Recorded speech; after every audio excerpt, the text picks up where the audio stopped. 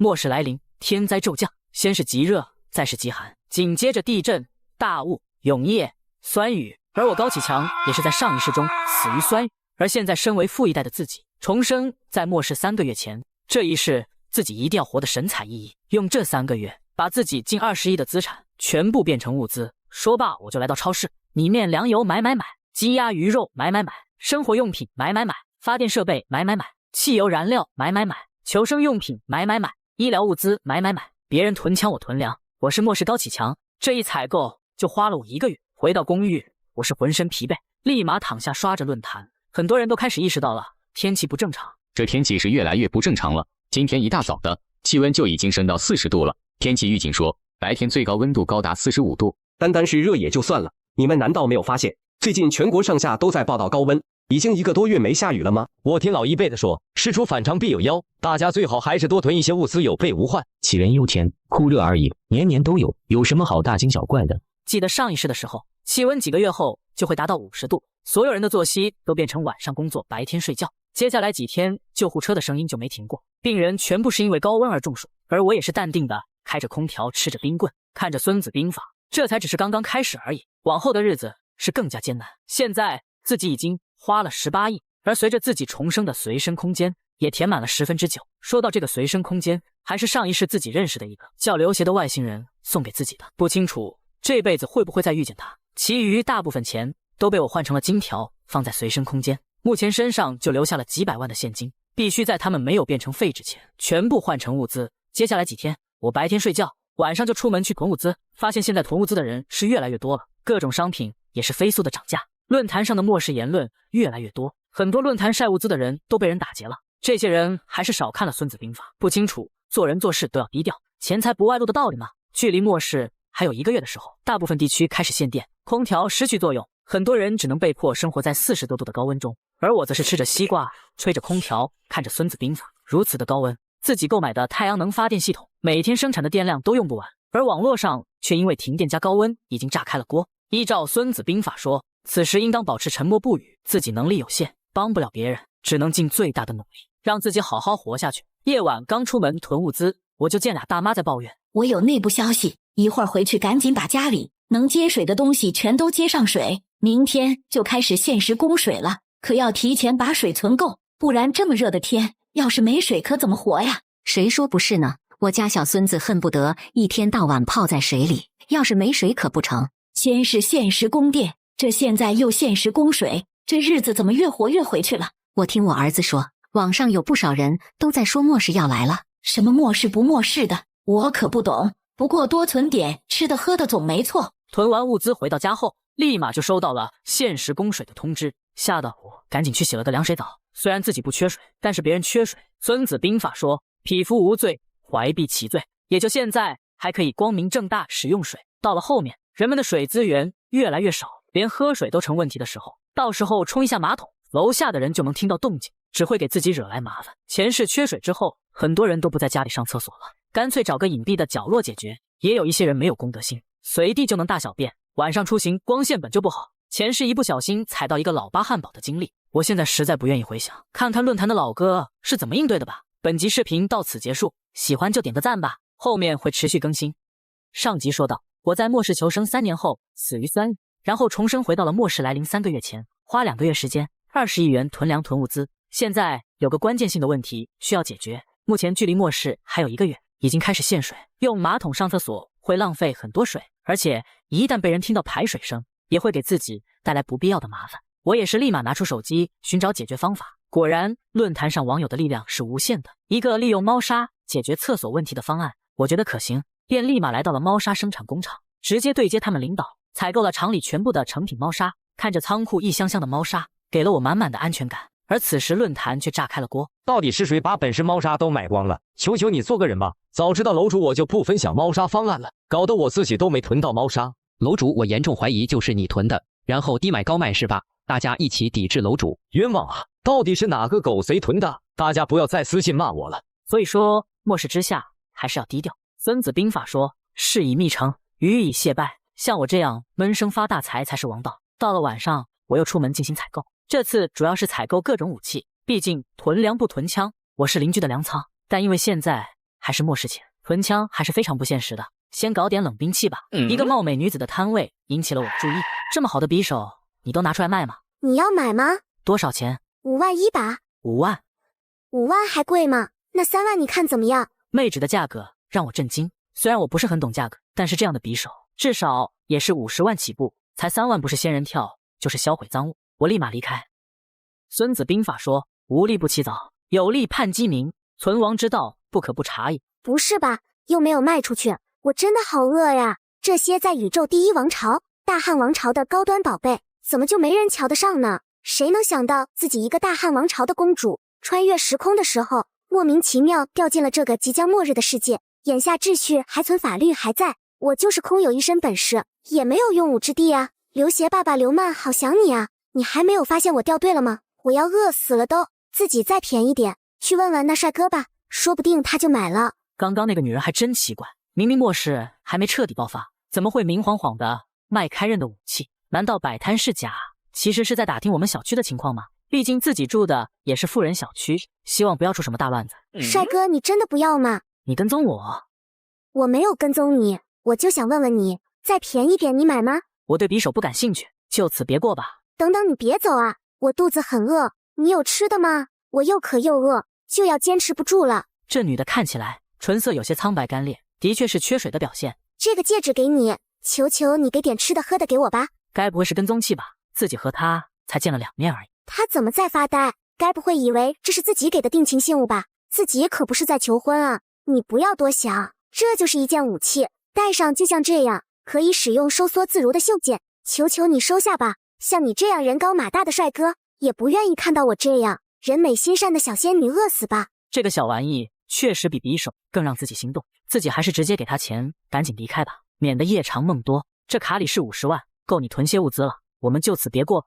不是吧，自己这模样，在这些外星人看来，难道很丑吗？用得着这么避之不及的吗？回到家后，我也是开始进行力量训练，想要在末世更好的活下去，必须要有足够的武力。孙子兵法说：安不忘危，常备不懈。入睡前的一条帖子让我一惊。天气太热了，我就一天没去倒垃圾，就滋生了一堆绿色大苍蝇，飞得满屋都是。这什么苍蝇啊？我从来没见过。楼主，你这是假的吧？我是研究昆虫的，这种苍蝇现实根本没有。对啊，现在气温35度以上了，苍蝇应该停止活跃了，怎么可能像土里那么飞，还那么大？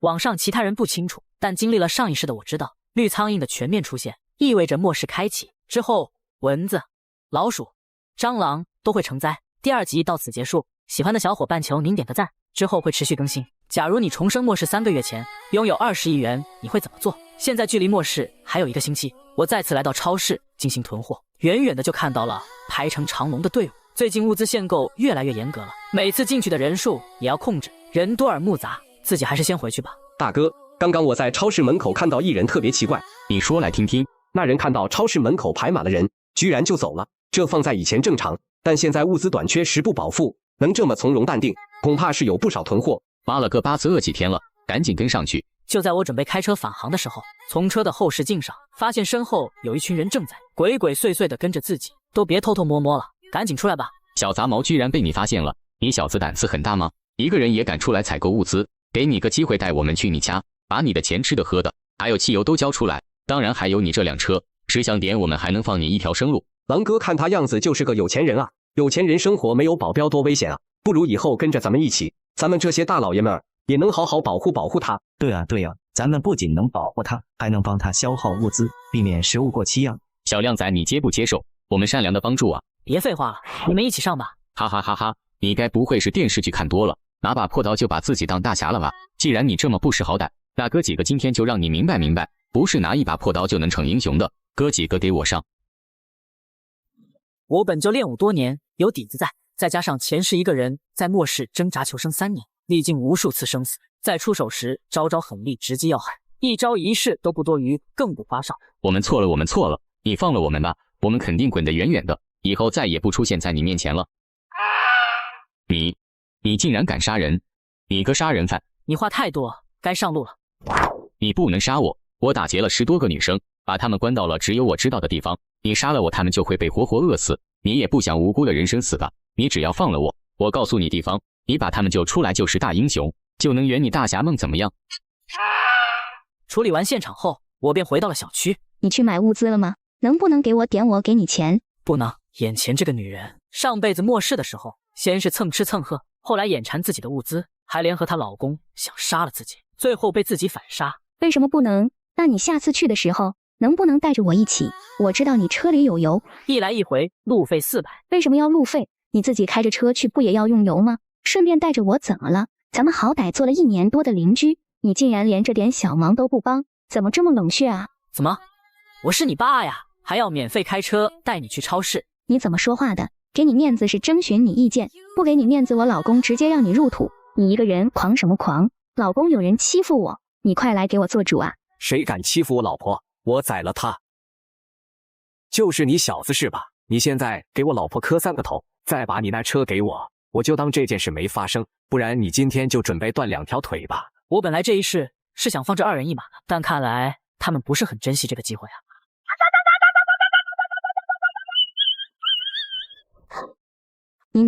你快把刀收起来，不然我要报警了。那你快点报，全市停电，你看看你手机还有没有信号？我们错了，对不起，你放过我们吧，我们以后再也不敢了。你真的知道错了？那他呢？他也知道了，我们以后肯定不敢了。既然你们诚心认错，那我就给你们个机会，你们可要好好珍惜。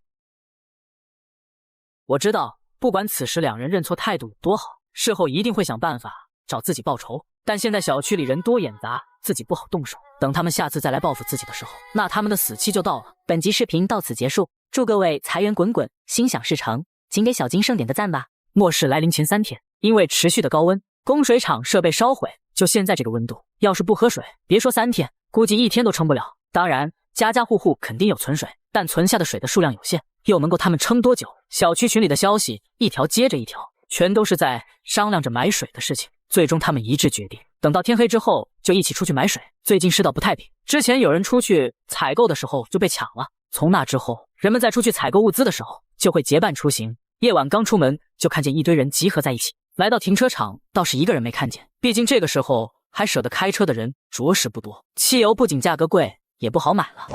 臭小子，终于等到你了！上次居然敢打我，今天我就要你好看！怎么上次还没被打够？上次我是没有防备，你才能得逞。今天我就让你知道我的厉害！不要给自己的失败找借口。失败你妈！你不要过来！我错了，我真的错了，我再也不敢了。都是他要来报复你的，我是被迫的。他已经死了，你能不能放过我？孙子兵法说，江山易改，本性难移，只有死人才是最让人放心的。处理完2人后，我也是提着一个空水箱，在小区转了一圈，便回到家中。我这样就是做样子，演戏，避免别人发现我与众不同。上一世水厂设备损坏后，小区里面就再也没有恢复供水。虽然自己囤了20亿物资，根本不缺水，但现在家家户户都缺水，连煮饭的水都没有。自己从今天开始就不用马桶了，开始用猫砂吧，不然被人发现自己有水就麻烦了。之后末世彻底来临，抢劫开始日益增多，人人都不想被抢。有些人决定抱团取暖，奋力反抗，有些人觉得反抗不了，干脆加入他们，也成了掠夺者。原本仅存的秩序被这么一闹，顷刻间分崩离析。前世的自己不想做掠夺者，也不想被别人掠夺，只能奋起反抗，保护自己。有人看我身手厉害，就过来找我组队，寻求我的帮助，得到我的庇护，却又什么都不愿意付出。在我遇到危险的时候，弃我而逃却。从那时候起，我就决定不再管别人的闲事，别人的死活与我何干。这些天，我每天关着门过自己的日子，心情好了就吃小龙虾和烧烤，心情不好了就来碗螺蛳粉，再加2个虎皮凤爪，吃完泡一个热水澡，躺在床上吹着空调看个电影，小日子过得悠哉悠哉。日子一晃就进入了11月，往年北方的11月已经冷了下来，人们都要穿大衣了。可是现在白天的温度依旧保持在50-60度，晚上太阳下山了，气温也仍旧保持在30-40度。几个月下来，人们从最初的焦躁逐渐崩溃，再到现逐渐麻木。10天之前已经彻底断电了，接连的高温引发了太多次的失火，电路被烧毁，修都没法修。停电之后，住在高层的人日子就更艰难了，有不少人拿了物资和低层的人商量，搬到了低层居住。我所在的这一层就只剩下了我自己，其他人都已经搬到低层去了。住在高层虽然麻烦，但是我并不想住进别人家里，更不想住到人堆里去。好歹我一个人住在高层还算清静，除了每天都要下楼一趟演戏之外，我觉得独居的生活过着也十分不错。时间进入11月之后，超市就被官方军接管了。原本总要在超市闹事的人，这下也没了那个胆量，只能把主意打到其他买物资的人身上。这段时间以来，我晚上出去的时候也曾被人盯上过，毕竟我从来都是独来独往，任谁看起来都很好欺负。但当我当着所有人的面把那些想抢我的人手筋脚筋都挑断之后，就再也没人敢找我的麻烦了。每到漆黑的深夜，总会有人被迫死去，上面也派人巡逻镇压管理，但是效果并不大，活下去都已经成为一种奢侈了，谁还会听从管教？本集到此结束，我们下集见。末世来临第3个月，极度的酷热让食物腐败的速度加快，就算是没有做熟的米面里也有生虫。很多人看到里面黑压压的全是爬动的虫子，整个人都不好了，不是被吓的，而是粮食没了的绝望。之前我晚上出去的时候，还能看到人们成群结队去买物资，可现在他们彼此之间都留着距离，显然产生了矛盾。本来就是临时生活在一起的人，在有利益冲突之后分开，并不是什么奇怪的事情。除夕这天晚上，我从空间里拿了一道美味佳肴，一个人独自庆祝了新年。这是进入末世后的第1个新年。前世过年的时候，我和公寓楼里的人吃的还是水煮白菜，还因为分配不均差点打了起来。现在我身边没有别人，但我却觉得自己过了一个幸福的年，以后年年都能这样，我就心满意足了。年后气温再次上升，白天达到了58度，市区里的小河小湖早就已经被晒到干涸。这样的生活让人看不到希望，绝望逐渐蔓延。有亲朋好友在农村的人决定去往农村，可没有汽油，没有办法开车，怎么去也是个问题。而我在等官方避难所的消息。前世的这个时候，我已经和公寓里的人一起去了乡下，但乡下的生活并不比城里好多少。我们一行人挖草根吃树皮，寻找一切能吃的东西。因为乡下偏僻，最后才知道有官方避难所，最后死了都没去成。这一世自己不想再走弯路，打算直接去官方避难所。而我也开着一堆不同型号的收音机，官方避难所的消息我必须第一时间知道。7个月后，紧急通知！紧急通知！官方避难所已对外开放。第1避难所地址金盛动画城，第2避难所。听到避难所信息，我猛地从床上坐起。其中第1避难所金盛动画城距离我所在的城市只有200公里，200公里不算远。若是正常情况下，到地方最多不超过3个小时。就算现在情况不正常，我觉得5个小时之内也能到。现在才下午5点，距离太阳落山还有好几个小时。趁着这个时间，刚好可以把东西收拾一下，家具家电我全都收进了随身空间。太阳能蓄电板和遮阳布在天黑之后我也全都拆了下来，收进了空间里。来到停车场后，我立马发动汽车扬长而去。汽车的轰鸣声引起了小区里剩余幸存者的注意。我靠，那小子有汽油！妈的，上次找他借油，他居然说没有。他这是要去哪？下次别让我见到他，见一次我打一次。还想打我？要不了多久，这座城市就毁灭了，所有人都死了。前世自己就是太圣母才被害死，这一世的我不是圣母，当然不可能告诉这些人基地的消息，更不可能带他们离开。末世之下，各凭本事。站住，我们拦阻他！想用人墙拦住自己，简直搞笑。我将油门踩到底，在还有几米的距离时，挡在前头的人迅速闪到了路边。贪生怕死是人的本质。3个小时之后，我来到了金盛动画城。一进入这座城市，夜晚整体温度都变成了27度，想必这就是金盛动画城为什么是官方避难所的原因吧。看来知道基地消息的人不少，前面排满了人。1个小时之后，你好，请出示你的证件。您的证件没有问题，进入基地每个人要缴纳10斤粮食。拿去正好10斤。好的，继续往里开，左拐就是停车场。刚停好车，就传来一小女孩的声音：哥哥要不要向导？是一个15、16岁的女孩。怎么收费？1包饼干或者1袋方便面，什么吃的都行。怎么不要水？基地里不缺水。你对基地熟吗？熟，基地里没有我不知道的地方。听说这金盛动画城之所以是第1避难所，就是因为这是外星科技。1000年前外星人放弃这座城，全部都消失了。据考古专家说，以前在这统治的是大汉王朝，但城市的温控等各种设备还在自行运转，才成了第1避难所。进来还要给粮食呢，其他避难所都是免费的。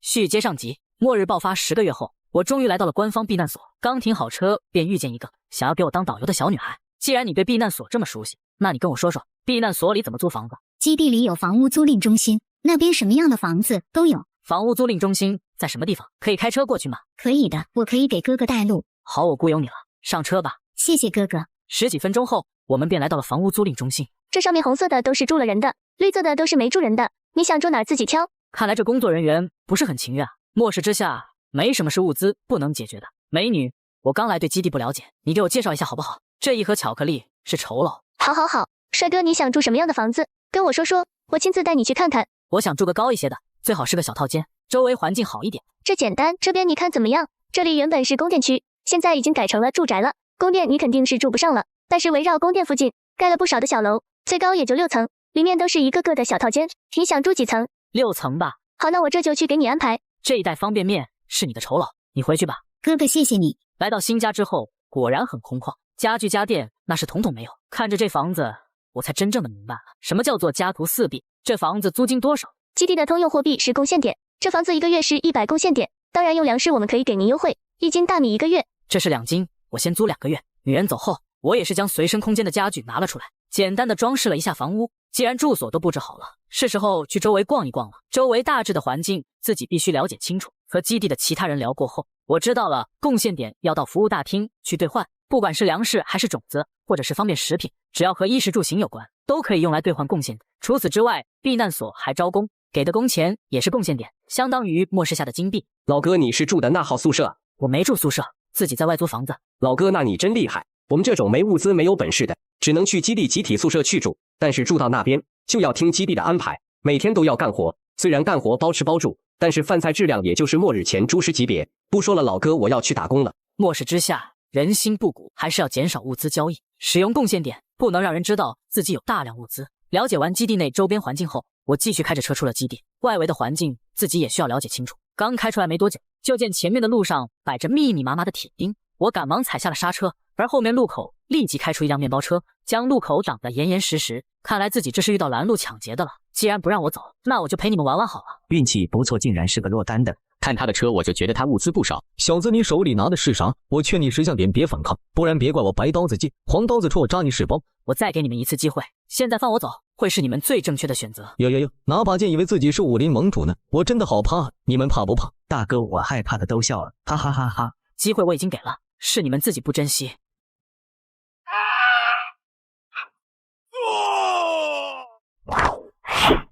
大哥、大爷、爸爸，我错了，是我有眼不识泰山，冒犯了您。您大人不计小人过，饶我一条狗命吧。我上有80岁老母，下有6岁儿子，求求您放过我吧。可恶，居然遇到了个狠茬，看待会自己来个偷袭干飞你。对敌人的仁慈就是对自己的残忍。我给过你们机会，你们自己不珍惜罢了。打理战场后，我发现他们车上的物资倒是不少，东西不少，但也不算多。这些应该是他们带在车上，用来在外消耗的。他们的住处肯定还有更多的物资，只是现在人都死了，我要怎么才能找到这些人的住处？末世已全面爆发，刚出避难所的我就被人打劫，我也是奋力反抗，将他们反嘎，并缴获了一堆物资，连车上都有这么多物资，他们的据点肯定有更多物资，只问题是现在人都嘎了，自己也找不到他们据点了。虽然有些可惜那些没能拿到手的物资，但我并不后悔嘎了那些人。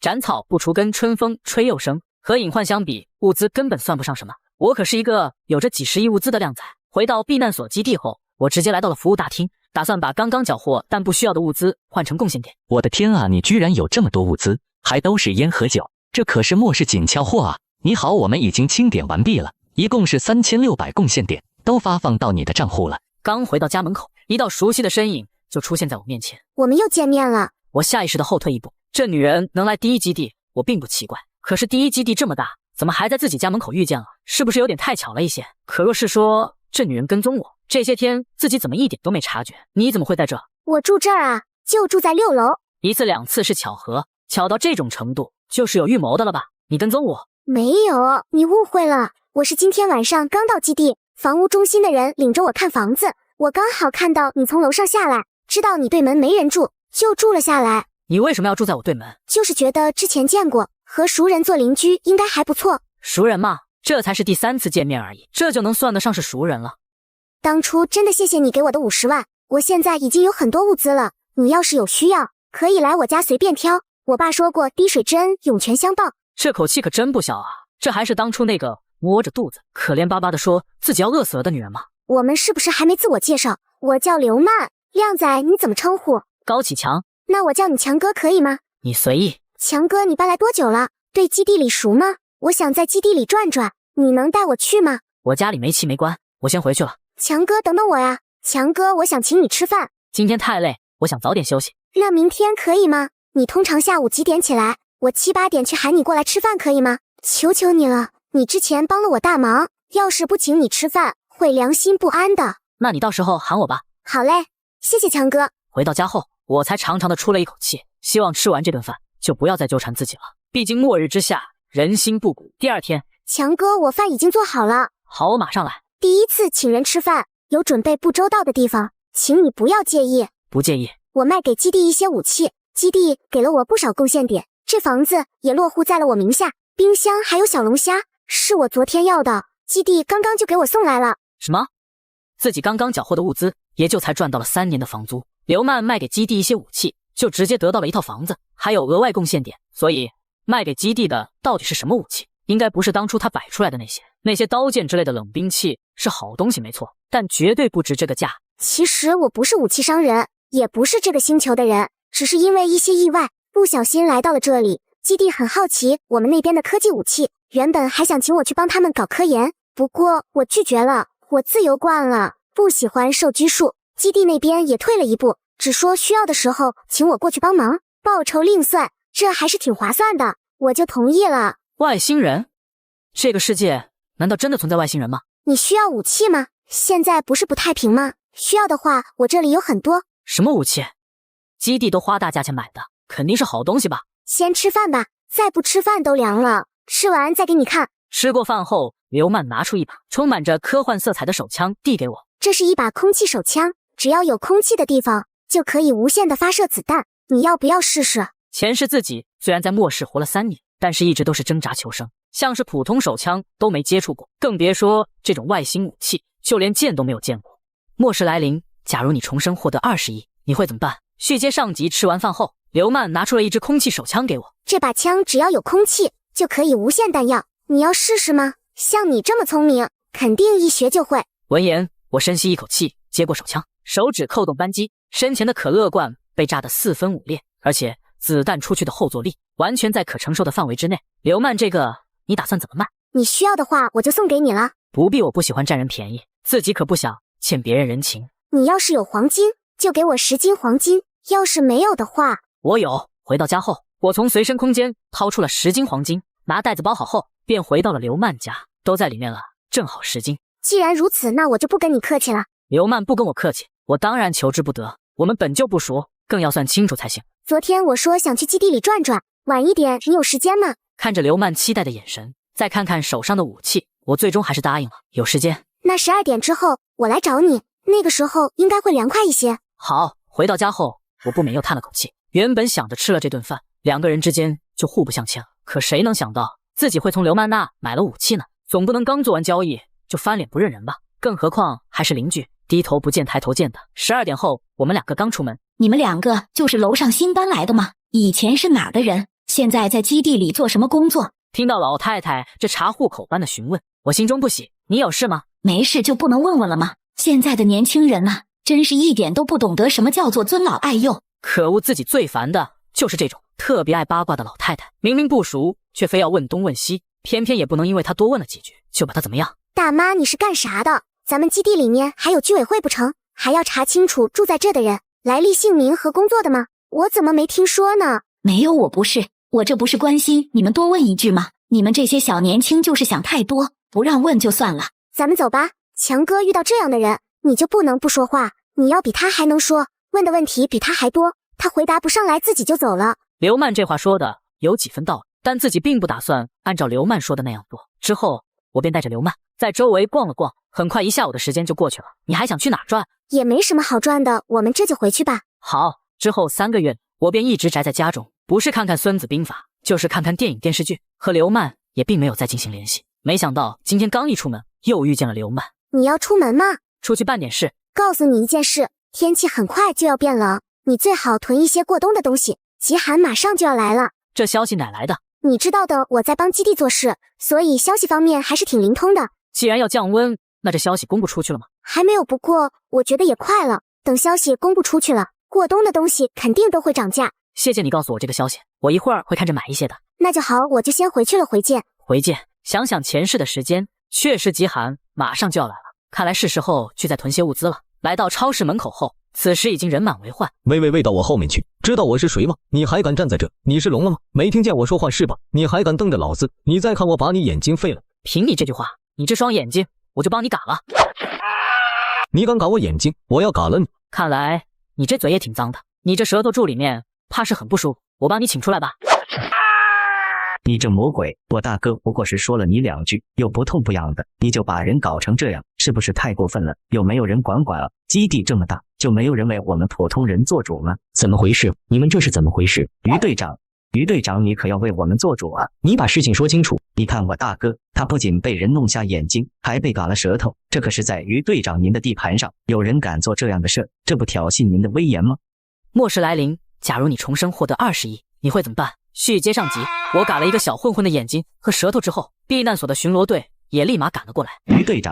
于队长，你可要为我们做主啊！你把事情说清楚。你看我大哥，他不仅被人弄瞎眼睛，还被割了舌头，这可是在于队长您的地盘上，有人敢做这样的事，这不挑衅您的威严吗？是谁做的？就是他，于队长就是这个小瘪三，仗着自己有几分本事，就敢出手伤人，不是个好东西，您可一定不能饶了他。人是你伤的，是？为什么下这么重的手？重吗？我觉得我留了他一条狗命，已经十分宽容大度了。哈哈哈哈，这哪里是留了一条命，只不过让他多受一些折磨而已。这伤就算是在以前医疗条件充足的情况下，也要落个残疾，更不要说现在末世，根本不可能获得有效治疗。过不了几天，此人就会伤口感染，受尽折磨而死。此子心狠手辣，身手不凡。若是能够入队，自己执行基地任务，也能事半功倍。身手不错，有没有兴趣加入我们？卧槽，什么情况？于队长怎么能让这个小瘪三入队呢？他可是重伤了我大哥啊！你真当我是刚过来什么都不知道吗？这事的起因，我在远处看得一清二楚。你们2个恃强凌弱，避难所谁不知道？这次算是给你们长个记性，赶紧带你大哥去医疗吧，说不定还能挂上号。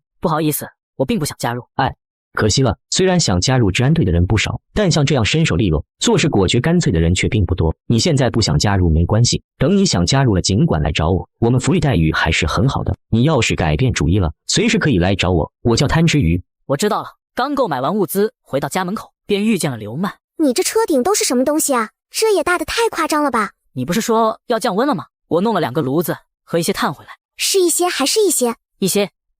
对了，你准备炉子了吗？没有，我只准备了一些御寒的衣物。我有2个，可以分你1个，咱们一起把东西搬上去吧。这么多的东西，希望不要太重啊。对了，我那里还有别的武器，你有需要的话可以挑一个。不得不说，这刘曼是真的很上道。虽然人话痨了一些，有时候也自来熟了一些，但距离感和分寸感却掌握得很好，一点也不会让人讨厌，是个不错的邻居。搬完东西后，看你要多少？我不要，我回头找基地里买。好的。这是一件轻薄御寒的科技衣服，你需要吗？或者还是换一个武器呢？自己现在已经有了武器，反倒是这衣服简直是雪中送炭。我要这个，我很喜欢，谢谢你。你喜欢就行，那我先回去了。好，我送你。送走刘曼后，我立马换上了科技衣服。这衣服质感摸起来非常的奇怪新颖，明明这么薄，却非常的暖和，真是神奇。几天后，我刚出门又见到了那大妈。刘曼，你这都买的啥呀？咋会是基地的人帮你送啊？没想到这大妈竟然连刘曼的名字都知道了。你对面那个女生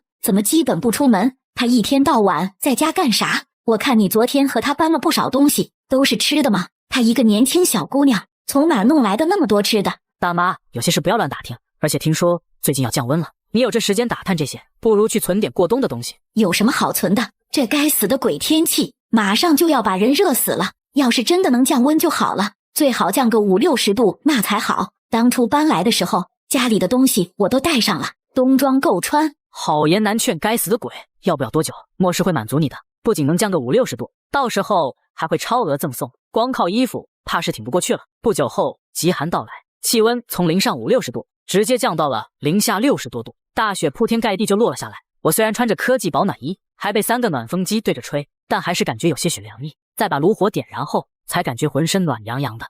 末世来临1年后，极寒终于来了。谁敢相信6、7月份竟然会大雪纷飞，气温更是低到了0下60多度。有些人没把避难所通知的消息当回事，并没有准备御寒的衣物，极寒第1天便被冻死。而我则是穿着科技保暖衣，吹着暖风，点着炉火，摆着各式各样的美食，慵懒地看着电影。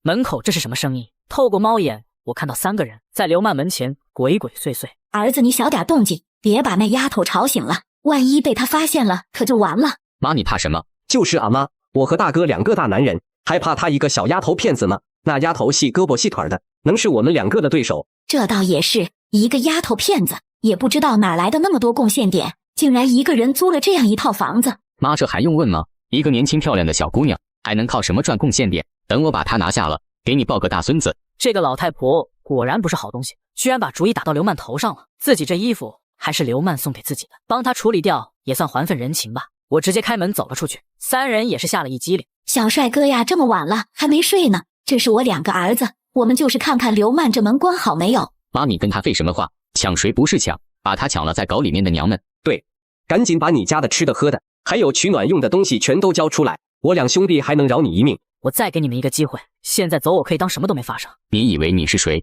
我们还需要你给机会吗？我劝你识相点，这冰天雪地里，4个人随便找个地方一扔，神不知鬼不觉。我已经给你们机会了，是你们自己不珍惜的。说罢，我直接一个闪身，3下5除2就将2人打晕。老太婆，我原本以为你就是有点八卦，有点嘴碎，没想到你胆子还挺大的，都学会抢劫了。我错了，我们现在就走。你年纪也大了，不用自己走，我会送你回家的。你不要太过分，这事儿是我们不对，可你什么损失都没有，还伤了我2个儿子，这还不够吗？你还觉得自己有理了是吗？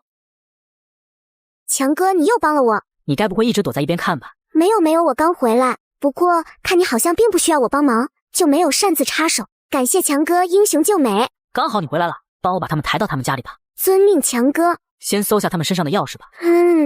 很快我们便把3人丢回他们家中。咱们走吧。强哥，这样会不会太心软了呀？要是我一枪一个。放心，这里的火烧不了半个小时就灭，这几人没有6个小时醒不过来的。在这种温度下，2、3个小时就可以把人冻硬了。你要是真一枪一个，尸体还要自己处理，把他们放在这里，任由他们冻僵，之后都不用处理。等到这房子的租期到了，避难所的人会过来收房子，到时候自然会把他们尸体给处理掉，这不是省事多了吗？强哥，你好坏哦，要不先去我家吧，我给你泡杯热咖啡。不用了，时间已经不早了，外面太冷，赶紧回去休息吧。第2天下午，刘曼又找到了我。强哥，我过2天打算出基地一趟，你能陪我一起去吗？这冰天雪地的刘曼，这是要去哪？可是现在汽车也不能用了啊。交通工具你不用担心，我跟基地说好了，借他们的雪地车用，由我自己出。极寒状态下，自己还没有出过门，万一避难所基地出什么状况，不清楚周围环境，必然会降低自己突发状况生存率。好，我陪你去。谢谢你，强哥。你准备什么时候去？2天之后。可以，而且我也有油，到时候我出一半，出门多带点东西。好，2天后一早我喊你。目前自己手头上贡献点也不算多了，这次出门应该可以打些动物肉来换取。按照前世的记忆，此时还存活的动物已经是异变个体，各方面能力都强于末世前，自己必须做好准备。末世来临1年后，全球进入极寒时代。今天是我第一次在极寒的天气里出门。你借的车能装下这么多东西吗？放心，这车空间蛮大的。这里面是油。好的，车里我也已经加满了，这个就放在车上备用吧。好，我们出发吧。这车内空间确实挺大的，我先烤2个红薯，我们1人1个，暖暖身子吧。强哥，你真是个暖男。看着窗外的雪景，我有些怀念末世前一堆人其乐融融打雪仗的场景。可现在大家吃不好睡不好，人都快要被冻死了，谁还有那个心思会去想着玩，更不会觉得眼前这景色有多好看。强哥，你怎么了？哦，没怎么。对了，你有附近的地图吗？我想看一看有没有什么特别适合打猎的地方。这是这附近的地图，我从基地那边弄来的。检测到不明移动物体，正快速接近。强哥，你快看后面，是一只野猪。这种动物领地意识很强，追上来会把车撞坏的。停车，我们下去解决它。好的，强哥。下车后，我们全副武装，等着野猪靠近。强哥，尽量开枪，不要近战。我知道，你自己也小心点。说罢，我直接开枪，朝着远处的野猪射击。不得不说，这空气枪冬天确实好用，射出去的空气都变成了冰锥。虽然自己枪法不好，但耐不住自己无限子弹啊！很快，野猪就被我嘎了。强哥，你真是乱枪打死老师傅啊！见笑了，你的枪法倒是很好。强哥，不是我吹牛，我从小就被我爸训练各种武器使用，枪什么的都是小儿科，2向箔才是我们那常用的武器呢。那是什么东西？很厉害吗？有点难解释，其实也不是很厉害的武器，只是用的会比较多，灭敌效率会高一些。这野猪我觉得可以带上。车上已经没有空间了，那把它绑车顶上吧。回到车内后，我们2个又累又冷，喝了些热茶才好转了许多。刚才搬运野猪费了太多的体力，要不咱们吃点东西再继续上路吧。我这还有冻鱼你吃吗？算了，以前我卖鱼起家的时候，鱼吃的太多了，现在看到就有些反胃。我这还有些自热米饭，吃完我们赶紧上路吧。强哥，你看那边一群野猪。为什么会有这么多野猪？这冰天雪地，难道有什么食物供应给他们吗？除了野猪之外，会不会也有别的野生动物？难不成出了天灾，人们还要面对各种强大的野生动物吗？强哥，你不用担心，这些野猪闻到这的血腥味，暂时是不敢靠近的。而且我们还有热武器，来多少我们吃多少。你说的对，先吃饭吧，下午我来开车，你多休息一下吧。好嘞，强哥。吃完饭后，我和刘曼没有立即出发，又在树林里打了些兔子。强哥，如果以后有经常要出来的任务，你愿意出来做吗？什么意思？你再说清楚些。基地打算等有了规模，也腾出了一些人手后，就开始展开救援了。只靠着基地官方的人肯定是不够的，基地打算和基地内的人合作，只要是有本事有能力的，都可以参加这些救援任务。当然，基地不会让人白白出力，会视情况给一定的报酬。你会去吗？参加任务是否要听从调派？在末世里受命于人，简直如同把命交到别人的手上。这种事情我是绝对不会做的。不用，我知道你在担心什么，你不想听命于人，更不想把命交到别人的手上。我也是一样的，我已经问过了，若是参加也只是合作关系，不管出什么事情，要不要救人，都看我们自己。既然这样，那以后你要是看好什么任务了，可以跟我说一下，我们先回车里吧。好嘞，强哥，天已经有些黑了，要不我们直接回基地吧？可以，现在外面情况我们还没有完全摸清楚，先去基地服务中心吧，把这些猎物兑换贡献点。很快我们就来到了服务中心。车上的兔子你要留下一些吗？我就不留了，自己20亿物资空间里有的是兔子，手撕兔、烤兔子、麻辣兔头、干锅兔、泡椒兔、冷吃兔等等，全都多不胜数。好的，那我直接让他们全收了。末世零下60度，如果给你一辆车，你敢出避难所去打猎吗？续接上集，我们打猎回来后，我便先一步回到了家中。刚躺下没多久，怎么这么大动静？按理说现在刘曼也没有回来。邻近的2套房子，一套住的是那母子3人，另一套住的则是一家5口。那一家5口向来安静，不会闹出这么大动静。既然不是他们，那是谁？真好，以后我们也有自己的房子住了。看来这是新搬过来的呀。也就是说，大妈母子3人的尸体应该已经被发现并且搬走了。这也没过去几天，尸体就被发现了。看来这大妈本来就没交多长时间的房租。对于这种新住户，我也没兴趣去了解。末世极寒之下，累了一天，泡个热水澡是真的舒服。谁在敲门？难道是刘曼有什么事吗？出去后，我才发现是一个完全没见过的女人。你好，我叫关慧，是新搬来的，特意来跟你们打个招呼。以后咱们就是住在一栋楼的邻居了，还请多多关照。就算是末世之前，同住在一栋楼门对门，不知道彼此的名字，没和对方打过招呼，那都是正常的事情。现在都已经是末世了，更不会有人在搬家之后特意和附近的人打招呼，自己还是小心为妙。你怎么都不说话？你还有什么事儿吗？你是不喜欢我吗？你是谁我都不知道，哪里有什么喜欢不喜欢一说。你要是没什么事，我就回去了。还有，不要随便过来敲我的门，下次我就没有这么好说话了。接下来几天，这新住户吃了我的闭门羹，也没有再来打扰我。我也如同往常一样，不断锻炼身体，提高末世生存能力。听着敲门频率，应该是刘曼。之前跟你说的救援任务，我已经打听到了一个合适的，你要不要一起去？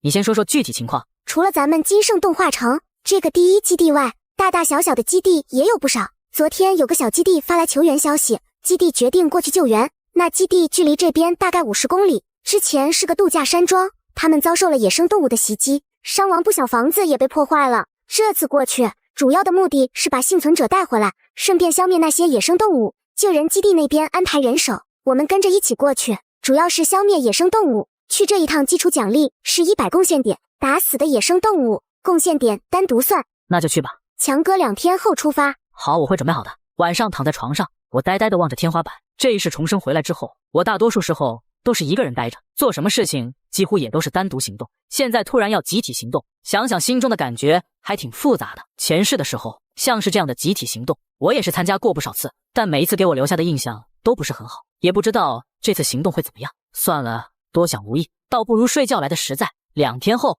强哥起得挺早吗？你不也是？走吧，去跟基地的人会合吧。哇，我们真有缘哎！你们好啊！听到关慧的招呼，我立马加速离开。强哥，等等我。慧慧，你刚刚在和谁说话呢？就是住在我们楼上的那2个人，我看他们好像是要出门，就想问问他们是不是和我们一样，也要去搜救幸存者。只可惜他们没有理我。姐姐，你说他们是不是不喜欢我？是不是我的话太多了？怎么会呢？我们慧慧这么心善，那可是人见人爱。他们可能只是不喜欢和陌生人接触而已，毕竟现在是末世了，人与人最缺乏的就是信任，对别人有防备之心是很正常的，你不用放在心上。可是我看那个哥哥和姐姐穿戴都很好，衣服看着就感觉很贵，而且那姐姐保养的也很漂亮，不像是日子不好过的样子。姐姐他们是不是瞧不起我们？毕竟我们这么穷，连衣服都只能穿这种不合身的低端货。放心吧妹妹，我们日子会越来越好的，姐妹齐心其利断金。这次出去，我们除了搜救幸存者，也可以顺带找找物资，到时候遇到你喜欢的衣服，咱们就都带回来，让你换着穿。如果给你20亿，你能在末世生存下来吗？续接上集，躲开光会后，我们来到了集合点。强哥，我觉得那女孩挺好的呀，你怎么老躲着人家？末世里人心不古，当然是小心为妙。看来这次一起出任务的人不少啊，到时候一群人挤在车上，想想就头疼。强哥，你放心吧，我知道你不喜欢太多人在一起，我已经买了一辆雪地车，这次我们开自己的车。谢谢你，刘曼。强哥客气了，走吧，我们先上车吧。这车你花了多少贡献点？没有花贡献点，你身上同款的那件衣服换的。基地已经开始反向破译科技保暖衣的技术了，估计用不了多久，基地其他人就不用裹得像头熊一样了。前世一直到极寒结束，也没听说过有科技保暖衣。上一世难道刘曼没有到第一基地吗？但想想当时自己躲在乡下，距离第一基地太远了，听不到什么消息也是正常。强哥，你怎么了？一直盯着我发呆。哦，不好意思，就是觉得末世下能有你这样的邻居挺好的。大家有序上车，我们准备出发了。强哥，看来要出发了，那我先去驾驶室把自动驾驶设置一下。好，3个小时后，车队休整20分钟，20分钟后继续出发。这次有6辆车，看来去的人很多啊。是啊，所以车上的卫生间不够用了，才会休整20分钟，让大家自行在外面方便。零下60度也不怕冻伤。强哥那也比憋死强啊。谁啊？是我是关慧，你们的邻居。你有什么事吗？哥哥，你能不能让我上你们的车啊？基地的车上一些男的总想对我和我姐姐动手动脚，我真的很害怕。你好，我是关城，是关慧的姐姐，我们不白上你们车，我们可以拿自热米饭和你们交换。我们不。强哥，先别拒绝，作为女生，其实我能理解他们。你的意思是想让他们上车？强哥，虽然我不知道你以前经历了什么，对人保持如此高度的警惕，但是在末世里只是孤身独斗的话，是走不长远的。而且他们2个不像是坏人。这是你的车，你说了算。难道真的是自己太敏感了吗？可是上一世自己就是被身边的人害死的，这一世自己绝不能重蹈覆辙。你们刚刚在外面冻坏了吧？我去给你们烧茶，你们先坐下暖暖腿吧。哥哥你好，我是关慧，我助你。我知道，你有什么事吗？我妹妹没什么事，就是想问你要不要吃自热米饭。坐在车上这么久，你应该也饿了吧？我不饿，你们先休息吧。你怎么过来了？水还没有烧开。过来看看，怕你无聊。强哥，大部分男人不都很喜欢关慧这样柔柔弱弱的女孩子，这样会让他们产生保护欲。你怎么不是？你休息吧，我驾驶室开车去。天黑之后，我们车队到达了目的地。大家好，我是基地本次任务带队队长，我叫贪吃鱼，你们叫我鱼队长就行。大家先进屋子里吧。这是什么味道啊？也太难闻了，该不会是有人在这里面小便吧？就不能注意一下卫生吗？真的是。小基地就是小基地，素质堪忧。大家今天就在这里面休息吧，基地会给大家安排食物的。第一基地终于来救我们了，我已经7天没吃东西了。我看他们车停在外面，看看待会我们要不去偷些他们的物资吧。那些第一基地人听说他们吃的好喝的好，偷拿一点也不会说什么的。分发的食物就是一包压缩饼干和一杯刚煮热的血水。山庄基地的幸存者，你们都慢点吃，千万不能噎着。这次我们没有医疗人员跟随。于队长，一包饼干实在不够啊，我们山庄基地的都饿了好几天了，能不能再给些啊？我知道你们很煎熬，但这次救援物资有限，大家先睡觉吧，明天再分多点给大家。哥哥姐姐，你们先睡吧，我和姐姐帮你们守着。不用你们先睡吧，我守着。到了后半夜换我，与其争论谁先守夜，不如抓紧时间赶紧多睡几分钟。12点后我醒了过来，刘曼你睡吧，接下来交给我。好。过了没多久，我感觉到有4个人影站起身来，穿得破破烂烂的，一看就是山庄基地的幸存者。这才第1晚就有人按捺不住要闹事了吗？假如你救的人对你恩将仇报，你会怎么办？还给我，把我的吃的还给我。你们凭什么偷我的东西？你们这些贪心的垃圾，于队长都给你们吃过晚饭了，你们竟然还不满足，还来偷我的食物，就不该救你们，让你们在这儿冻死饿死。于队长，这事儿你不能不管，他们偷了我的物资，要让他们还给我。还给你？可以啊，我这就吐出来给你，你要不要？你怎么这么恶心？山庄基地的人难道就这样的素质吗？哈哈哈，笑死！末世了你还谈这些？有本事你就嘎了我！够了，吵什么吵？都给我回去睡觉。于队长，那我的物资？待会我让他们把信息留一下，等回到基地之后，让他们做工赚贡献点还你。那要等到什么时候啊？不愿意等，那你自己找他要去。算了，就当喂狗了。这个女生被偷了物资，要么直接将人嘎了，以绝后患，要么就忍气吞声，以待来日。可偏偏她一样都没占，嘴上骂骂咧咧，看似是出了一口恶气，其实是给自己招惹了祸患而不自知。第2天，今天我们负责的是这块区域的野兽。等等，有人来了，都给我把物资交出来！你们怎么可以这样？我们可是来救你们的。救我们？哈哈哈哈！还是那句话，你们最好识相点，还能少受点罪。不然别怪我们4兄弟辣手摧花了，哈哈哈哈！别嘎我，别嘎我，只要你们不嘎我，我可以把所有的东西都给你们。你能给我们什么？我们所有的物资都可以给你们。大哥，我们山庄基地里有不少漂亮女人，到时候我给你骗出来，全都听你安排。大哥，你千万别嘎我啊！你身法很不错。强哥，对不起，我实在是忍不住了。末世前我有个姐妹，就是被这样的人骗走的，被人侮辱后还被挖走了器官。理解，我们开始清理野兽吧。天黑之后，我们刚回到山庄基地，一堆野猪就向我们冲来。你们没受伤吧？怎么回事？基地被野猪袭击了，伤亡惨重。刚刚袭击你们的就是被我们治安队打跑的几只。启强，多亏你了，没让他们跑了。于队长，你不公平，凭什么他就能配枪，却不给我们发枪？要是我们也有趁手的武器，白天的时候我们也不会受伤，现在更不会伤亡惨重。谁跟你说他们的枪是我给配的？如果不是于队长你给的，那他们是哪儿来的枪？于队长，我觉得我老公说的话还是有几分道理的。遇到这些凶猛的动物，我们赤手空拳，根本没有反抗之力。如果我们也配了武器，就不会死伤这么惨重了。于队长，您作为一队之长，不能太过偏颇，处事还是要公允一些的，不然怕是不能服众啊。你是聋子吗？刚刚于队长就已经说了，哥哥的枪不是他配的。如果不是于队长给的，那他的枪是哪来的？这不是管制的武器吗？你要这么说，这满地的动物还都是保护动物，你为什么想着用武器赶了他们？我只是为了自保。怎么说都是你有理，倒是挺双标的，为你们几个针对我是吧？你这话就说错了，我从来都不针对别人，我只嘎人。要是你实在学不会好好说话，那我就送你去投胎，重新做人，听懂了吗？我知道了。那就好，只要肯好好说话，我这个人还是很好说话的。这边没我什么事了，于队长，我就先回去了。玉玉他们都走了，我们也回去。老公，我被吓尿了，现在下面已经结冰了，我动不了，我该怎么办？哥哥，这是我和姐姐烤的兔子。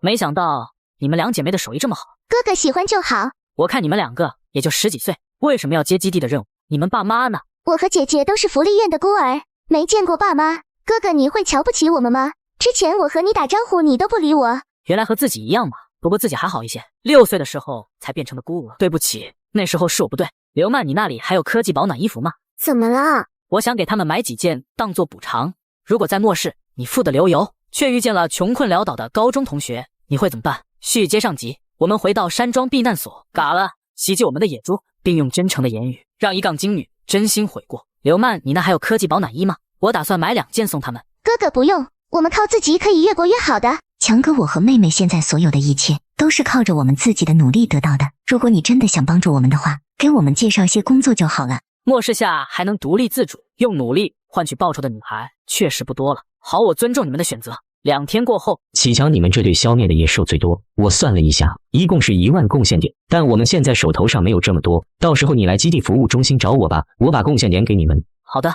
于队长，那我们就先行回基地了。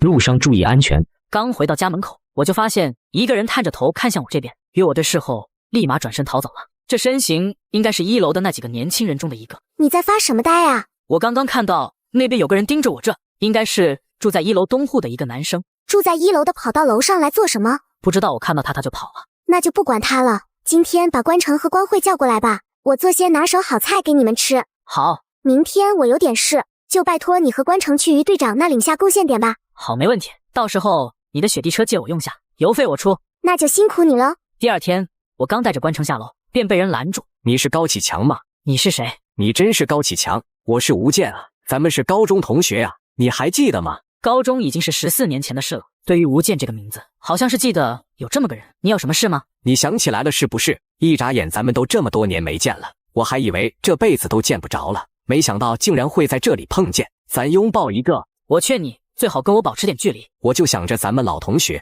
在末世下还能见面，想拥抱一下，有什么不对的吗？启强，你手里拿的这是唐刀吧？看样子就知道是好刀，你从哪弄的？以前看你文文静静的，没想到现在也舞刀弄枪了，都是这该死的末世害的。自己跟这吴健除了高中同学身份，根本没有任何交情，眼下他搞得跟我很熟一样，让我很不舒服。你还有什么事吗？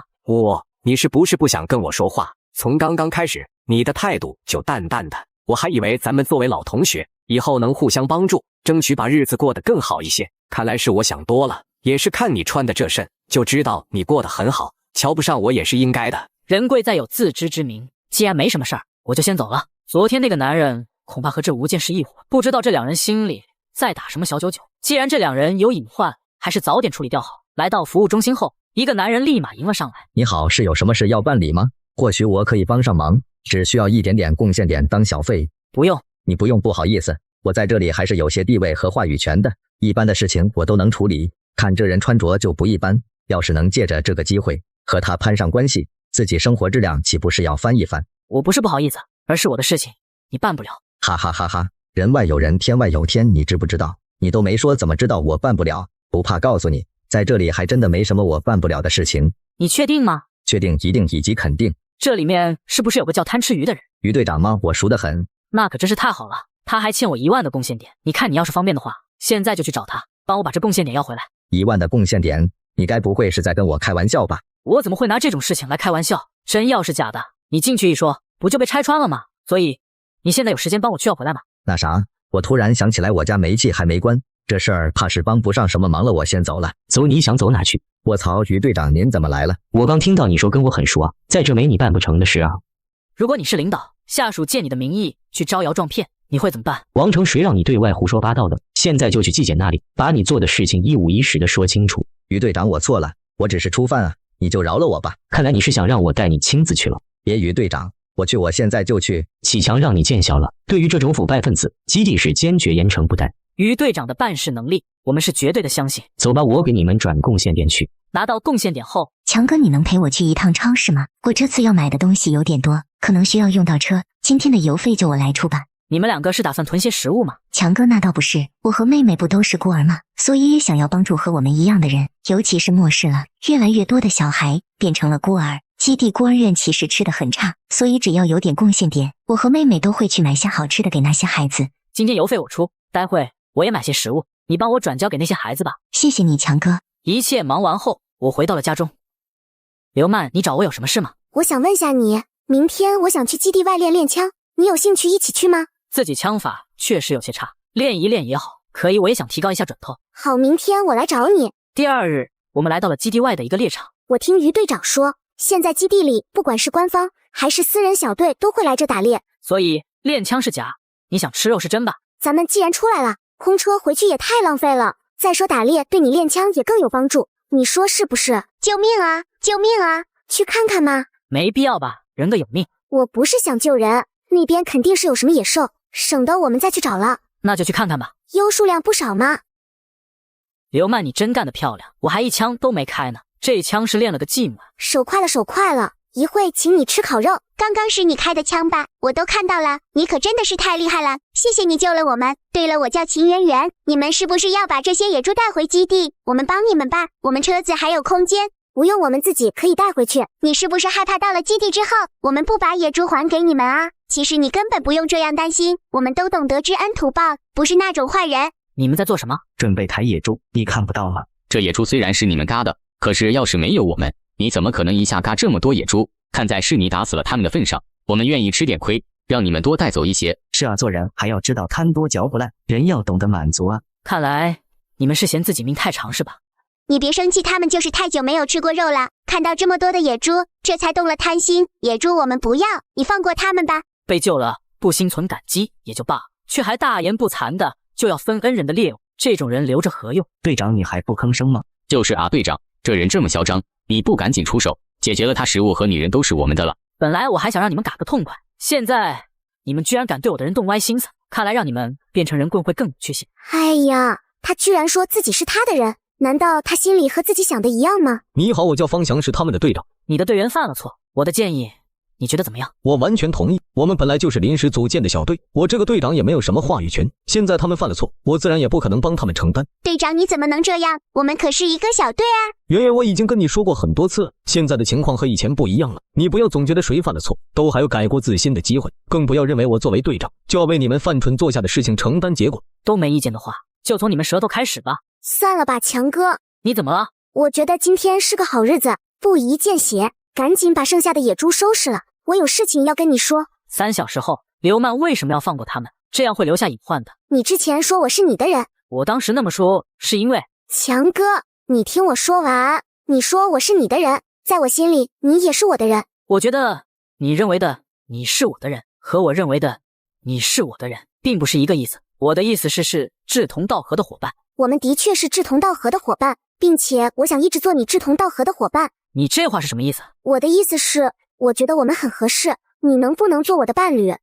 末世里美女向你表白，你会答应吗？我的意思是，我觉得我们很合适，你能不能做我的伴侣？不得不承认，刘曼长得好，又很有能力，懂得各种人情世故，不管从哪方面来说，都比自己更加的优秀。强哥，我再次跟你介绍一下我自己，我叫刘曼，来自宇宙大汉王朝，今年324岁。什么？你居然324岁了？可想想刘曼的为人处事和身上偶尔释放出的老练气质，倒也真的符合这个年龄。虽然我300几岁，但是我一点也不老哦。在大汉王朝，新人类一般可以活1万岁，而我比普通新人类稍微高级些，应该能活个3万年。到底是我在做梦，还是你没有睡醒？你没有在做梦，我也睡醒了。刚刚说的都是真的，我是在一次时空穿梭当中，不知道飞船出了什么问题，就掉进了你们这个星球。遇到你的那天，就是我刚调过来的那天，而且我有异次元存储空间，里面放了各种各样的东西。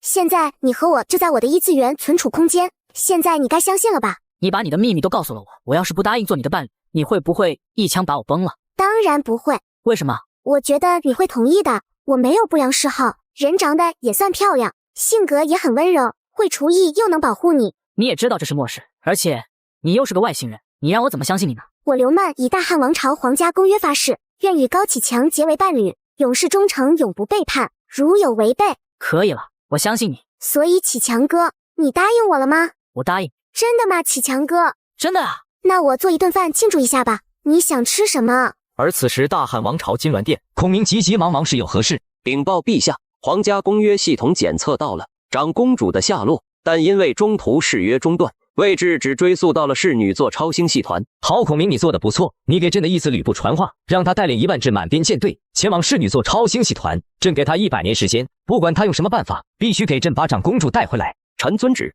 陛下，皇后娘娘那里需要知道此消息吗？柔韵那些瞒下。强哥，刚刚的电影真好看，你给我做的新发型也很好看。强哥，你喜欢就好。对了，之前你没嘎那2个人，就不怕留下什么隐患吗？强哥，你放心，那方翔和我是认识的，他不会让我们失望的。事实也证明，他的确没有让我失望。那2个人已经被他嘎了，如果他那个时候没听懂我的意思，我也会再回去把那2人嘎了的。我还是更喜欢自己动手，这样更安心些。以后都听你的。时间也不早了，我们也开始睡觉吧。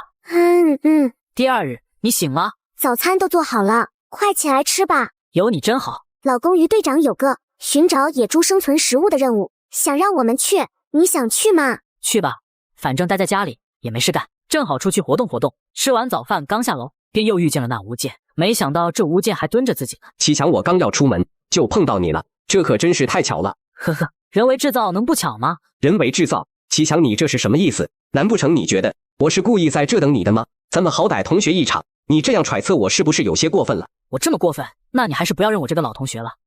以后大路朝天，各走一边，只当不认识就行了。干嘛那么生气吗？我刚刚也就是一时气愤，才多说了2句，你可不要跟我一般计较。咱们都是老同学，以后日子还长着呢，指不定就有互相帮助的时候，何必闹僵做陌生人？这世道多个朋友，总要好一点吧？你说是不是？相较于多个对我耍心眼有所图的朋友，我倒宁愿多一个陌生人。高启强，你简直是不可理喻。我们走吧。老公，你怎么有心情跟他说那么多话？他还什么都没做，我不能直接把人嘎了呀。启强，你们可算来了。哎，你们今天好像有点不一样啊，怎么感觉像是对小情侣呢？该不会是在一起了吧？于队长还真被你说中了，我和刘曼现在已经是情侣了。恭喜恭喜，等你们生孩子，我一定随份子。于队长，我们还没这想法呢，你赶紧说说这次的任务吧。之前我不是就和你说过，科学家正在研究那些野猪究竟吃的是什么吗？现在已经有了成果，我们这次出去就是要把野猪吃的那种东西多采集一些回来，看看到底是什么，人类能不能吃。于队长，既然是野猪吃的东西，周围必定就有野猪的栖息之所，这次任务危险程度不小啊。所以这次我最看好你们这队，你们去不去？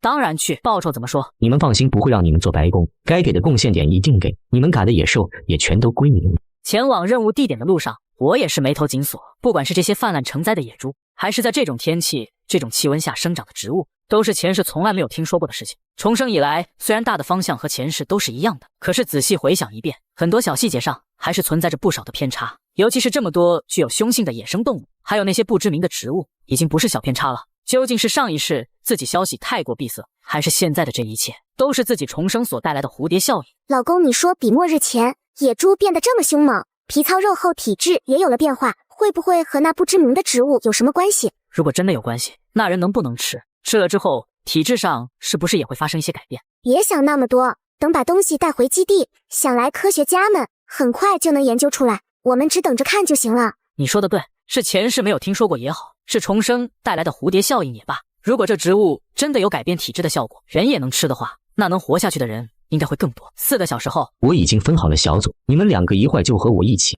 不一会儿，此行10多个人就分散开来，4个人一组，朝着不同的方向走去。这是先头来打探情况的人拍回去的。那果子就长这样，白色的圆球，婴儿拳头般大小，无花无叶，就这样光秃秃的长在白色的藤蔓上。这入目所见，到处都是白茫茫的，想要寻找是真的不容易。你们一会儿找的时候，也别盯着雪看的时间太长，以免伤了眼睛。好的，于队长，我们走路的速度并不快，每个人都低头弯腰看着地上，寻找着那白色谷子的踪迹。这姿势保持的时间长了，不是一般的难受，腰酸脖子痛不说，眼睛一直盯着白雪也会十分的不舒服，这样下去不是个办法。老公，你是不是累了？是有点累，但更觉得我们现在用的方法有点傻。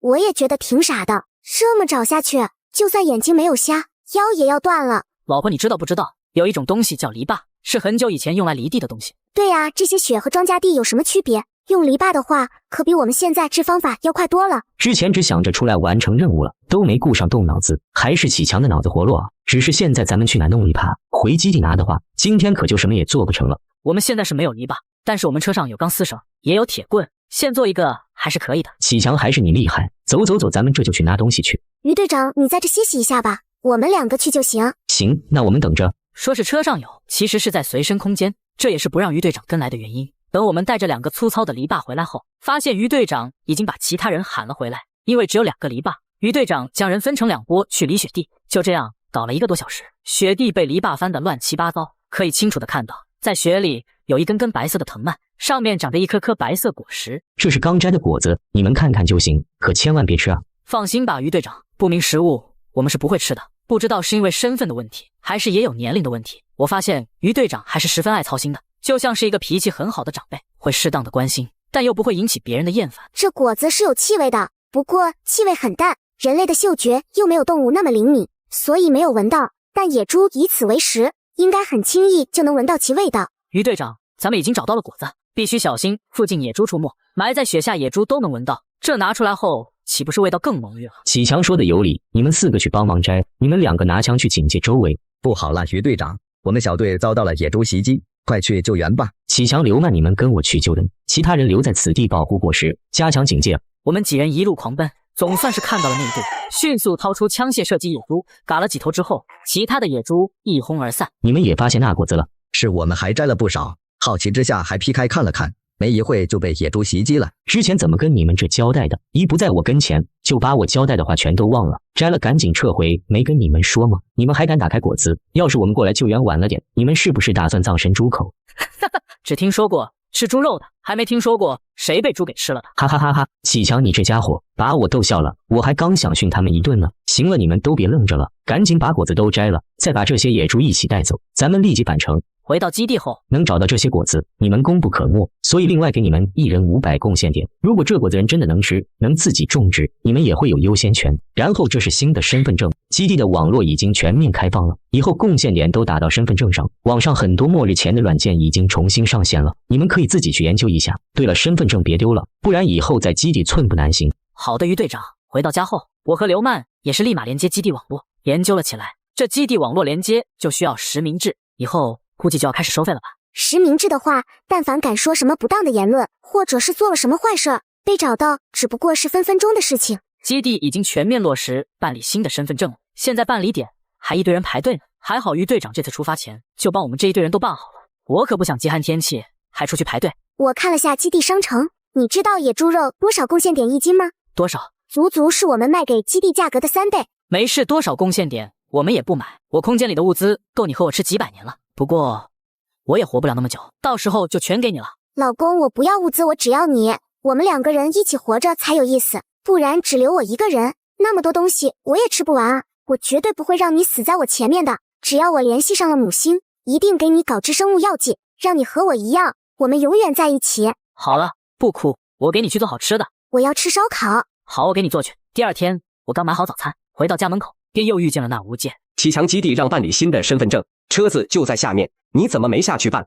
现在人已经少了，你去办刚好不用排队。你要是再不去，人家就要走了。我转过了身，上上下下把吴健打量了一遍。启强，你怎么这样看着我？我在看你是不是失忆了？你怎么这么说？我记得之前我们就已经说过了，以后大家就是陌生人。你要不是失忆了，怎么会跑上来跟我说这些？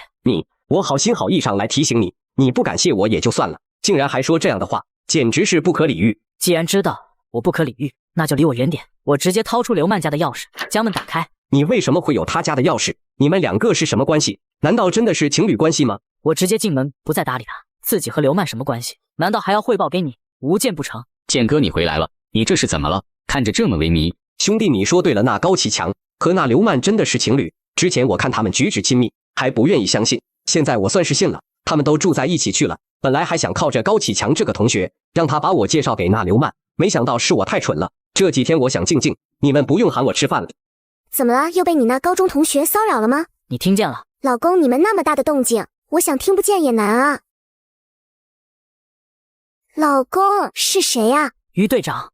问于队长有什么事吗？启强，你现在要是有时间，就来找我一趟。好，我一会儿就到。行，那你赶紧过来吧。老公，那你先去忙吧，我在家给你做午饭。好，今天我想吃红烧猪肘子。好嘞。启强，你来了。那果子的研究结果已经出来了，我们将它命名为雪果。雪果无毒，里面富含多种维生素，不仅动物可以食用，人也可以食用。但这果子不能增强体质，那些动物体质增强的原因还不清楚。如果野猪的体质变化和雪果没有关系，那是不是说明动物们的确比人更快地适应了这个新世界，身体产生了相应的变化？于队长，雪果种植条件要求高吗？雪果种植条件要求不仅不高，产量还高，每20天就能成熟采摘。这是雪果的种子，你拿回家种吧。你们和之前出任务的都是第一批，只要你们种出来没什么问题，基地就打算全面推广开来。对了，果子成熟后基地会回收的。于队长，那我就先回去了。好，路上注意安全。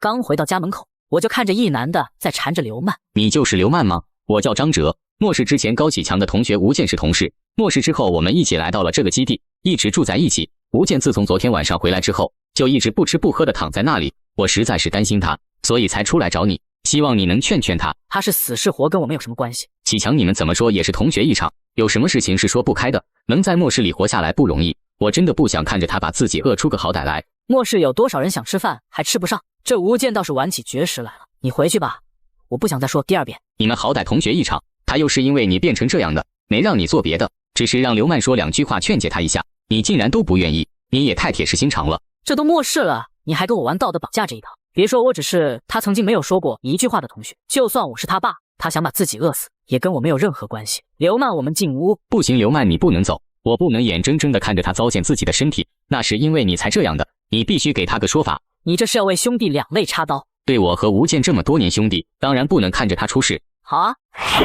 你要做什么？你不是要为了兄弟两肋插刀，我不插你2刀，怎么对得起你这份情谊？你是不是疯了？我是让刘曼去看看吴健，好好劝劝他，不是让你插我2刀。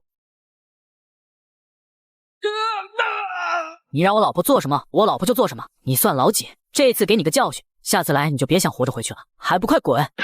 怎么就你自己刘曼他不愿意来吗？你这伤是怎么了？你怎么没跟我说过？那高启强那么凶残，他怎么凶残了？高启强我还能不了解？他以前就一孤儿，唯唯诺诺的不怎么说话，在班里的存在感根本不强，还唯唯诺诺。你是把老子当傻子吗？你看看我的衣服，你看看我身上的伤，全都是高启强拿着刀砍的。不可能吧？高启强有那胆子？都到现在了，你还说不可能？要是不可能，我身上这些伤怎么来的？刚刚要不是我跑得足够快，现在尸体都凉了。我们这也算是公平追求刘曼，总归是同学一场啊。高启强怎么能这么狠心呢？狠心？有什么不能狠心的？现在可是末世，谁不拼命的想活着？为了能活下去，能活得更好，有多少人亲朋好友都能舍弃？更不要说你就是一个根本不熟的同学了。你之前说高启强是你的同学，说能和他套近乎，借助他这个垫脚石，追上富婆刘曼当你女朋友，弄点物资回来，我这才上楼帮你打探消息，刚刚还帮你出去拦住他。我现在受伤全都是因为你，医药费必须你来出。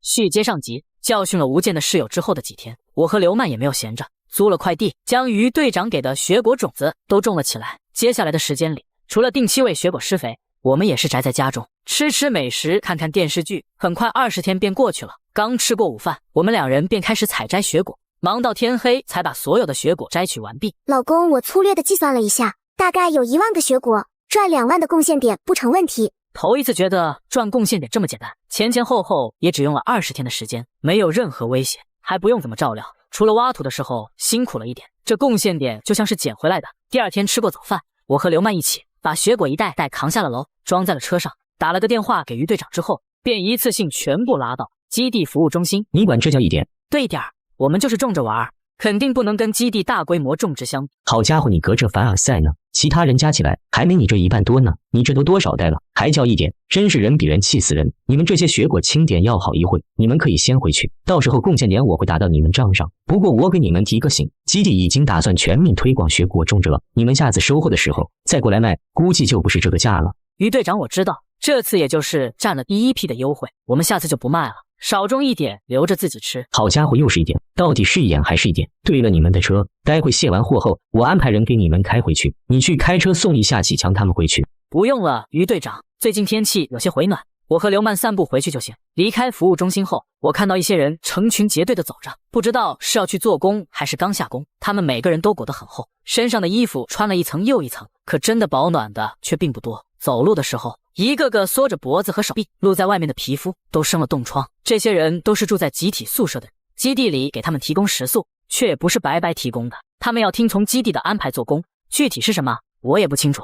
但这个天气，不管去做什么都一样的受罪，可不做又不行，又不是没有劳动力的老人或者孩子，若是一个个只张着嘴等着吃，基地就是有多少粮食也不够养活他们。即便重生了一次，我也只是人不是神，能做的只是躲起来过自己的小日子，再顺便多打些猎物回来，或者多种一些雪果，未来再生个孩子。老公，你是有什么心事吗？老婆，我在想，回去之后咱们再种一批雪果拿出来卖吧，到时候不卖给基地，卖给基地里的人，定价便宜一点。好，都听老公的。我怎么觉得你说的最多的话就是听我的？你是我的老公，我不听你的听谁的？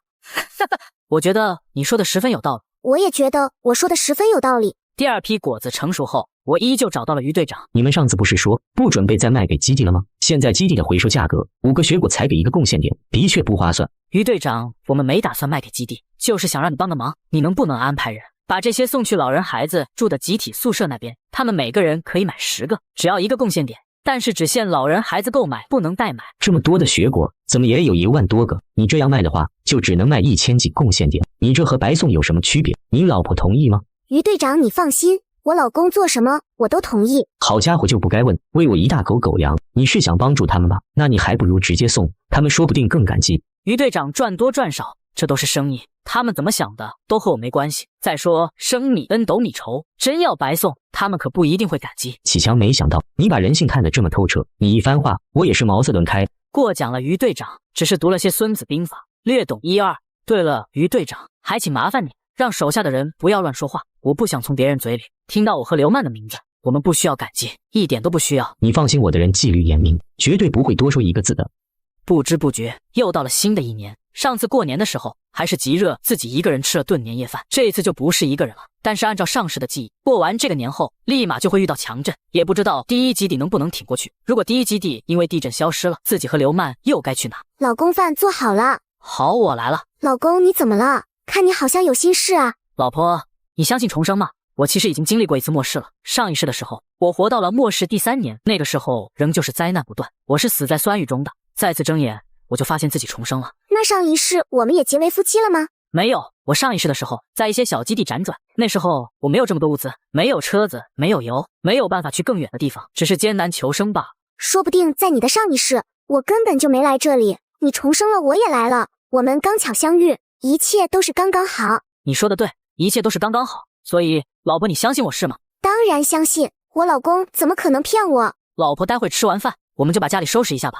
按照我上一世的记忆，很快地震就要来了，这一场地震毁天灭地，我也不知道到底是几级，但我当时所在的基地房屋倒塌，直接就被夷为了平地。不仅如此，地面上也裂开了一道道深渊，看着黑洞洞的，也不知道究竟通往哪里。地震之后日子就更加的艰难了。老公，说不定第1基地扛得过去呢，这里存在了那么多世纪，经历过大大小小的地震，防震措施应该做得还可以，应该不至于特别的惨烈。老婆，不想那么多了，我们先吃饭吧。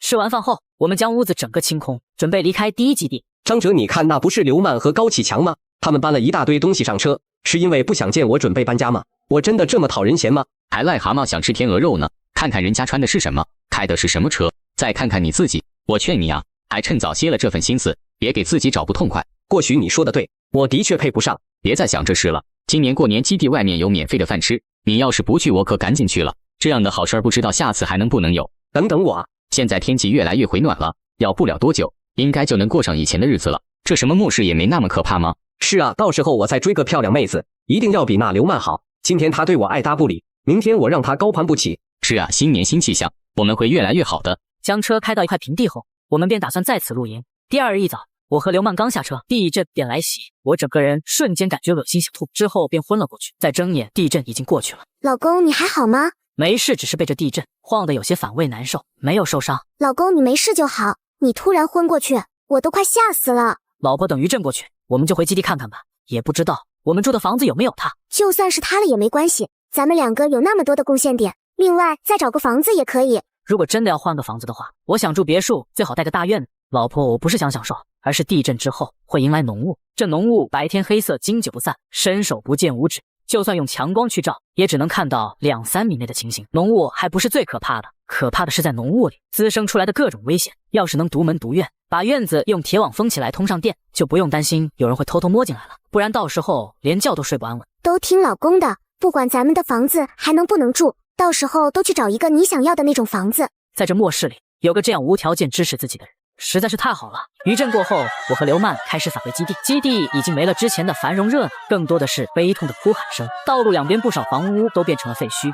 极寒未走，地震降临，避难所瞬间一片废墟。来到我们的楼房之后，原本的建筑也变成了一片废墟。老婆，看来真的要换房了。基地肯定会给我们补偿的，我们先去房屋租赁中心问问吧。来到房屋租赁中心，此时人流都排到了路上。赔钱，赔我们房租钱。房子我昨天刚租的，今天它就塌了，我家具都还在里面呢，这些你们都要赔我们。老婆，看情况，一时半会我们进都进不去了。是啊，我们去找于队长吧，看看他能不能给我们安排一套。毕竟基地交易给我的房子都塌了，肯定要有个说法的。来到服务中心后，外面也是排起长龙。我们要离开第一基地，这里住的宿舍也没了，也需要重建。我们还不如回到市里，反正天气也回暖了，要不了多久就能过上正常日子。为什么还要给基地打工？是啊是，我们一起回市里重建去。老公，那边有个后门，我们往那进去找于队长吧。好，我们走。于队长，外面怎么那么多人想出基地？最近天气不是回暖了吗？加上地震，那些住宿舍的人对基地的不满情绪爆发，嚷嚷着要罢工，回到外面去生活，说什么末日已经过去了。他们根本就没有想过，从气温回升到现在，白天的时候天一直都是灰蒙蒙的，根本就没有见过太阳，这哪里像是要过去了？再说了，这场地震连基地抗震条件这么好的地方都有些建筑倒塌了，外面世界指不定是什么状况。于队长，那基地现在打算怎么办？既然他们想回去，就带着他们回市里看看，等看到市里的情况，他们自然也就不会想着回去的事情了。之前没有办法去太远的地方，现在倒是可以去，说不定还能再救一些幸存者回来。只是极寒已经2年，也不知道现在市里还有多少幸存者。这次去市里，你们要不要跟着一起去看看？你们住的地方应该也受灾了吧？现在也没有住的地方，去的话等回来，我提前帮你们把补偿安排下来。不过这次去可就没有什么其他奖励了，这话我还是要提前跟你们说清楚。但如果你们能弄到什么猎物，那都算作你们自己的收入。行，于队长，什么时候出发？这就出发，拖太久了，指不定这些人还会闹出什么事。这次出发总共有3辆车，一辆是我和刘曼的，一辆是治安队的，还有一辆载着那些闹事幸存者的代表。很快我们来到了市里，放眼望去全是废墟。市里的情况就是这样，你们也看到了，还想着要回来生活吗？重建不仅你们想重建，所有人都想重建，但是现实远远比我们想象的要更加艰难。我们只有先努力的活下去，才能去想重建的事情。看到此情此景，一些人神情麻木，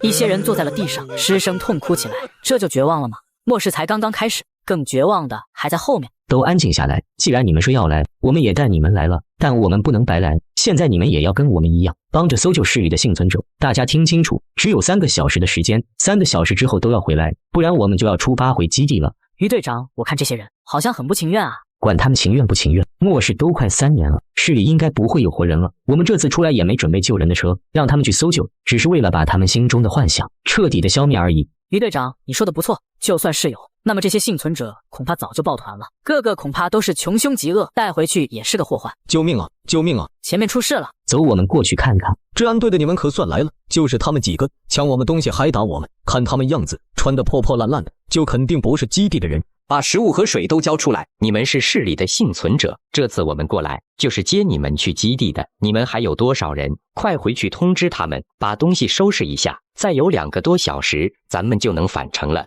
说话的是跟在于队长身边历练的年轻人，看来还是太年轻了。这次来，我们根本就不打算救人。毕竟末世以来，在基地外面没有管束，强者为尊，胜者为王。他们想做什么做什么，想吃什么吃什么。可要是跟着回基地，他们只能听从安排，干活挣贡献点，吃基地准备的食物，他们怎么会愿意？我们不去基地，你们把食物和水交出来，我们就让你们离开，不然你们也别想走。对，我们不去基地，把食物和水交出来，还有车，我们也要车。别跟他们废话，直接抢了他们！看看他们一个个穿的人模狗样的，他们在基地里吃香喝辣过好日子，却不管咱们的死活，就该把他们的东西都抢了，让他们体会一下我们过的是什么样的日子。好好说是行不通的，你要是不采取强硬的手段，最后只会被他们生吞活剥了。末世能在基地外活下来的人，可都不是软柿子。都站着别动，往后退。你们要是不愿意跟着回基地，也可以给你们留一些食物和水。你们若是上来抢，性质就变了，最后只能是什么都得不到。吃的呢？你们身上的吃的呢？交出来，快点交出来！看看你们一个个穿得干干净净，脸上也有肉。你们在基地里吃得很好吧？能吃到肉吧？出来竟然还带着这么好看的女人，可真是会享受啊！把粮食和水还有武器交出来，把车给我们留下，把这个女人也留下，就让你们走！哈哈哈哈！大哥，你玩完了可不能忘了我们，这么靓的妞，我是真少见啊！简直是找死！你居然敢嘎我们！于队长，这小陈你还是要多力量。我们是有纪律不能赶人，但纪律是死的人是活的。若是下一次遇到这样的事情，你还是要果决的开枪，不是什么人都有资格进基地。于队长，我知道了。发生此事之后，跟来的基地幸存者代表们担心遭到城市幸存者袭击，要求于队长提前返航。很快，我们也是驱车回到了基地。房子已经给你们安排下来了，这是钥匙，地址怕你记不住，把你手机短信了。于队长多谢了，那我们就先过去看看房子了。好，老婆，这可是大别墅啊，你一个人就把贡献点掏了吗？我寻思着我们手头就10几万贡献点，这个级别的别墅还真买不到，所以就拿了些我母星的东西换了。谢谢你老婆，我们也算是有个家了。我是你老婆，你谢我干啥呀？走吧，老公，去看看我们的家。这房间还是挺大的，除去床还能放柜子和桌子。你说我们要不要装个幕布，这样以后就可以躺在床上用投影仪看剧了。老婆，你的想法不错，屋内你来布置吧，我去布置屋外的防盗防贼系统。好。5小时后，老婆这下总算像个家了。老公，有你的地方就是家。你是不是偷吃糖了？你来尝尝不就知道了。地震15天后，浓雾弥漫，各种害虫蜂拥而至。最近基地抢劫案件频发，犯罪嫌疑人借着浓雾实施抢劫，请各位基地幸存者非必要尽量不出门，出门最好多人结伴而行。接下来是下一则公告：基地农作物培育中心滋生各种害虫，预计今年粮食产量减产1/3，粮食价格将会有所上升，请各位幸存者知悉。老婆，看来末世正式拉开序幕，浓雾和害虫只是预告而已，后面的永夜和酸雨才是真正的末世，到时候地面就不适合人类生存了。才刚弄好的家，难不成住不了多久了？谁呀？于队长，问于队长，有什么事吗？启强基地最近打算建个地下城，你看你有空过来帮个忙吗？报酬什么的不会少的。于队长这种挖土填砖的活，我不是很感兴趣。不是让你当苦力，我是想请你过来当监工。我这些手下你是知道的，没什么领导能力，但建设地下城又是大项目，参与的人很多，目前是工人多管理者少啊，你看怎么样？启强，行，于队长，我同意了。好，明天你来服务中心找我吧。老婆，基地打算建设地下城了。老公，你该不会是打算过去挖土吧？要我说，这样的贡献点不要也罢。老婆，你想多了。于队长让我去监工，具体的工作明天去了就知道了。还不如在家里陪我，现在外面太危险了。老婆，正是因为太危险了，所以我才去的。到时候我可以比其他幸存者更了解地下城的情况。如果地下城安排幸存者入住的话，我们也能得到优先分配。末世地震，浓雾来袭，虫灾泛滥，建立地下城急不可待。于队长，地下城建造的怎么样了？还没建成1/10，不过在里面居住已经可以躲避地表这无尽的虫子了。于队长，听你这么说，已经有人住进地下城了吧？是啊，都是些基地内身居高位的家伙。于队长，既然你让我来管理地下城建设过程中的安全问题，我有必要提一句：不患寡而患不均。若是这消息传播出去，恐怕会引起动乱。你是负责这方面的，给你提个醒，早做准备，别最后里外不是人。我知道，多谢你提醒我。启强，你现在也是安全方面的2把手，你自己也小心点，基地别有用心的人很多。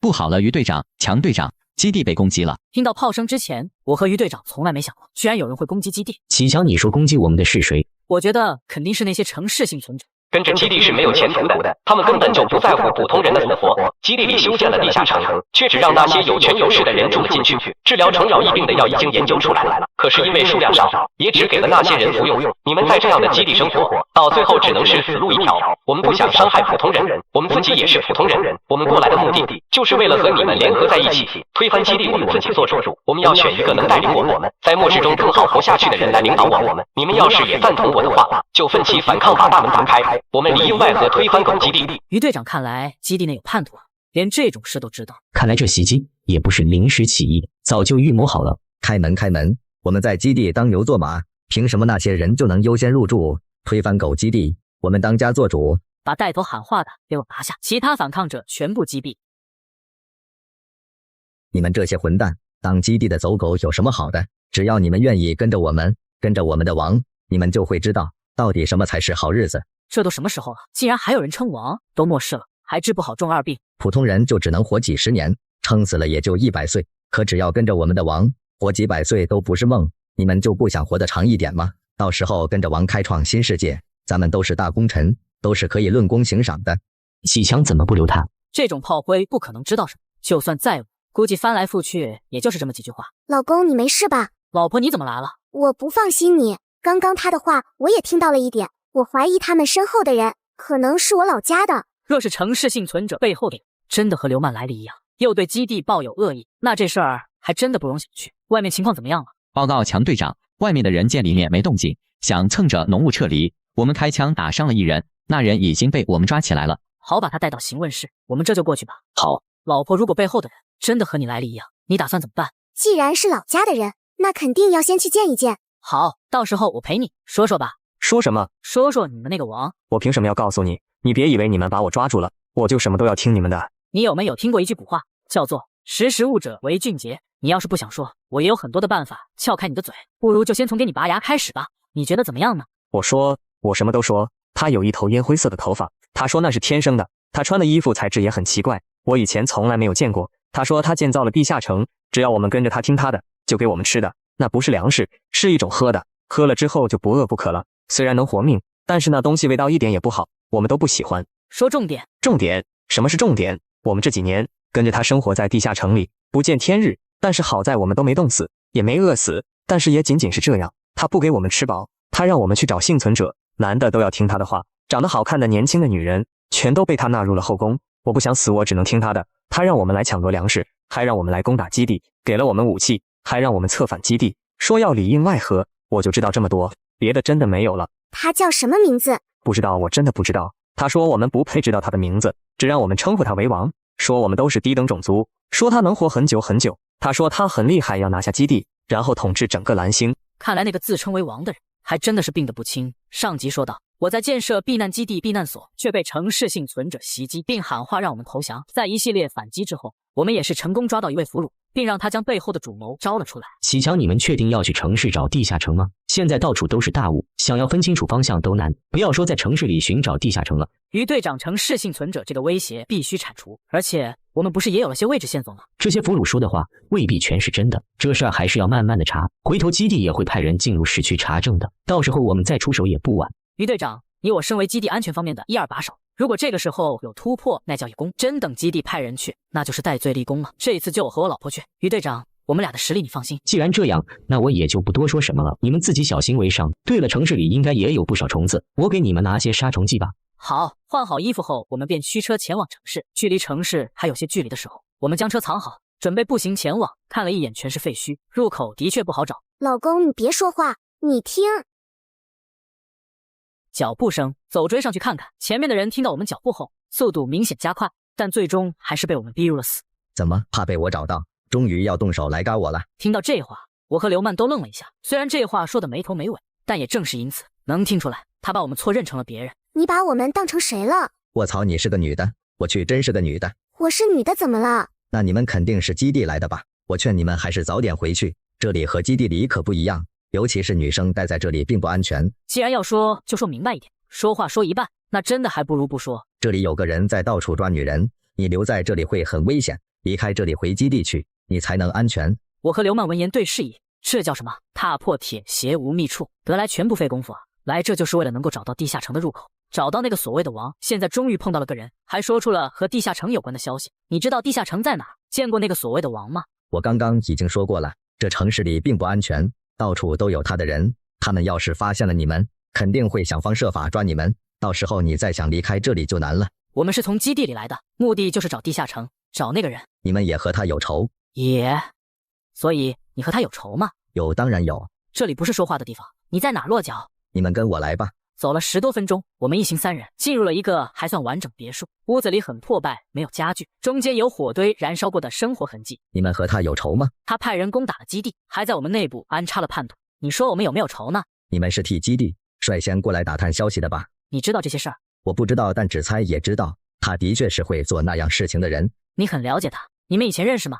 谁说只有认识才能了解？有时候最了解你的，不是和你最熟的人，而是你的敌人。你这话说的倒是没错，所以你知道地下城在哪？我只知道大概的位置，那边的人太多了，我没有办法靠近。你想进去？想。那你带我们找到那地方，我们带你进去。好，等到晚上我带你们去。你叫什么名字？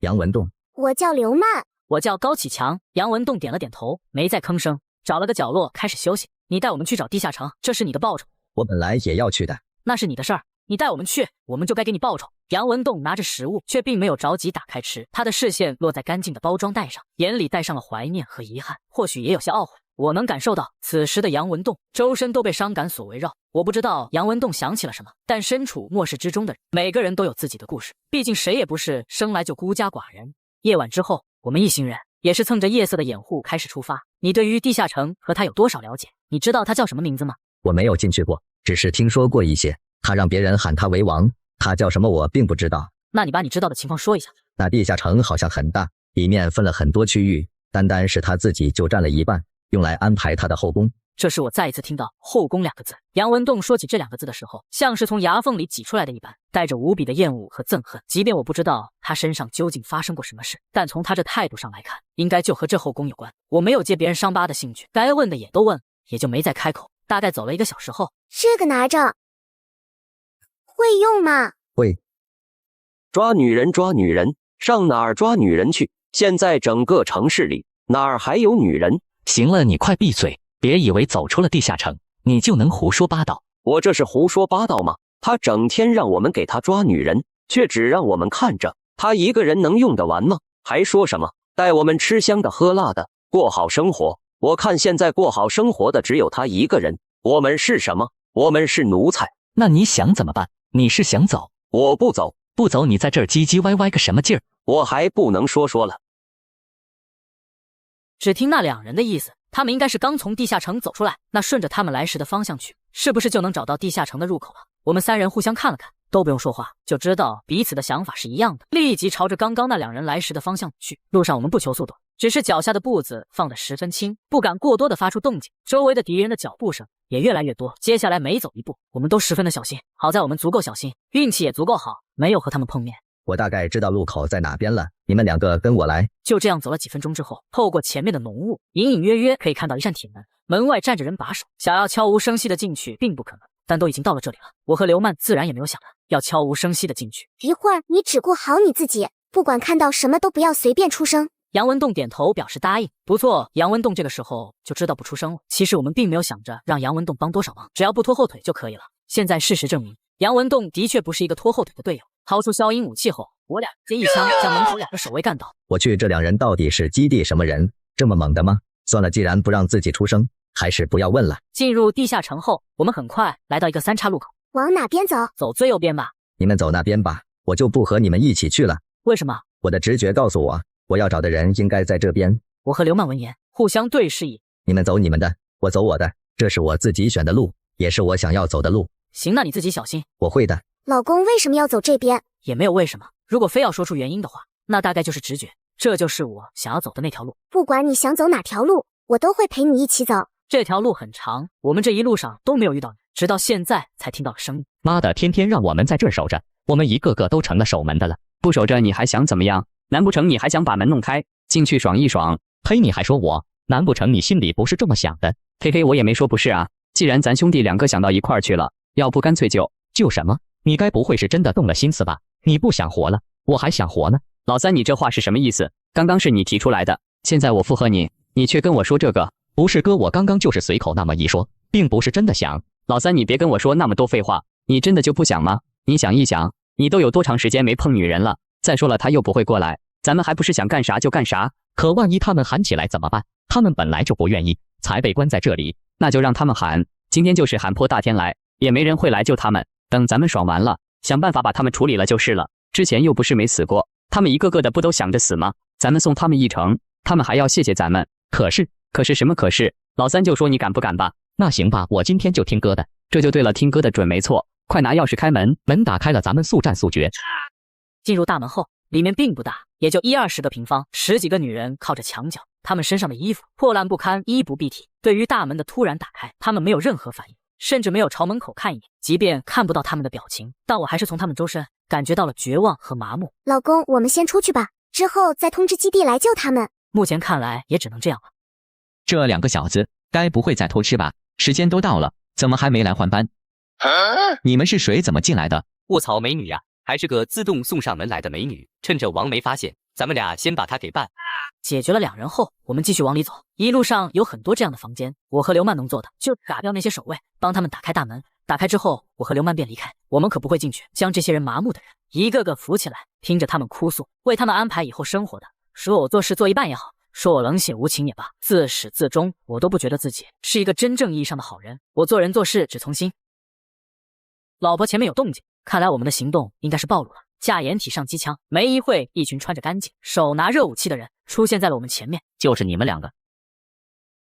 这些家伙真是半吊的，脑袋和反应都不好使。老公，看来这个所谓的王应该是个大汉王朝的底层工人，这地下城挖的十分粗糙，应该是用我们那边比较低端的采矿机器人挖的。你们星球还有这种机器人？有的，不过这不算常见，掌握在一部分人手中。他们这些人需要做的就是带着这种机器人去到各个星球采掘矿物资源。所以你是说建造这里的那个人的确是从你母星来的，还是一个采矿的工人？是的，老公。很快我们走到了一个更加豪华的大门前，此时大门已经敞开。哈哈哈哈哈！既然来了，那就进来吧。看来你们母星的人很自大吗？一个底层的矿工突然一天当了皇帝，能不自大吗？进来之后，我们就看到被绑成一团的杨文栋。你们这些低等人，就这么一点本事，竟然还敢来杀我！你们可真的是太看得起自己了。这个臭虫是你们的同伴吧？我说呢，他以前东躲西藏，生怕被我的人找到，怎么突然就敢一个人过来，还成功的潜入到了地下城？原来是找到帮手了。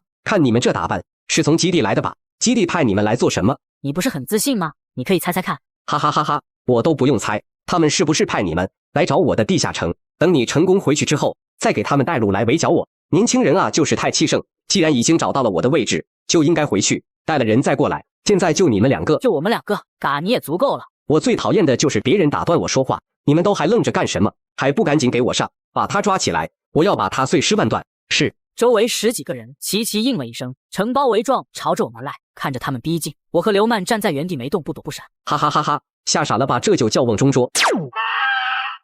你刚刚用的是什么？好歹我们也是老乡，连这个都没见过。我就说这里的蝼蚁们哪里有这个本事？原来你跟我一样，你是怎么发现我的身份的？不过这并不重要，你过来是不是想跟我联手？咱们2个若是联手，绝对能够战胜其他人，将蓝星彻底拿下。其他人？对呀，其他人，大家都是从王朝军里逃出来的，凭什么要给王朝打工累死累活？还不如在这里享清福。只要你肯跟我联手，咱们2个一起先把第1基地拿下，等有了足够的力量，就去把他们全都收拾了。到时候整个蓝星都是我们的，何必在王朝当凤尾？我们一起称王，就像刘协一样，哈哈哈哈！你知道他们都在哪里？其他人我不知道，但第2基地有一个混得风生水起的是我们王朝人。你是怎么知道还有其他人来的？当初王朝军遇到星际时空乱流，不少人趁乱逃了出来，没有10艘也有8艘，我们都能来，他们当然也来了。对了，我好像还看到有个皇家飞船在乱流中心，貌似坠落到这了。要是能把皇家的人拿下，那可就再好不过了。皇家有着我们这些人一辈子接触不到的武器，要是有了那些武器，咱们可就什么都不怕了。巨大的爆炸声将一旁的杨文栋震醒过来。你醒了？对不起，我拖后腿了。找到你想救的人了吗？他早就已经被害死了。谢谢你们帮我妹妹报了仇，我感觉我也要死了，这挺好的。我撑到现在就是为了找到我妹妹，现在我终于可以去陪她了。也不知道她见到我会不会怪我没能及时带着她去基地，没有保护好她，让她被抓走受尽折磨而死。就算她怪我也没有关系，下辈子我还是要当他哥哥，下一世我一定要好好的保护他，再也不让他受到任何的伤害。希望下一世我们生活的世界没有末世。谢谢你们。老公，不用担心，我没那么脆弱，生离死别的事我上辈子见多了。对了，老婆与队长那边联系上了吗？放心，他们马上就到了。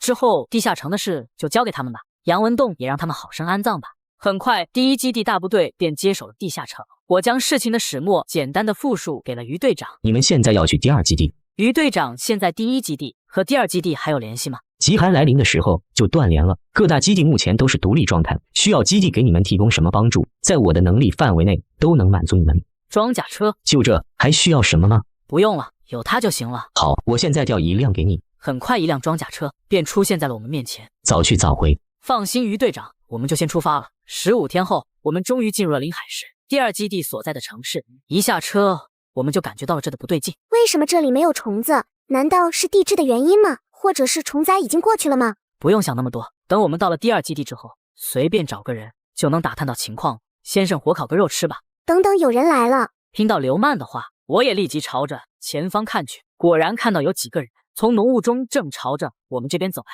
有个看起来30-40岁的男人，似乎是他们的头。有什么事儿吗？大兄弟，你们是要住宿吗？去我们基地吧。要不是清清楚楚听到了男人的话，我甚至要以为自己幻听了。这是末世吧？这男人刚刚也说了基地2个字吧？可这都末世了，竟然还有往基地里拉客住宿的。别说是刘曼了，就算是重活一世的我，都只能叹为观止。难不成真的是因为前世我生活的地方太过偏远，太过落后，所以才不知道末世里竟然还有这种事情？大概是见我和刘曼一直没吭上，那男人再次开了口：大兄弟大妹子，你们别害怕，我们是正规基地，做的也都是正规生意。你们去我们基地住宿，1天也就要1斤粮食，什么粮食都行，我们不挑的。男人说话的时候，我也上下仔细的打量了他们一行，看着都很瘦，应该是经常吃不饱饭，给人的感觉上的确没有恶意。行啊，我们正想休息休息再赶路。大哥，你们基地在哪儿呢？就在前头不远，我们先走在前头给你们带路啊。去他们基地看看，如果他们有什么坏心，就一窝端了。你这话说的听起来更像是个坏人，不过我倒是觉得他们应该没什么坏心。很快我们就到了他们基地门口，看样子是一个废旧工厂改的。大兄弟大妹子，这就是我们基地了，以前是个海鲜加工厂，后来就成了基地。看我跟你们说了这么多，都忘了自我介绍了，我叫王大成，你们喊我大成就行。你们应该不是本地的吧？开车这么久应该也累了吧？走，我带你们去看看房间。这里原本就是员工宿舍，所以屋子里还是挺干净的，现在改成了宾馆，我们就都搬到其他地方去住了。对了，房间里是有电的，我们市的风力发电站和水力发电站都还在正常运行，也算是我们这的优势吧。是有人在维护吗？对，都是第2基地的人在维护，我们这些小基地每个月上交点粮食就行。你们好好休息，我就不打扰你们了。王大成走后，我和刘曼开始用仪器检测房间，的确是个正常房间，没有什么监控和窃听设备。真没想到末世真有人开宾馆，看来这第2基地的确和第1基地大不相同。还傻站着干嘛？过来坐呀！我2步走上前来，在刘曼旁边坐下。这样一个小基地都有电，我觉得第2基地的情况应该比第1基地更好。这样也好，至少很多人的日子都不至于过得太艰难。王大成那几人虽然有些过于瘦了，可好在精神面貌还是不错的。想来临海市的幸存者，日子的确要比我们那边好很多。我先休息一下吧，这几天赶路太累了。好，我给你守着。睡一觉舒服多了。差不多饭点了，你想吃点什么？谁啊？大兄弟大妹子，是我王大成。有什么事吗？大兄弟是这样的，我们的基地长回来了，还带回来了不少的好东西。知道你们在基地里住宿，就让我喊你们过去，一起吃个晚饭。会这么热情吗？末世里最珍贵的是什么？虽说这个问题没有特定的答案，但是粮食绝对占有一席之地，并且还是非常重要的地位。见我和刘曼都不吭声，王大成挠了挠头，继续说道：我们基地长热情好客，人很善良，并没有什么别的意思，你们不要害怕。我们只是有些惊讶而已，刚好我们也有些饿，走吧。好嘞。这才没多长时间，外面也已经彻底黑了下来。好在这基地里有电，路灯也装了不少，倒是也能看清楚路况。很快就到了一个厂房门口，人都排到门外，估计这就是他们的食堂了，里面大概有200人左右。这就是我们食堂了，人确实有点多，我们从另一个门进去吧，那里是待客室，人少。进入待客室后，桌上已经摆好了一些食物，基本上都是海鲜，一旁则是站着一个大约30岁的人。基地长，这就是今天在咱们基地住宿的大兄弟和大妹子。你们好，我是这个基地的基地长，我叫冯秀丽，我今天带着人出海了，打捞了不少的海货回来，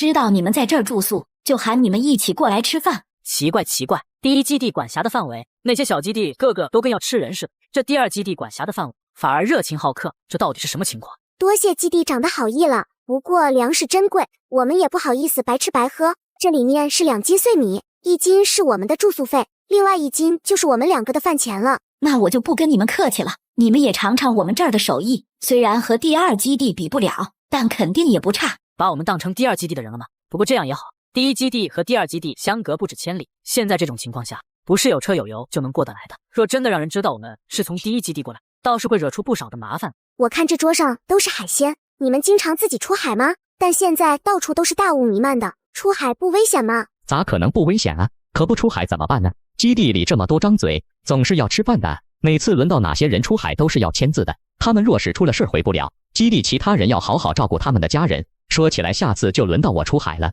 我倒是没什么压力，我又不像他们，都是老婆孩子热炕头的，我孤家寡人一个，每次出海我倒是觉得挺有趣的。话不是这么说的，就算你是孤家寡人一个，但咱们处事这么久了，你赶不回来，我第一个跟你急。好了，不聊这事了，大伙快吃饭吧，凉了就不好吃了。我听着他们的对话，也算是大致的明白了这个基地的运作方式。出海打鱼是这基地的主要收入来源，至于主食，应该就是靠宾馆和海产品来换取。吃完饭后，我们2个也是散着步在这基地逛逛。我们来躲猫猫吧，按照上次是小鱼当鬼了，我当就我当呗，到时候我第一个抓你。这个基地其实挺好的，老人和孩子都照顾得不错。我们第一基地管辖范围的孩子和他们相比，简直是地狱和天堂的区别。一个女人能在末世里创建一个基地当基地长，还能把基地里的老人孩子照顾得这样好，的确是十分厉害了。第2日，我和刘曼离开的时候，送我们出基地的是另一个人。王大成队长和基地长出海了，没法来送你们了，欢迎你们下次再来。等开着车离开了基地，我竟然有一种恍如隔世的感觉。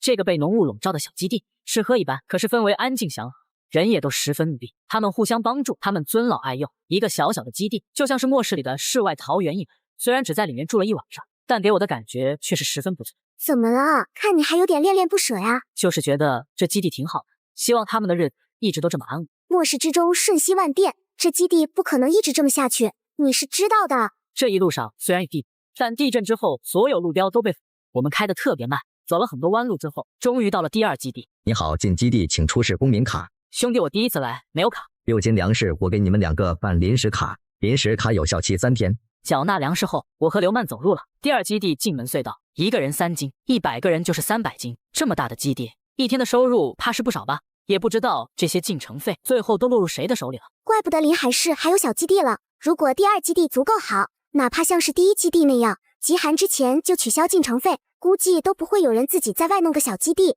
带着人艰难求生吧。我主要想的是，进城费都这么贵，那要是办理这个公民卡，在这生活要付出多大的代价？一走出隧道，整个第2基地的繁华远超第1基地，一眼看去卖什么的都有，哪怕我是重生回来的，也被眼前这一幕给惊呆了。这真的是末世吗？同样是10大基地之一，第1基地和这里相比，相差的也实在是太多了吧？我们是不是过了刚刚那个隧道，然后直接回到末世之前了？末世之前可不会有这么多人这样穿衣打扮，虽然商店是有不少，但是从这些路人的穿着打扮就能看出来，第2基地的人日子过得不见得比第1基地好。我们现在去哪？找个旅店吧。一进旅店就看见接待员在偷懒睡觉，睡得还是挺香的。我和刘曼都进来好一会儿了，他还没有发现，干等着肯定是不行的。我抬手在柜台上面轻敲了敲，女人好像被吓到，蹭的一下就站直了身子。你们是来住宿的吗？住宿怎么收费？1天1斤粮食，不包吃喝。这价格倒是和之前我们住的那基地一样。看来这女人不是狮子大开口，可以先带我们去看看房间吗？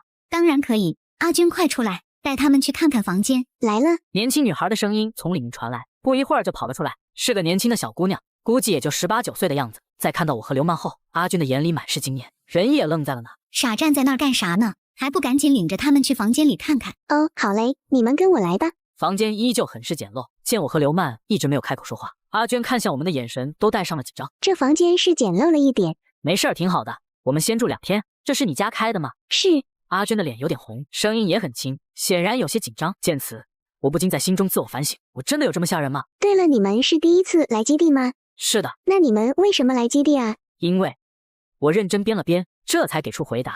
因为想来见见世面。听到我这话，阿娟显然有些惊讶。你们能来这说明开得起车，在小基地的生活应该过得不错。其实不用来第2基地的，这里也没什么世面。为什么这么说啊？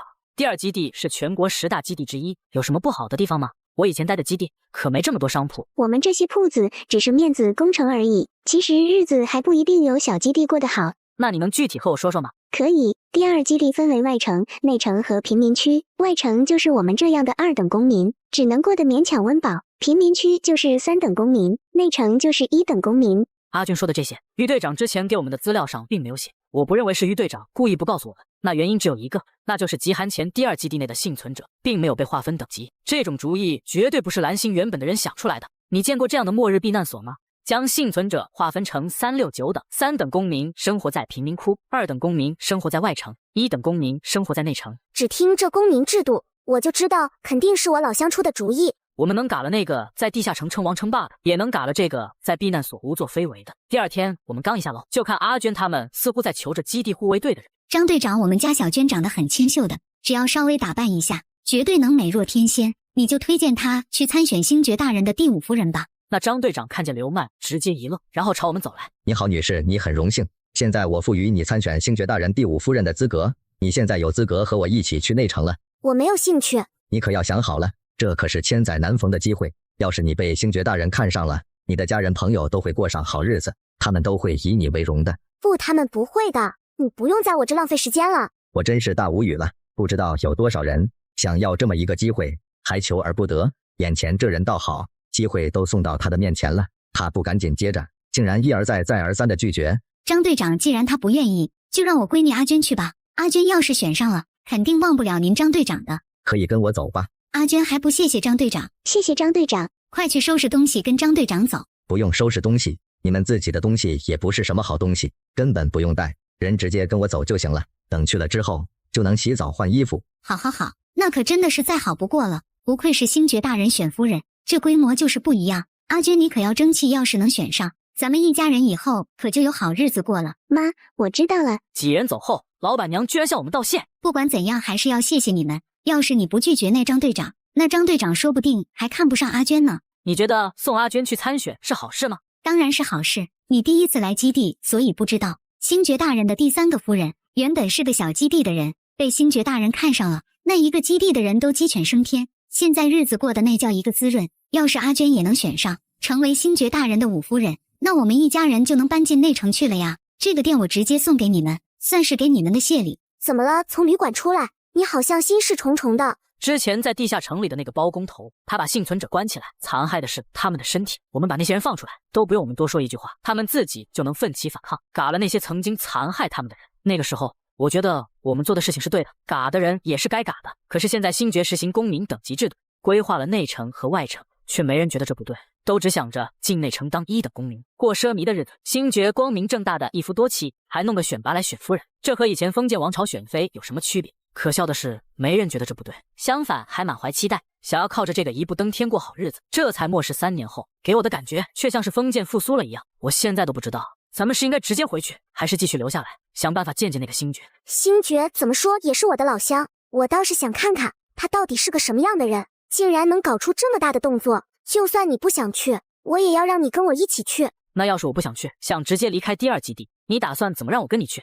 老公，你还想睡我床上吗？别说了，我去。虽然我承认王朝的人比蓝星的人要多很多科技手段，但是智力权谋手腕上却真的没有多出那么多。我也想知道星爵是用了什么办法，让这第2基地的基地长都听他的。走吧，我们去内城。来到内城隧道门口后，很快就有守卫迎了上来。你们好，请出示1等公民卡。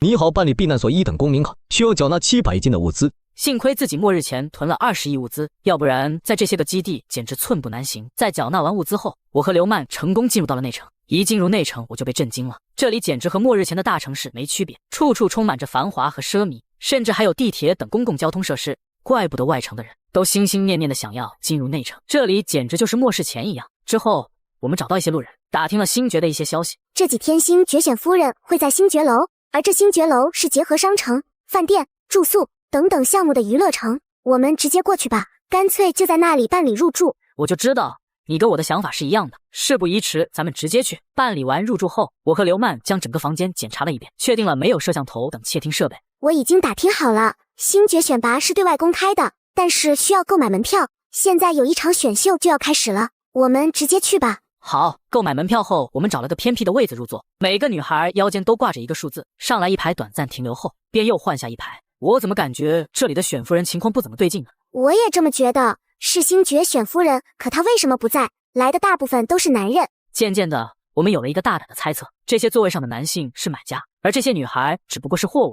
现在我唯一不确定的就是不知道台上的这些女孩到底知道不知道这一回事。星爵夫人选出来了，向台上望去，就见一艳丽女子，而在她的身旁，则是我们一直先要见的星爵。诸位，这就是我选定的人精初雪。观众席不少人面露贪婪，和这位新夫人比，之前的女孩简直黯淡失色。多谢大家今天来观看，一会儿结束之后，我有小礼物送给大家，还请大家笑纳。星爵大人说的这是哪里话？要不是有星爵大人，我们现在哪里过得了这样的生活？我们对星爵大人感恩戴德还来不及，星爵大人送的礼物，我们肯定会好好珍惜。以后为星爵大人的命令是从，大家说是不是？说的对，我们都听星爵大人的。星爵大人对我们恩同再造，为星爵大人的命令是从。就在此刻，一声声海浪声。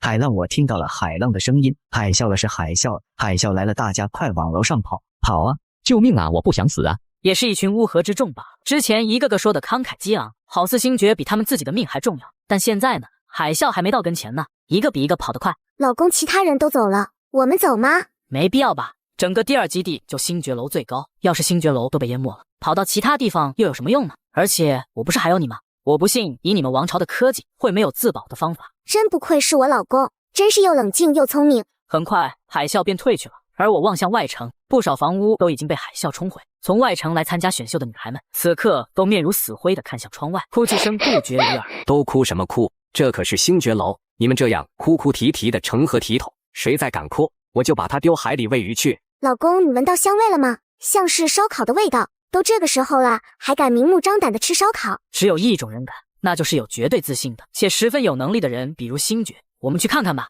躲过一个个看守，我们也是成功混入了大厅。大厅里很多之前参加选秀的女孩，只是她们现在都陪着别人。之前我还在想着这些女孩知道不知道她们会被别人挑选，现在看来是知道的，并且对此没有什么意见。而星爵则是坐在主位，一堆女子将其环绕。老婆，目前基地的水位退到什么程度了？已经退到第2层了，外城也有些高楼，说不定有不少人活了下来。活下来的人应该不少，只是到时候是重建基地还是全体转移，倒是一个大问题。星爵大人，海啸之后，基地长已经在搜救幸存者了，您也去帮忙吧。虽然我也很想帮忙，但我一无权二无人，又不是基地长，实在是有心无力。初雪，我们走。那人看向星爵，眼神满是不可置信。第二基地那么重视星爵，可是现在星爵却拒绝得毫不犹豫。这星爵明明之前一直造势，都有取代第二基地基地长的意思，现在一场海啸过后，正是收拢人心的时候，怎么还开始摆烂了呢？我们跟上去看看吧。大人，咱们这么做会不会不太好？初雪，现在不是发善心的时候，把粮食带走，握在自己的手中，才能另外建设一个基地，那些人才能听我的。再说去搜救那些幸存者，费人费力费粮食，让他们自生自灭就是最好的选择。既然如此，你去死吧！我和刘曼躲在一旁都看呆了，这是什么发展？之前的种种都表明，故事不应该这么进行啊！为什么初雪？哼哼，为什么？看来星爵大人的记性不是很好啊。2年前你刚刚掌权的时候，是不是费尽心机，让人抓了一个女孩给你？那是我的妹妹。这2年，我想尽办法打听消息，出卖自己，出卖灵魂，总算是知道了当初的事情。原本我还在想着要怎么才能接近你，可谁知道你个不知道从哪来的狗东西，还真的把自己当皇帝了，居然还选夫人。初雪，你还真是可爱。怎么会？你居然没事？你用我给你防身的刀害我，你也是够愚蠢的。不过你妹妹我还记得，性子烈得很，不仅咬了我，还和你一样想要杀了我，所以我就把她赏给了当时跟着我的人。你也说了，当时的我刚刚掌权，手里能信得过的人其实并不多，大概也就30-40个人，别的我不知道。但你那妹妹的嗓子还是挺好的，愣是喊了一晚上。星爵，我要杀了你！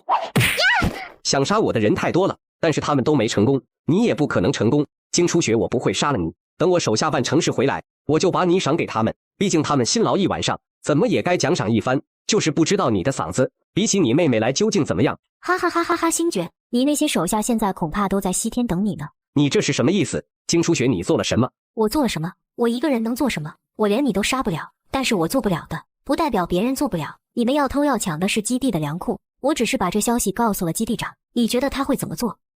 贱人，我杀了你！不多时就有10几个人跑过来。你没事吧？我没事，就是星爵死了。队长致命伤是枪伤，你开的枪吗？不是我。那你看到是谁开的枪吗？没有。看来想杀他的人不少，带上尸体我们去基地找呢。咱们也走吧。我们现在去哪？我也不清楚，但是现在我还不想回第1基地。来到第2基地外城后，就看到前方聚集了一群人。大家听我说，基地不会不管你们的。现在基地已经被冲毁，谁也不知道海啸会不会再次来临，重建的风险太大了。基地长决定带着大家往内陆迁徙，投靠第3基地。我来这里就是要通知大家，请大家收拾好行囊，明天在基地内城城门处集合。老公，要不我们也去第3基地吧？可以，我们现在就出发吧。我可不想跟着这么一群人去。我知道，人多就意味着麻烦。经过之前希望基地的时候，原本十分温馨的小基地也满目疮痍。这如同桃花源一样的小基地，终究还是被这突如其来的天灾给毁了。往好处想，他们说不定是听到了风声，和我们一样在去第3基地的路上了。毕竟第2基地都离开了，他们这些小基地留在这里，也没有办法长久的生存。之后，我们便开着车继续行进，一路上全是倒塌的建筑，没有半点生机。中途我们走走停停，偶尔也会嘴馋吃顿烧烤。老公，前面应该就是第3基地了，我们现在进去吧。续接上集，第2基地被海啸毁坏，我和刘曼一路赶往第3基地。老公，前面几公里就是第3基地了，我们现在出发吧。好，但这车太招摇了，我们换成越野车吧。才往前开出几公里后，就见一群人将路拦了起来，带头的居然是希望基地王大成。车里的兄弟别往前去了，前面是个断桥，高速走不了，还是走国道吧。王大哥是我啊。大兄弟大妹子，原来是你们2个啊，这可真的是太巧了啊。是太巧了，王大哥，你们这是要去哪？第2基地没了，我们小基地也难生存，所以打算去第3基地。其实在哪都一样，只要我们希望基地的大伙能过上好日子就行。对了，大兄弟大妹子，你们怎么没跟着大部队一起撤离？2个人也太危险了。我们就是觉得陌生人太多了，不想跟着，所以故意早一点出发的。大兄弟，你这话说的可真是太实诚了，我就喜欢你这么实诚的人。要不你们跟我们一起去走国道吧，咱们人并不算很多，但也不少，互相能有个照应。可以，不过有些事情还是要提前说好，到时候咱们各吃各的，我们不想麻烦你们。行，就按照你们说的办，一会儿你们跟在后面就行了。出发后，车队一直开到半夜12点才停了下来。从早上就出发到了现在，时间也不短了。我们基地孩子一直坐在车上也受不住，所以停下车来休整，吃点东西，等到明早的时候再出发，给你们添麻烦了。不过你们放心，我们一定会保证你们的安全。王大哥，其实我们也不准备开夜车，您赶紧回去休息休息，吃点东西，不用特地跑过来给我们解释。王大成走后，我和刘曼也生火烧烤。老公，等到第3基地，我们能帮一把就帮他们一把吧。他们孩子就有50多人，现在又遇上了海啸，吃的都是质量很差的白米饭，我心太软，眼窝子又浅，见不了这样的场面。等到了第3基地，他们这么多人，住宿就要花一大笔，恐怕很艰难。所以到了第3基地，我想帮帮他们。老公，你看可以吗？我又是好笑又是无奈，心中还有些感动。刘曼这分明是知道我面冷心热，把我心中所想说了出来。说就说吧，还非要用这种耍活宝的方式。我故作沉思一会后才说道，既然你这么想，那我就勉为其难帮你一下吧。老公，你真是太好了。我笑不仅仅是被刘曼耍活宝逗笑，更是因为我被他看穿，他却愿意陪我演戏，帮我说出心中所想。他逗我笑，我陪他闹，能有这么一个人陪在身边，大概是这冰冷无情的末世中最让人高兴的事情了。这世上有一句话叫怕什么来什么。第2天一早，我们车队就被人给堵了。把吃的交出来，不把吃的交出来，就别怪我们不客气了。这些人人数众多，粗略看去最少也有几百个人，很久没被人抢劫了，我都快忘了这是什么感觉了。这些人的出现倒是来帮着我回忆了一下当初的感觉。我也饶有兴致地打量这些人，一个个不知道多久没有洗漱了，衣服倒是没有破烂就是脏，个个都被饿得瘦骨嶙峋。你们是第2基地的人，为什么要抢我们？基地的人就不管吗？我呸，那些掌权的自己坐在房车里吃香的喝辣的，哪里管我们这些人的死活？都是幸存者，我们也不为难你们，把你们的食物交出来7成。哈哈哈哈，你说交就交，有本事你们就来，除非把我们打死，不然谁也别想把东西抢走。好，既然你这么说了，那我们就成全你。一枪过后，所有人都安静下来，顺着声音来源的方向看去，就见10几人，他们手中全都拿着枪。为首的男人手中的枪朝天，显然刚刚那一枪就是他打的，没想到还是个熟人。这不就是之前围剿星爵的队长吗？之前就已经警告过你们了，要是再闹，等出发的时候，你们就不用跟着上车了。听到这话，那些人瞬间缩了缩脖子，一个个眼神躲闪起来，再也没了之前嚣张的气焰。你们不是第2基地的，之前是哪里人？我们是希望基地的，就在距离第2基地没多远的一个海鲜食品加工厂。希望基地怎么没见你们基地长熊猫人？我们老基地长已经退隐了，现在我是希望基地的基地长，倒像是他的风格。前头的路不通，正在抢修，明天一早才能出发。你们几个在这维持好秩序。你们这些刺头，我再给你们提醒，一会儿就要发晚饭了。你们要是再闹，后果你们自己承担。动乱平定后，我和刘曼也被王大成叫到一边。大兄弟、大妹子，你们也赶紧回营地，晚上能不出来就不要出来。这些人明面上是不敢闹了，谁知道会不会偷偷摸摸的动什么歪心思？安全是最重要的。听着王大成如同老大哥一样的叮嘱，我只觉得心中暖暖的。王大哥，我们知道，你们也小心。对了，我刚刚看秀丽姐气色不是很好啊。基地长生病了，要不是今天这事，恐怕会一直在车里休养。病了？什么病？在这末世里缺医少药，没有医疗系统，就算是一个小小的感冒，都是极有可能要命的。一开始只是感冒，可是逐渐变成了发烧咳嗽，仅剩的药给他吃了，也没有什么用。现在一天之中，昏沉的时间比醒着的时间还多。说到这里，王大成这个5大3粗的汉子都不禁哭泣了起来。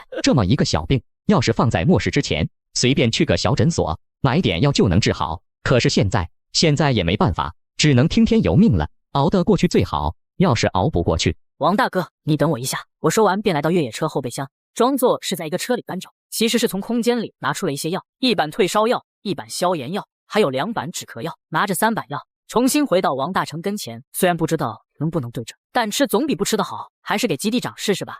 看到我手中拿着的药，王大成先是惊讶，紧接着就警惕地朝着周围看去，见没有人朝着这边看，王大成这才压低了声。启强，赶紧将这些收起来，现在这些可不好找，关键时候是能保命的。我把药板往前推了推，现在就是关键的时候。看到我眼中的坚持和执着后，王大成总算是接过了药。你们的大恩大德，我记在心上了，只要有我王大成一天，就绝对不会让人欺负你们。好，我不是真的想让王大成为我做什么，只是接触了这么长时间，我对王大成的性格多少也有了些了解。若是我不答应，王大成怕是不会收下这些药。目送王大成离开，我和刘曼才回到帐篷里，心情忽然有些怅然。不知道那几板药能不能救回他一条命。我虽然只见过冯秀丽几次，但还是很欣赏她性子里的坚毅。即便现在的日子这么艰难，她也拼命活着，努力活好。这一点和上一世的我有些像，但也有不同的地方。我只为自己活，而他作为希望基地的基地长，却是肩负着一整个基地和几百个人的生命和希望。放心，肯定能好的。他有这么一个基地，有这么多人关心他，等着他好起来，他肯定也不想死的。有的时候，要是一方面，求生的意志也是一方面。但愿如此。夜晚来临，那些第2基地闹事的人也拿到了晚饭，就1块饼和1瓶水。吃的这么差，也难怪他们会闹了。老婆，但这是没有办法的事情。第2基地这么大，海啸之后，幸存者也是不知反省。基地要把这些人都带到第3基地去，还要免费负责这么多人的吃喝，另外也要留一部分的物资，到了第3基地之后安家落户用。这样一来，每个人每顿饭能发到的口粮自然会少。但是这些幸存者们并不会从这方面来考虑，他们看不到基地的领导有什么安排，有什么难处，他们只看得到那些有钱有势的人可以吃香喝辣，这就是不患寡而患不均。可这世上哪里又有绝对的公平呢？我们解决不了这些事情，也帮不了这些人，唯一能做的就是过自己的日子，不去欺压他们。之后我和刘曼交替守夜休息，好在基地威望还在，这些幸存者没有闹事。第2天一大早，王大成就一脸兴奋地跑了过来。基地长昨晚吃了药之后，今天已经清醒了，也退烧了，但他行动还不方便，让我来谢谢你们。你们放心，你们给药的事情只有我和基地长2个人知道。我不是说基地里别的人信不过，只是不想给你们惹麻烦。王大成后面这些话还是有些出乎我的预料的。王大成和冯秀丽真的是难得一见的纯粹之人。海啸爆发，第2基地被摧毁，我和刘曼历尽艰辛，终于到达了第3基地。此时冯秀丽身体已经基本恢复。你们是怎么打算的？第2基地给幸存者的住宿条件实在太差了，几千人挤在一个院子，我们希望基地还是打算靠自己。你们希望基地多少人？264人。我和刘曼此次来第3基地，就是打算在这开个农场，卖水果蔬菜之类的。你们要是愿意的话，每天工作8小时，包你们3餐和住宿，每餐1荤1素，你们看怎么样？大兄弟，你确定吗？我确定。基地长，你看，我代表希望基地众人谢谢你。3天后，希望基地所有成年人都开始耕种起来。哥哥，谢谢你，我爸爸妈妈都说你是大好人。我爸爸说哥哥是究极大好人，我妈妈说哥哥是究极无敌大好人。你们都读书了吗？好久没有了。这样吧，哥哥我晚些给你们找些老师好不好？好耶，哥哥最好了。哥哥再见，我们去玩了。一切看起来都在向好的方向发展吗？是啊，等这批蔬果成熟了，我们不仅不亏，还有的赚。高厂长不好了，怎么了？农场外面有几个人闹事，秀丽姐和大成哥已经过去了。老婆，我们现在也过去，你叫上些人荷枪实弹，也迅速赶过去。好的，厂长。来到门口后，就见一群人极度嚣张。跟你们说话呢，聋了，赶紧把保护费交了，不然你们这农场还能不能继续开？那我就不能保证了。那你打算要收多少保护费？我们兄弟也不多要，一天就给个10-20贡献点就行了。当然，如果你身边的美女肯陪我们玩玩，那保护费的事情就好商量。你还真是厕所里点灯找死！你们都还愣着干什么？还不给我打！好好收拾收拾这个不知道天高地厚的家伙！都举起手来！一瞬间，全副武装人员就将几人围了起来。大哥，我们错了，我们有眼不识泰山，请你原谅我们吧。我们立马就滚！别扯那些废话，说你们是谁罩着的？我们不对啊，这不是我的台词吗？说话，你们是谁罩着的？有没有同伙？没有，就只有我们几个，没有同伙，也没有人罩着我们。这人一看就是钓鱼执法，要不然怎么有这样的武装？自己绝对不能把关少的名字报出来，不然就离死不远了。你说不说都无所谓，但是医药费、误工费、精神损失费杂七杂八的加起来，你们一人给500贡献点，不然就别想从这里走出去。大哥，你就是把我们卖了，我们也拿不出这么多贡献点啊！去把他们贡献卡都搜出来。报告厂长，6人一共1800贡献点，把他们抓进去劳改。什么时候赚足了另外1200贡献点，再放他们。解决了此事后，我也将王大成和冯秀丽留了下来。秀丽姐，大成哥，你们安排些人轮班武装守卫农场吧。看来第3基地也没有我们想的太平。放心吧，厂长，这种事我保证不会再发生。厂长，还有一件事我想跟您商量一下。大成哥，你说吧。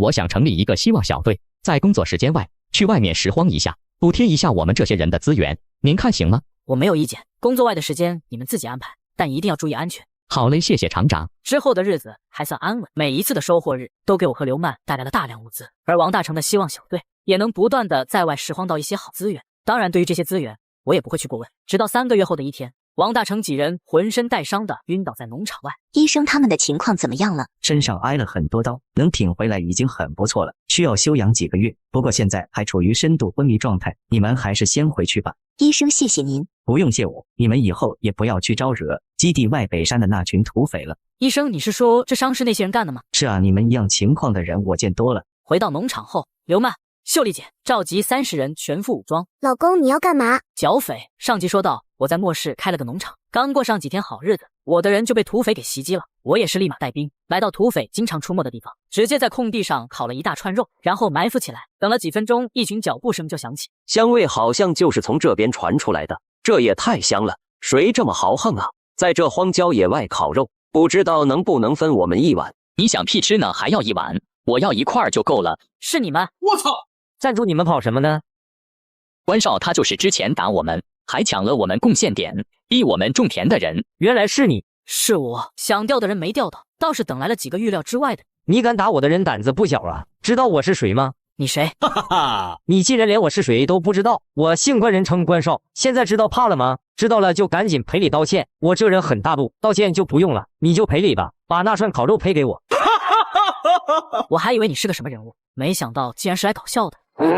你他丫！很快又一阵脚步声传来。关少，好久不见啊！图达，你想做什么？我没想做什么，不过是许久没有见到关少你了，过来跟你打个招呼而已。看来关少的日子过得还是挺滋润的，竟然还吃上了这么大的烤肉。来之前我还在想呢，是哪个蠢货在我匪帮的地盘烤肉，过来一看是关少，就一点也不觉得奇怪了。看来就是这家伙伤了自己的人。肉是他的，我和他也不认识，咱们之间的事情不要牵连到别人，让他先走。倒是没有想到，这个关少竟然还有这样的人。不愧是关少啊，都到了这个时候了，竟然还想着别人。只可惜我既然已经带着人来了，就没打算放过你们任何一个人。今天谁也别想从这里离开。图达，你不要太过分。我就过分了，你能拿我怎么样？就凭着你手底下这几个废物，你能奈我何？给我上！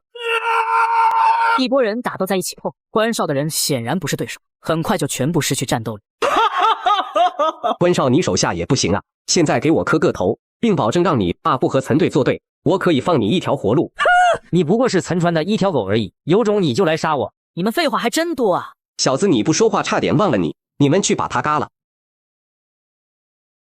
几声枪响过后，刘曼和冯秀丽带着一些兵围了上来，其他人继续埋伏在暗处。我好牛逼！太厉害了，帅哥，你真是我的偶像。之前的事情就算了，咱们这也算是不打不相识。这次你们救了我，这个情我会记在心上的。闭嘴！待会你和你身后人的命到底值多少贡献点？一会儿刷给我就行了。不是吧？还是有偿的。不然你当我做慈善啊？你这么说好像也是。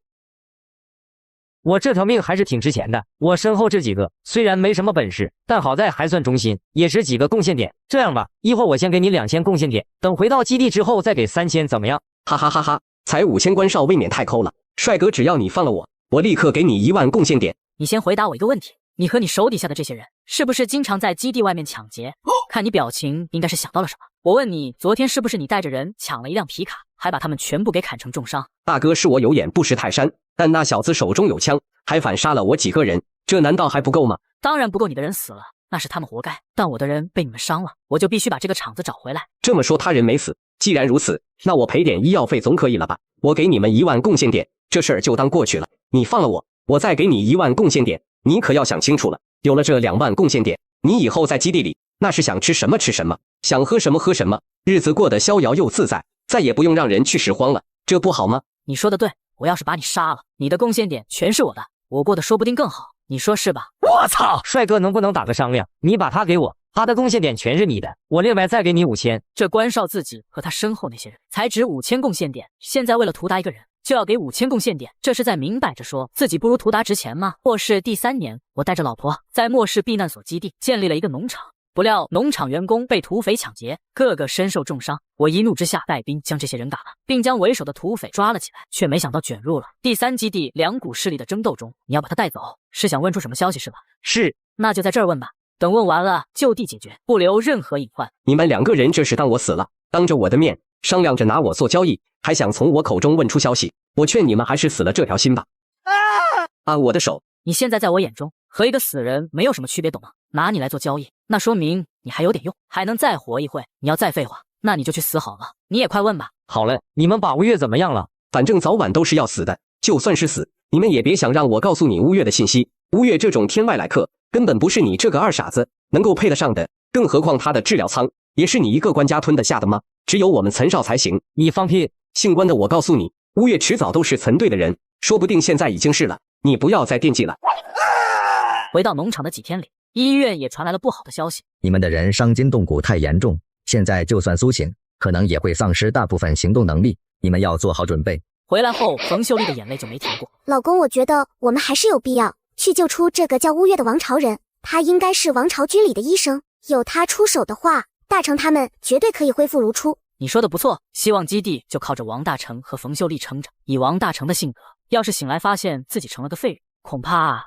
但你也知道，乌月在第3基地就是个烫手的山芋，救了他，如果我们不带他走，第3基地为了他的能力，恐怕又要腥风血雨。你想好了去哪吗？去第4基地吧，农场就送给秀丽他们吧。计划好后，我们也拉来了核心人物关少。救出乌月后，你们可以不带乌月走吗？关少现在可不是儿女情长的时候，乌月留在第3基地，就会有人惦记他的能力。今天是你们关家对头岑川，明天就可以是基地高层其他人。你关家能和这么多人作对吗？这一次，我们不仅会救出乌月，还会帮你们干掉岑川。但你关家之后要好好照顾我们希望农场。你放心，虽然很多人说我笨，但我这人绝对一诺千金。之后，我和刘曼便潜入了岑川所在的研究所。听说了吗？岑老大要推出什么治疗机器，再重的伤都能治好。切，你这消息都过时了。我听说这用的可是外星人的技术。你是在搞笑吧？哪来的外星人？我骗你干啥？那外星人现在就关在 A3实验室呢。这消息可是岑老大助理亲口说的。你拉倒吧，你这什么级别也见得到岑老大助理？上次我不是在外开车巡逻吗？岑老大助理喝醉了，刚好把我拦了下来，我把他送回去的。酒后胡言当不得真。我和刘曼闻言立即赶往 A3实验室，刚一进入实验室大门，一道身影迅速地朝我打了过来。有完没完？技术都已经给你们了，不要再来烦我了。你们这些家伙就是无耻，打不赢就用枪。你别搞错了，我们不是岑川的人，我们是来救你的。你们是关少的人吗？我们是王朝那边的。终于遇到老乡了，你们有没有办法离开这里？其他星球我拿出治疗舱治病救人，别人还会付钱给我。没有想到到了这里，他们不但不感谢我，还要把我关起来。救我出去之后，你们就带上我吧，我很有用的，可以给你们治病。我和刘曼对视一眼后，点了点头，可以。哈哈哈哈，走你们能走哪去？我早就想到，不可能只有一个外星人，就知道你会发求救信号，这周围都被我安装了感应信号，只要一有风吹草动我都知道。说说吧，你又有什么样的本事？你们都是怎么到蓝星来的？你们有没有办法离开？听你意思，就你这样的，你还想去星际呢？刚到地方就死无葬身之地了你。你把他们都杀了，不然还跟他们废话不成？之后，我直接拨通了关少的电话。计划成功了吗？计划很成功，岑川已经死了，研究所还有不少岑川的人，你带人来将下面的人处理了，接收岑川留下的事，能做到吗？能，那就去做吧，我先挂了。等等，乌月还好吗？现在还挺好的，但是我们位置已经暴露了，你们的人要是来得晚一些，那就说不定了。我这就去随时保持联系。他对你还挺上心的，若是你们在一起，离开第3基地，他应该能给你不错的生活。我都几百岁了，你会对一个能当你超级孙子辈的人有什么感觉吗？之后一切进展顺利，关家军很快便接手了岑川研究所，王大成等人也在乌月的帮助下完全恢复。大成哥，秀丽姐，希望农场就交给你们了。我和刘曼要离开第3基地了，我在我们住的地方给你们留了点东西，就当做是临别的礼物了。这几个月谢谢你们，以后你们好好的过日子。厂长都怪我，要不是我成立什么希望小队，也不会这样。大成，这事和你没关系，我和刘曼都是一个地方待不久的性格。厂长不可以不走吗？我们把岑川杀了，不走不行。不过秀丽姐你放心，我已经跟关少交代好了，这事儿不会牵连到你们的。而且关少欠我个人情，虽然他脑子不是很好使，但是人还不错，有他照应着，你们以后也能过上不错的日子。以后还能见面不？第4基地距离第3基地非常远，以后恐怕是见不到了。有缘再见吧，我们走了。乌月，我不能没有你啊！没有你我可怎么活？乌月，你一定要幸福啊！乌月，谁那么大胆敢把我卖关了？我关的。爸，你关了干什么？不关让你继续丢人现眼。我这怎么能叫丢人现眼呢？我只是在挽留乌月。他留下，第3基地就不得安宁，一堆人盯着他呢。爸，我们可以保护乌月。那是不可能的。爸，行了，别再废话了。岑川死了，他手底下的势力成了一盘散沙。你不赶紧去处理那些事情，是等着第2基地来的那些人趁机收拢势力吗？尤其是农场，我们要重点拉拢。乌月注定和你不是一路人，你也不用费那个心思，让你闹腾那么一会儿，是给你时间整理自己的心情。现在时间到了，就赶紧去忙活正事去。是我这就带着人去。哎，也不知道这小子多久能走出来。基地长，厂长留给我们的是粮食和贡献卡，用贡献点给孩子们换些学习资料吧，尤其是农业方面的。好，待会我带人去，这房子就留在这儿，以后我过来收拾，等厂长和大妹子回来了，直接就能住。行，那这房子就交给你了。12个小时后，我们在距离第4基地几十公里处停了下，还是脚踏实地的感觉比较好。我听关少说过，一共有10个官方基地，现在第3基地不能回了，我们要不去第2基地吧？第2基地临海，风景肯定特别漂亮。第2基地被海啸摧毁了啊？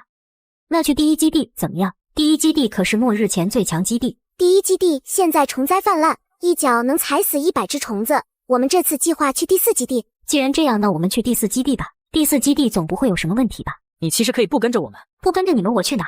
我飞船都被毁了，想回家遥遥无期。你可以去隐居啊。隐居我才不要嘞！你看看基地外面，断壁残垣，满目疮痍，荒野遍地，连个喘气儿的都看不到，还有大雾弥漫。就算是隐居，也应该去大基地。不是有句话叫做大隐隐于市吗？行，那在你还没有目标之前，就先跟着我们吧。好，那咱们这就出发吧。出发是要出发的，但是在出发之前，有些事情咱们却是要说好。说什么？还是治病的事吗？我保证不再给人治病了。不是这事，你想想，你跟着我们一起上路，坐的是我们的车，用的是我们的油，你也没有什么物资吧？吃喝穿用也要靠我们。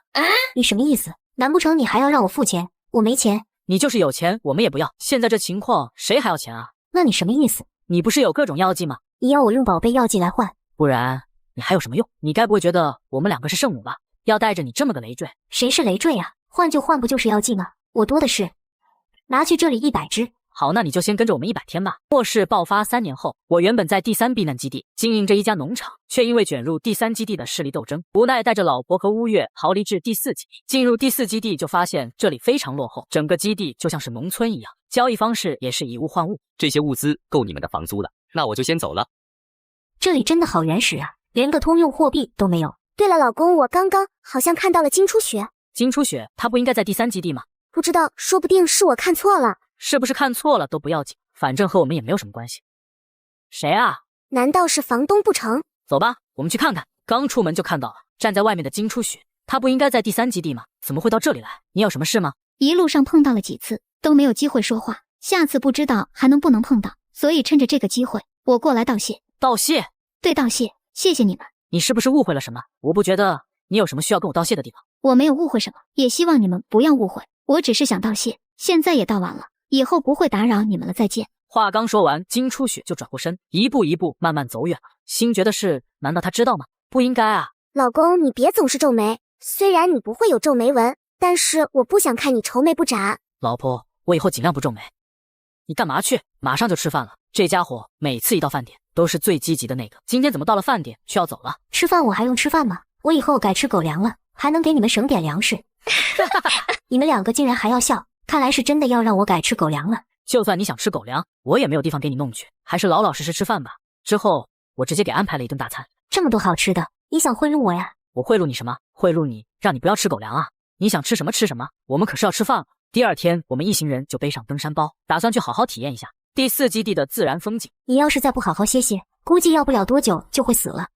乌月这家伙怎么生气了？难道是作为一个医者，看到有人受了伤不治疗，还不知道爱护自己的身体，就会生气的吗？我知道了，谢谢关心。我不是关心你，我只是职业病犯了。你以前是医生啊？我以前也想当医生，只可惜没有机会了。我不是医生，只不过是个靠着病患赚钱的人罢了。记住我的话，你要是再不好好的休养，就离死不远了。到时候你拿命换回来的这些粮食，够他们祖孙2个吃多久？这个男孩好像是隔壁的祖孙邻居是吧？没错，每次这男孩回来就一身伤，所以我对他比较有印象。你们怎么不问问我为什么生气？那你为什么生气？我就是生气，他都猜我是医生了，为什么不愿意花一点粮食找我买药？找我买了药把伤治好，他不就能继续去赚粮食了吗？还不用有生命危险。他大概是舍不得，只看他那样子就知道，他赚那些粮食肯定是付出了不小的代价。他舍不得花粮食买药，只想着自己扛过去，这就是作为哥哥的担当。你为什么这么明白他心中在想什么？难不成你也这样过？我当然没有。那你是怎么知道的？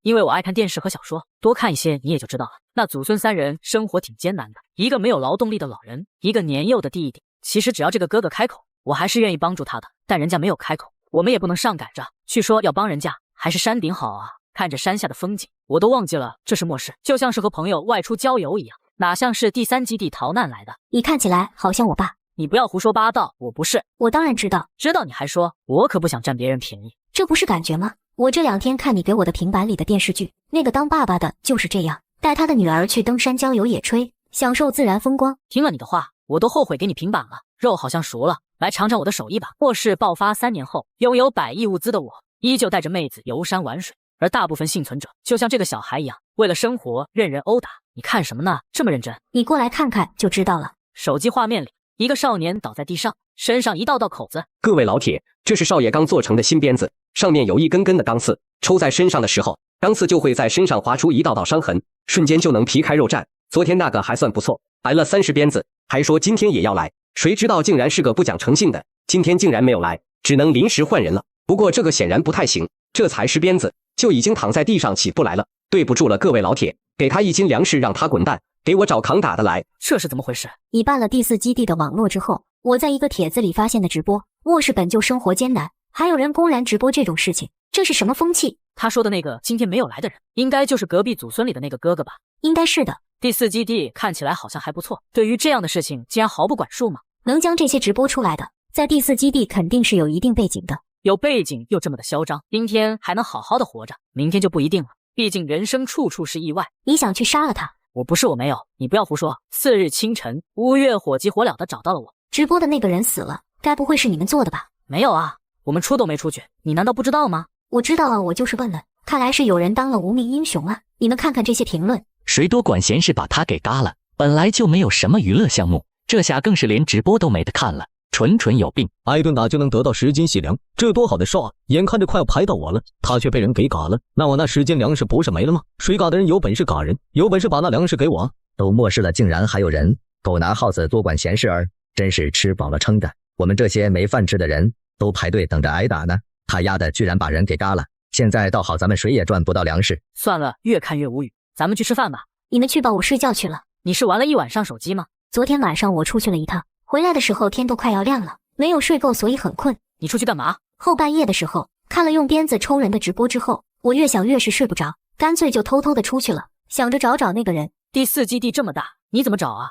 我也是出去之后才想到这一点的。回来的路上我就看到了那金初雪，我偷偷的跟着他来到一个屋子前，拿出了手机鼓捣了一会，没等多久大门就开了，开门的正是那个直播抽人的男人。金初雪和他说了几句话之后，就跟着他进了院子，然后我就在外面听到了一声惨叫。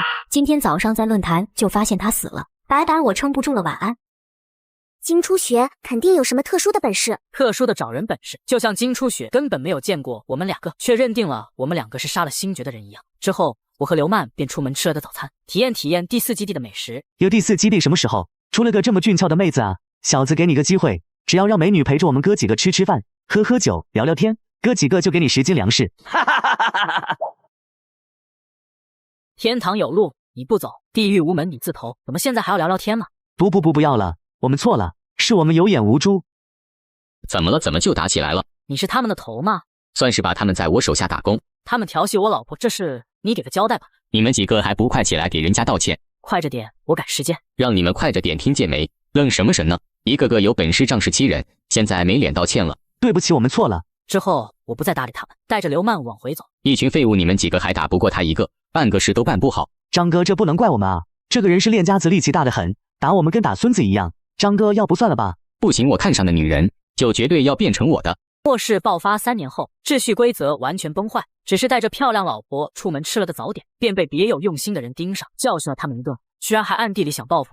张哥，这事真的就算了吧，那男的真的不好惹。放你娘的屁！我张大强看上的女人，在这第4基地还没有得不到的，抄上家伙跟上他，功夫再高也怕菜刀，我就不信了他是铁打的。刚来的停车场后，一堆人就围了上来，正是之前被我教训的那群人。看到我们手里的家伙了吗？你再好的功夫也怕是吃不消，识相的就好好道歉认错，再让这女的陪我聊聊天，说不定我还能给你们一条生路。我话就放这，在这个基地里，敢跟我张大强过不去，就没有活路。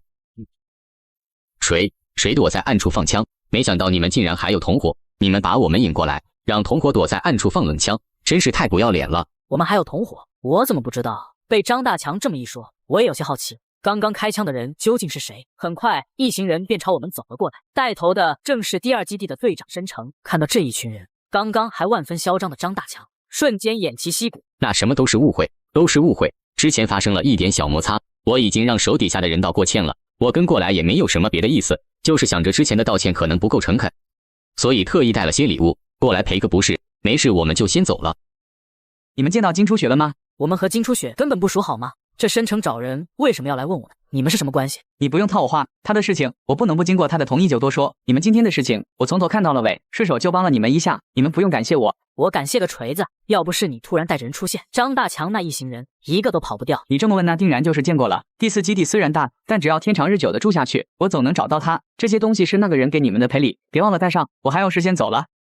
老公，咱们见过金初雪，还知道金初雪住在哪，为什么不告诉他？为什么要告诉他？他们之间的事情和我们有什么关系？他问我们有没有见过金初雪，我可是一个字都没说。不管他得出什么样的结论，那都是他自己的事情。生活想要过得安稳，就不要掺和到别人的事情里去，不然很容易到了最后里外不是人。我们也回去吧。刚回家不久，这张大强又找上门来送经验。哈哈哈！你们2个的胆子还真的是够大的，还真敢拿我张大强的东西。不知道什么叫定位器吗？现在只有你们2个人，我看你们还能怎么嚣张？现在你们跪地求饶，说不定我还能给你们留个全尸。要动手就动手，哪来的那么多废话？给脸不要脸！既然这样，那就别怪我不客气了，给我上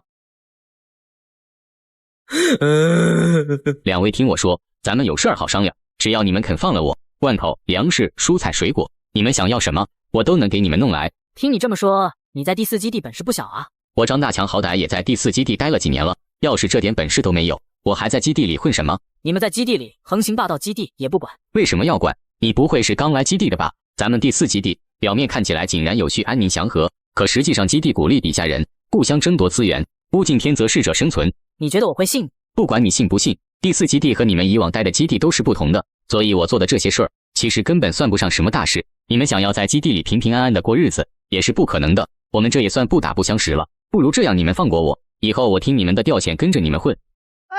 你可千万别心软上当。之前我还以为像你这样的人应该是心肠冷硬，做事不留任何后患才对，可现在看来你还是太年轻了一些，心肠也过于软了。这些人早就黑了心肝，没了人性，你今天放过他们，他们明天就要卷土重来，继续找你的麻烦。我没有想要放过他们，也并不心软，更不需要你叫我做事。末世爆发3年后，居然有人想叫我做事，可现在看来你还是太年轻了一些，心肠也过于软了。这些人早就黑了心肝，没了人性，你今天放过他们，他们明天就要卷土重来，继续找你的麻烦。我没有想要放过他们，也并不心软，更不需要你叫我做事。对不起，刚刚是我失态了，我只是不想你一时心软，给自己招来麻烦。既然你也知道会招惹麻烦，那你为什么要来掺和这事？白天申成找上你们的事，我已经知道了，给你们添麻烦了。刚刚我帮你赶了他，算是和白天的事情扯平了。金初雪走后，我和刘曼也出门去散散步。你有注意金初雪的肚子吗？好像是变小了，应该是已经生下来了吧。但在这末世里生个孩子，她一个女孩该怎么养？根据我前世的经验，现在还只是浓雾，过不了多久，永夜就要到来了，之后还有酸雨。不管从哪方面看，末世生孩子都不是个明智的选择。我觉得其实生个孩子也不错。老公，你说，如果我们生个孩子，会长得像你多一点，还是像我多一点。算了吧，我还没那想法。真要孩子，你就把乌月当你女儿养吧，反正她比你小不是？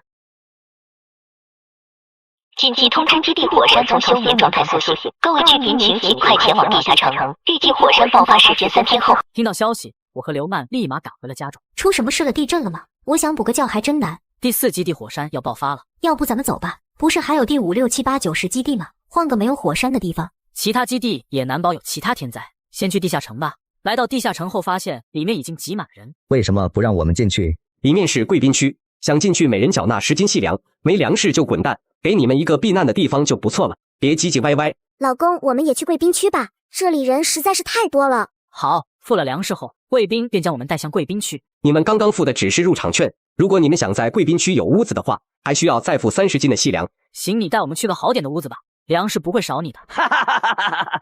好，你们这么痛快的人不多了，这就是你们的屋子了，我先走了。多花了30斤粮食，就这么一个简陋的小屋子，粮食也太好赚了。你这话说的可太对了，粮食不就是这么好赚吗？不管是末世前还是末世后，不管是在地上还是地下，房价永远都不便宜。决定房子价格的，永远都不是房子的品质和功能，而是房子所在的位置。比起外面那些打地铺的，我们有屋子就算不错了。刚刚你们看到金初雪了吗？看到了，怎么了？他住在我们对门内，而且他怀里是不是有个婴儿？该不会是他孩子吧？没想到你还挺八卦的。其实我很喜欢孩子的，你们要是生个娃，我可以免费帮你们带娃。别说那些有的没的，有这闲工夫，把你自己的单身问题解决了吧。到时候你想生100个也没人拦你。谁呀？该不会是金初雪吧？走吧，去看看。出去后发现门外竟然是个大妈。小伙子长得真像熊猫，可可爱爱的。我说你有什么事吗？你这小伙子，我夸你呢，你咋是这个态度？想夸我的人很多，不缺你一个。我过来就是想跟你们借个东西。不借。我都还没说借什么，你怎么就说不借？你这小伙子长得挺好看的，怎么心肠这么冷硬？这个屋子借给我吧，你们3个青壮年打个地铺凑合一下，没必要睡屋子。我家就不一样了，我有2个孙子，小孩子娇嫩，要有个舒服的地方才能睡得好。听到大妈的话后，我们3人集体问号，我真是从未见过如此厚颜无耻之徒。你家小孩子娇嫩，跟我有什么关系？怎么能没关系呢？小孩子是什么？那就是人类的希望啊！只要是个人，就应该对孩子好一点，关爱孩子的成长，薪火还要靠他们传承。以后末世爆发3年后，避难所山喷发，所有人被迫躲入地下城。我花高价买下地下城房屋，却被一老太太找茬。干啥呢？我话还没说完呢，你把门关上是什么意思？年纪轻轻的，怎么一点同情心都没有？以前没上过学呀，连尊老爱幼都不知道。3天后，这老太婆又找上门来，你怎么又来了？帅哥，你看看这生活条件越来越艰苦，咱们2个年龄也大了，也不知道能不能熬到天灾结束的那一天。可是孩子们年龄还小啊，他们还有好多年可以活，肯定能等到天灾结束，帮咱们看一眼新世界，你说是不是？所以你能不能把你的水给我孙子喝？你们成年人少喝点也可以。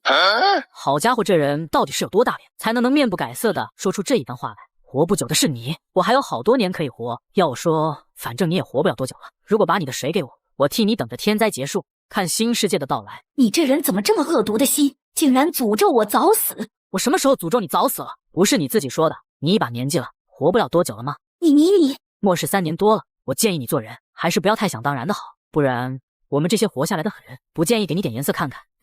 接下来的半个月，火山爆发停止，第4基地也开始招聘人手，重建居民区。我们3个手头一堆物资，自然没必要去工作，反倒是在外露营享受生活。你们也来这露营了？我也是觉得地下城空气不好，带着宝宝出来透透气。你要看看他吗？有时候我真的很佩服金初雪，在这末世里养活自身都不容易了，更何况还要养一个尚在襁褓中的婴儿。是个女孩吗？长大了肯定和你一样漂亮。我倒是希望她能长得普通一些，在末世可以免去许多麻烦。对了，现在火山危机过去了，我也打算从地下城搬去地区了，那里空气环境都不错。这次遇见也算是跟你们道个别，你们要是有办法也尽快搬走，若是没有办法，可以去地区找我。那我就先抱着宝宝回去休息了。所以地区到底是个什么地方？我们可以搬过去吗？整个地下安全基地有4个区，咱们现在所在的位置是 A 区，就是一般的幸存者住的地方。B 区是工厂和种植园， C 区是办公区， D 区则是有大量物资的人住的地方。我们当然也可以住到那边去。金初雪也有那么多物资吗？该不会就我是最穷的吧？金初雪应该是因为申城的原因吧？申城他已经成了基地队长，现在也算是基地中高层了。回去收拾收拾东西吧，我们也搬到地区去。刚收拾好东西出门，又遇见那大妈。你们这是要上哪去？是不是有什么别的住处？你们再不说话，我可要喊人了。到时候一群人围着你们，你们就是想走也走不掉了。要不就带我们一家走，把我们伺候好了，我也不找你们麻烦。我之前就已经警告过你了，还以为你是听进去了，现在看来你是根本没有听进去啊！你想做什么？你的话这么多，我当然是想割掉你的舌头。他晕死过去了，走吧。你真把他舌头割了吗？手不稳，只割了到口子，不过也够他受了。之后我们搬入了地区的高端别墅，两个女孩也是闲不住，开发了很多机器帮助基地建设，基地也给两人安排了卫兵保护。她们两个小姑娘真是厉害，发明的那些机器很实用。是啊，申队长，反倒是我一个人闲在家里没事干。你虽然没有出什么风头，但是和他们两个住在一起，就已经足够出风头了。上面的人注意到你们了，那人我听说是个外星人，看在你们以前救过初雪的份上，我给你们提个醒，剩下的就看你们自己了。申城提醒后的第二天，便有一群卫兵找到我。高启强是吧？跟我们走一趟，秦长官要见你。那我要是不去呢？秦长官说了，活要见人，死要见尸。你要是不愿意走着去，我也可以拖着你的尸体过去。末世爆发3年后，原本我只想安安静静的过日子，却被一群不速之客打破。高启强是吧？跟我们走一趟，秦长官要见你。那我要是不去呢？秦长官说了，活要见人，死要见尸。你要是不愿意走着去，我也可以拖着你的尸体过去。秦长官人带来了。好，你们出去吧，一会没有我的命令，谁都不准进来。是。自我介绍一下，我叫秦业，是这个基地的首席长官。今天请你过来，其实也没有什么别的意思，只是好奇你这个人居然能让刘曼和乌月这么优秀的两个王朝人都心甘情愿地跟在你的身边。但今日一见，我实在是看不出你有什么特别的地方。你见我不会就是为了说这些吧？要是没有其他事，我要回去了。既然如此，那我也就不拐弯抹角，你说服刘曼和乌月跟我联手，将第4基地打造成蓝星最大的基地。到时候我什么地位，你们就是什么地位，我有什么你们就有什么，怎么样？你真的想要拉入伙的，应该只有刘曼和乌月吧？为什么不直接找他们两个说？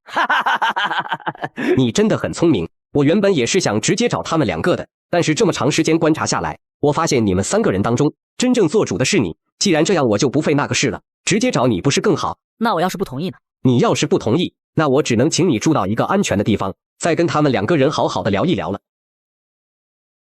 有意思有意思，没想到你一个蓝星人居然也有空间，要是能把你的空间剥离出来，想想就很兴奋呢。放弃吧，你不可能伤我分毫。你要是现在改变主意，我还能原谅你一次，给你个机会。之前承诺你的那些也依旧作数，你觉得怎样？既然你这个能量罩这么有用，那就让我看看它能不能挡住我的坚信炮。混蛋住手！你竟然要用这个？你知道这个威力有多大吗？我当然知道。知道你还用？你是想同归于尽吗？混蛋！没事儿，你要对自己有信心，我也对你有信心。让我来看看你能扛得住几炮。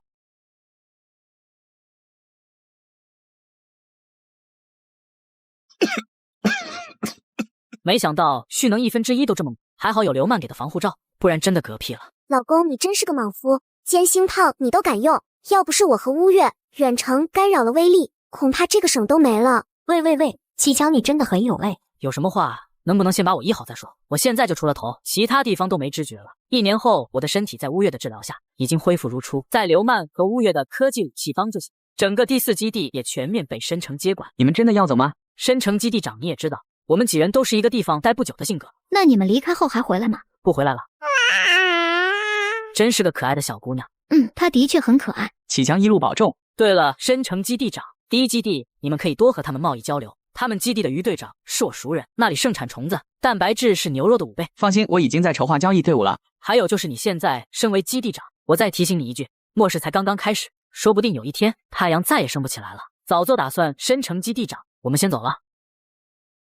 老公，太阳会再也升不起来吗？别人说的我不信，但启强说的我不信也得信。乌月现在还没发车，你要是舍不得，可以留下来，这里有不少你的科研成果和一群喜欢你的人，你在这里也不用再刻意隐藏自己的能力。不用了，我决定好了。你决定好了什么？我决定永远不走，一定要吃穷你。你这个目标很不错，那你要加油。什么加油？加油，活得久一点，不然你大概是吃不穷我的。老公，这次我们去哪？具体去哪儿我也不确定，走哪儿算哪儿吧。如果你们有比较喜欢的地方，我们也可以停下来住一段时间。真的吗？真的啊。所以你是有想去的地方吗？我想去北边看大草原。行，那我们就一路向北吧。末世爆发第4年，第4安全基地爆发内战，一切动乱平息之后，我也告别第4基地的朋友，带着老婆和乌月一路向去看大草原。骗子，这怎么和书上的不一样？这明明就是荒漠呀！书上说的都是真的，只不过末世4年了，现在的草原已经不是草原了。那我们就在这儿住下吧，我肯定能让草重新长出来的。之后花了几天的功夫，我们用电网围了块地，建起了农场。乌月每天都在研究怎么长草，而我和刘曼则是开始养养猪。一晃眼又是1年新来到，原本荒芜的地面也长出了翠绿的青草。之后，我们家门口便出现了一群陌生人。你们好，我叫郑武，是阳光基地的基地长。我们基地的人刚刚迁徙到这里，对这里的情况还不是很了解，所以想找你们打听一下。这一路过来，我都没有看到草地，你们这边却有草地，这些草是你们种的吗？这些草是我们种的，至于别的，我们也不是很了解。多谢告知，我们基地的人打算在这儿附近驻扎，应该不会影响到你们吧？我要是说影响，你就不在这驻扎了吗？驻扎在我们种的草地以外，我们就没有任何意见。好，那就这样说定了，以后就是邻居了，常来常往，互相帮助才好。第2天，这郑武带着一堆物资又来了，你又有什么事吗？我带过来了不少的东西，你们看看有没有你们能用得上的。无事献殷勤，有什么事儿就直说吧。你们种的这种草应该有种子吧？我想换一些，这草我已经尝过了，味道相当美味，吃完之后感觉身体都比以前好了一些，所以我们基地想换一些草种子，自己种植以后也能多个菜吃。那你都带来了些什么？有汽油，有一些生活用品，还有一些衣服鞋子，另外还有我们来的时候在路上猎到的猎物，看你想要什么了。我要先问你几个问题。问，随便问，只要我知道的全告诉你。你们阳光基地不是在第1基地附近吗？怎么跑这来了？这还要从浓雾消散后说起。当时大家都以为末世终于过去了，新生马上就要开始的时候，有一架直升飞机挂着一个很大的条幅在天上飞过，那条幅上写着黑夜即将到来，光明就在北方。起初我们是不相信的，可是随着日子一天天的过去，天亮的时间竟然越来越短，农作物大量枯萎，也由不得我们不相信了。那第1基地也在迁徙吗？我们其实是和第1基地一起出发的，只不过第1基地的人太多，行程较慢，落在了我们的后面，估计也就这几天他们就能到草原了。交换完成后，我也是回到了屋内，把刚刚的信息和刘曼他们简单的叙述了一下。你们说开飞机拉条幅的人是谁？这谁知道啊？我在蓝星本来也不认识几个人，虽然不知道是谁，但据说目前的情况来看，应该不是第1基地的人。话也不能说的这么绝对，你们不是让第4基地多和第1基地贸易交流吗？说不定申城基地长把永夜的消息透露给了第1基地。你说的也不是没可能。要是第1基地的人来了，那第3基地、第4基地，还有5、6、7、8等基地，以及像是阳光基地这样的小基地，是不是都会来？要是他们都来了，草原就这么大，能够容纳得了那么多人吗？到时候吃什么喝什么，还能搞种植和养殖吗？他们会不会在这里也弄个地下城？治安会不会也变差？最重要的是，我们这的天亮时间也变短了，以后天还会亮吗？别想那么多了，就算天不会再亮，人还是要活着的，走一步算一步吧。和预想一样，第1基地的人很快就到了草原。于队长，好久不见。启强，果然是你。我听那些阳光基地的人说了说，就感觉像是你在这。一看果然如此，我就说谁在末世能有这本事呢？于队长，外面人多嘴杂，进屋说吧。好，启强真是没想到啊，那次一别再见就是3年后。末世降临第5年，永夜即将来袭，所有人都聚集到北方草原，只因这里还能短暂的看见太阳。草原的治安也因为人多，开始变得越来越差。就这个地方我观察了几天，里面就住了3个人，他们能在草原建这么大的农场，肯定有不少物资。大哥要不算了吧，我总感觉他们不好惹。不可能，我已经受够天天吃草了，咱们这么多人怕什么？大哥，我来打头阵，好给兄弟们演示一下怎么爬过去。有电，居然有电！有电好啊，在这荒无人烟的草原上，竟然还能弄这样一个电网，这说明这院子里的东西很珍贵，不用电网都不放心。咱们要是能进去，里面的东西那就是咱们的了。撑死胆大的，饿死胆小的干了。对，人不为己，天诛地灭。咱们这么做也是没有办法，都是为了活命。住在里面的人肯定会理解我们的难处的。这些人还真是会自我安慰啊。是啊，我差点没笑出声。把电流调大点，给他们来个电疗。好，冲了！喂，你小子装什么呢？我刚刚试了，这电流很小的，忍一忍就过去了，就像这样。怎么回事？老大他们2个不会是死了吧？电死了太好了，咱们都是一起来的，都是亲朋好友，都是兄弟姐妹。我们的兄弟被电死了，这事儿绝对不能这么算了。我建议咱们大家拧成一股绳，让这院子的主人出来，至少要给咱们一些赔偿才行。你们说是不是？对，说得对，就这么办。里面的人出来，你家的电网电死了我们兄弟，你们必须给我们一个说法。谁要是有这样的兄弟，简直就是倒了8辈子的霉了。这些人不要脸的程度，简直是我生平仅见。怎么办？是任由他们叫嚣，还是出去干了他们？出去吧，和他们玩玩。你们就是这院子的主人是吧？你们院子的电网电死我们的兄弟，你们要赔偿。对，给赔偿，要给我们肉和粮食。你们的兄弟为什么会被我家的电网电到？电网好端端的立在这儿，又不会走路。电网不会走路，我们会走路啊！我们好端端的在路上走着，这2个兄弟在前头走着，就撞到电网了。是你家的电网挡住了我们的去路，就该你给我们赔偿。你们说你们的兄弟死了，可我怎么看着他们还活得好好的？好，现在死了，你必须赔偿。你们以为现在是什么时候？别说是他们2个被电死了，就算是我把你们全嘎了，你们又能奈我何？跟我要赔偿？你们以为你们是什么东西？以为你们要我就会给？你们是有本事顺着电网爬进来，还是有本事隔着电网杀了我抢东西？现在可是末世，有种你就一辈子别出来，我们就在这门口耗着，我就不信你不出来。那就耗着好了，看谁能耗得过谁。别说是3天5天不出门，就算是3年5年不出去，那也是没有任何问题的。第2天，那些人走了吗？没呢，在外面挖地，打算从地下钻过来。这些家伙还真是头脑简单，难道以为我们不会考虑到地下防御吗？让他们挖10年也挖不穿。里面的人出来，给我们一个说法。你们明明早就已经发现了我们在挖洞，却不告诉我们浇灌了混凝土，根本挖不通，任由我们在万年浪费时间，挨饿受冻。你们是不是故意的？这世上怎么会有你们这样心色恶毒的人？你们住的好，吃的饱，穿的暖，却一点怜悯之心都没有，都不愿意帮我们，实在是坏的彻底。像你们这样的人，就不配过这样的生活。赶紧给我出来！哈哈哈，咱们还是回屋去看电视吧。我最近又发现些好看的碟片。回屋，实在受不了这些家伙的奇葩言论。你们先回去，我去把电流开得大一些。事实证明，这些人是真的不怕累，一连喊了几个小时，甚至已经搭好了帐篷，摆明了是打算赖着不走了。看来他们比我们想的还有毅力呀。他们这是觉得我们只有出去和他们理论这一条路来啊。可事实上，我们多的是选择。乌月跟我去仓库搬音响，今天晚上我请他们听 DJ。末世降临第5年，永夜即将来袭。续接上集，一群人想要道德绑架我不成功后，便打算赖在我家门口不走。我也是直接拿出2个大音响，只要他们一睡着，音响就把他们给闹醒。如果我是 DJ， 你会爱我吗？你会爱我吗？你会爱我吗？崩溃了，我真的崩溃了！老大，要不咱走吧？这都第几天了，我们是一天好觉都没睡过啊！不行，咱们这么多天都忍过来了。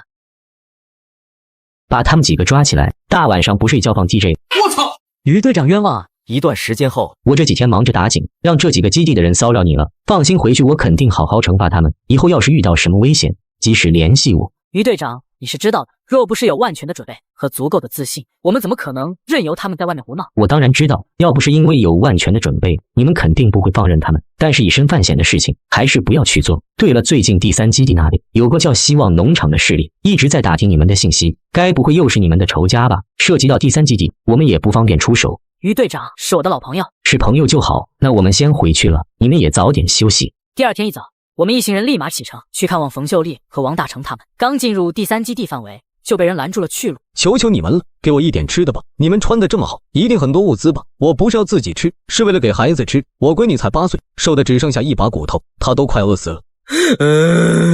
我不求你们救救她，只希望你们能发善心，让她在去世之前能够吃一顿饱饭。这也是个可怜人，我也就是自身难保，但凡我有那个能力，都会拿出一些吃的给他。才8岁的孩子，从出生之后，好日子没过多久，就进入了该死的末世。现在孩子都要熬不住了，要是再当个饿死鬼，那就实在是太可怜了。就是啊，大人怎么都行，可孩子是真的可怜啊，能帮一把就帮一把啊。没想到都末世了，富有同情心的人还这么的多。既然你们都这么的有同情心，那你们就一人出一把食物，让他女儿吃一顿饱饭吧。顿时周围一片寂静，没一个人再开口说话。怎么都不说话？你们不都心疼那孩子吗？一个人出一把食物都不愿意，那你们这叫什么心疼？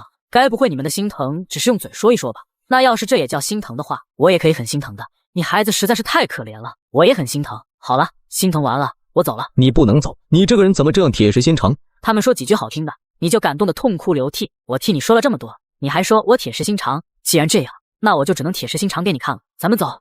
怎么道德绑架没用，准备用人身绑架了。再敢挡路，我让你人生一步到位。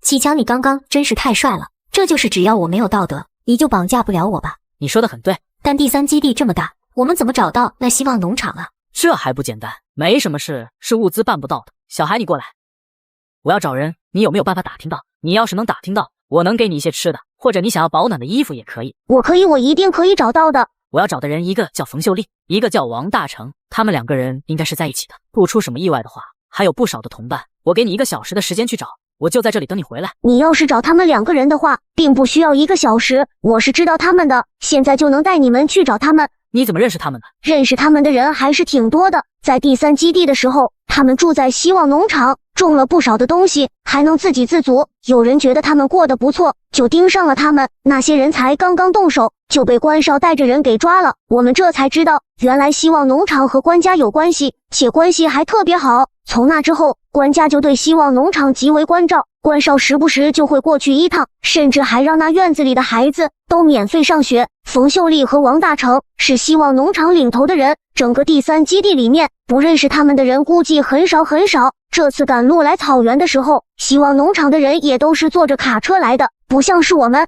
要是我也能加入希望农场就好了。看来在这个孩子心中，希望农场就像世外桃源一样吧。末世第5年，永夜悄悄来袭，只有北方草原尚存一丝光明。所有人循着太阳聚集到此，有无恶不作的坏蛋，也有3年未见的朋友。大兄弟大妹子，3年了，我还以为再也见不到你们了。胡说八道什么呢？大成，这不吉利的话以后可别说了。大成哥这也是高兴，秀丽姐你就别怪他了。这3年你们过得如何？饭菜已经做好了，一边吃一边说吧。好，2小时后，大成哥、秀丽姐，我们就先回去了。有空来我们那座做客，我们请你们吃大餐。好。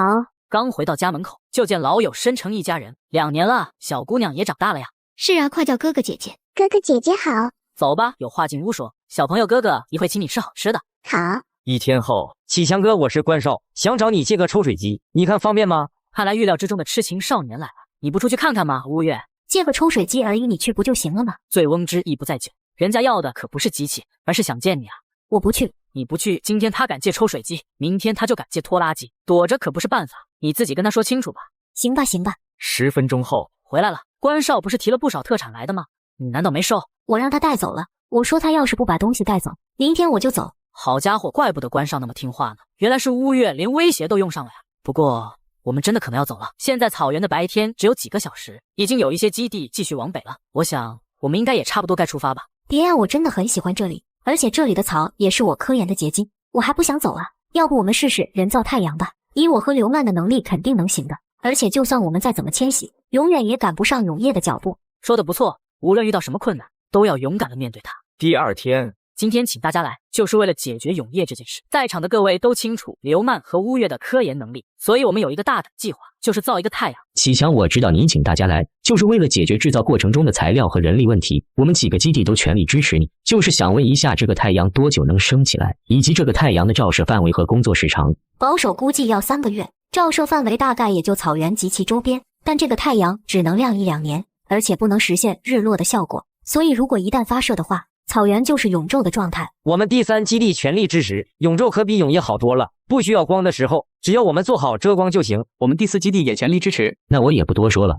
启强，我们第1基地永远是你坚实的后盾。之后永夜彻底来临，太阳再也没有升起，而我们又迎来一个熟人。真的是你们？之前我只远远的看着觉得像，并没敢认，没想到竟然真的是你们呢。你们怎么都只看着我却不说话？是不认识我了吗？我是阿娟啊。我当然是认识阿娟的，但只是在第2基地见过几面，算不上太熟。你有什么事儿吗？当然有事儿啊，现在这种情况我们还能遇到，简直是太有缘了。我正因为搬到这边之后没有熟人而发愁呢，没想到就遇到你们了，以后可就有人说话了，以后咱们一定要常来常往啊，你们说好不好？早在第2基地时，阿娟参加了星爵夫人的海选，攀附上了有权势的男人，后来应该是跟着那些人去了第3基地，过得同样不错的生活。那他家人呢？难道因为那场海啸死了吗？你和家人搬到这的吗？我爸妈就在那院子里住着，其他人因为海啸都不在了。既然你们一家人还能好好的在一起，那就好好过日子，不要想别的有的没了。你回去吧。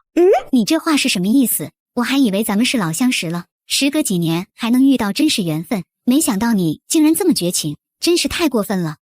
怎么样，是他们吗？是。那你回头多去几趟，跟人家打好关系，他们一看就富得流油啊。我不去。你这丫头怎么回事？吃错药了？怎么突然这么跟你妈我说话？你说我为什么这么跟你说话？咱们的日子过得好好的，你总是盯着他们的院子看，又说认出了他们，让我去找他们套近乎。我们本来就不熟，要不是你让我去找他们套近乎，我能这么丢人吗？末世第5年，永夜来袭，光明不再。我与各大基地首领计划研发人造太阳解决困境。续接上集，阿娟回到家后，你这丫头还怪上我了，我为什么让你去找他们呢？还不是为了你好。你要是能和他们打好关系，从他们的手里弄到一些好东西，那你在这个家的地位就不一样了。到时候你还用像现在这样受别人的气吗？但凡你的肚子要是能争点气，早点怀上一个孩子，我也不用替你想别的办法筹谋。我听明白了，你是嫌弃现在的生活了，觉得我没有办法给你好日子了。既然这样，那你走啊。你以为我不想走？但凡你哥要是活着，我有儿子养活着，也不用跟在个闺女身边，看闺女的脸色过日子。我哥，你心里就只有我哥。你这几年衣食无忧的日子都是我给你的，不是我那个海啸死了的哥给你的。哎呦，这是怎么了？怎么了？刚刚不是说的挺热闹的吗？怎么我一过来就不说了？做什么这样盯着我？难不成我是什么洪水猛兽吗？不说话也挺好的，有的时候少说几句，比说的太多更好。还有啊，提醒你们一句，你们现在住在这个家里，就是这个家的一份子，一言一行都代表着这个家的脸面。你们自己丢人没有关系，但是我希望你们不要做任何让这个家丢脸蒙羞的事情，更不要拿着这个家的面子去给自己装门面。魏玲珑，你这话是什么意思？你和我的地位一样，凭什么对我说教？一样？谁说我跟你的地位一样？老爷可是最喜欢我的，可你呢？老爷10天半个月还想不起来你一次，你算个什么东西？还敢说和我地位一样？名字土里土气，长相和穿着打扮也是土里土气，也不知道老爷看上你哪一点了。魏玲珑走后，阿娟妈知道讨好别人的感觉并不好受，可是你看看我们现在的处境，在有些人的眼中，我们住在这个院子里是衣食无忧，可是这一切的前提都是老爷还喜欢你。要是什么时候彻底不喜欢你了，把我们赶出去了，到时候我们该怎么办？你去讨好那院子里的人，只要能和他们拉近关系，让老爷知道你的用处，你还用担心被赶出去的事情吗？到时候不仅不会被赶出去，就是魏玲珑也要给你端茶倒水，捏腰捶背，甚至喊你姐姐，看你的脸色过日子。你说是不是？该说的我都说了，你自己一个人想想吧。我走了。妈说的不错，自己不能这样放弃。高启强他们就是自己的踏板。第二天，你又拿个望远镜看什么？我就是在看着一大清早的。阿娟过来做什么？她又来了。我早上正在喂鸡的时候，她就过来了，说是要找你。我说你在睡觉，她就走了。不过我看她那样子，应该还会再来的。那就去打探一下阿娟住的院子的势力情况吧，知己知彼，我们也好应对。早知道你会这么说，我已经打探清楚了。阿娟住的那个院子，其实是一个叫冯三的人的后宫，里面的女人可多了，她们个个环肥燕瘦，各有千秋。院子里好像是按资排辈，还分大小。他们为了那个冯三大打出手，争风吃醋。那个冯三也是挺会享受的。阿娟应该是不太被宠，被几个得宠的当成丫鬟使唤。看来这阿娟缠上自己，大概是看到了自己这个院子养了不少牛羊猪鸭鸡和种了一亩亩的菜，生活过得很滋润，想要和我们搭上关系，增加他自己的筹码，让自己在那冯三面前有一席之地。不得不说，莫氏要是能和自己这种物资富豪攀上关系，那冯三到时说不定还要哄着他。你还想知道什么吗？我还能把阿娟的那些姐妹的名字和长相身材特长全都跟你说的一清二楚。大可不必。别的这也就算了，那些人都太一般，也没什么好说的。可是有一个我却一定要跟你说一说，他叫魏玲珑，有各种才艺，吹拉弹唱跳全都会，一个人就能开一场晚会。长得好看，身材好，有才艺，情商还高，声音好听，还会说话，深得冯三的喜欢。他虽然不是第一个跟着冯三的，却是冯三最喜欢的那一个，对他也是最好的。在阿娟的那一众姐妹当中，可以说是无人能出其右，独领风骚。又说曹操道，魏玲珑也来了。走吧，那我们去会会他。末世来临第5年，永夜来袭，再无光明。续接上集，阿娟频繁的骚扰我，然后又来了个魏玲珑。你们好，我是魏玲珑，我今天冒昧过来，是想跟你们道歉的。我们院子里的阿娟，以前和你们认识，这2天总是过来打扰你们，估计给你们造成了困扰。这事儿我家老爷知道了之后，觉得很是过意不去，就让我过来给你们道个歉。你们放心，老爷已经说过阿娟了，他以后不会再过来麻烦你们了。这魏玲珑过来可不会就是为了说这事吧？知道了，这件事是我们给你们添麻烦了，按理说应该给点赔偿才对。不过你们也不缺这点东西，我家老爷就想着跟你们交个朋友，大家一起吃个饭，你们觉得怎么样？原来不让阿娟来，是想直接和自己对话，想的是挺美的。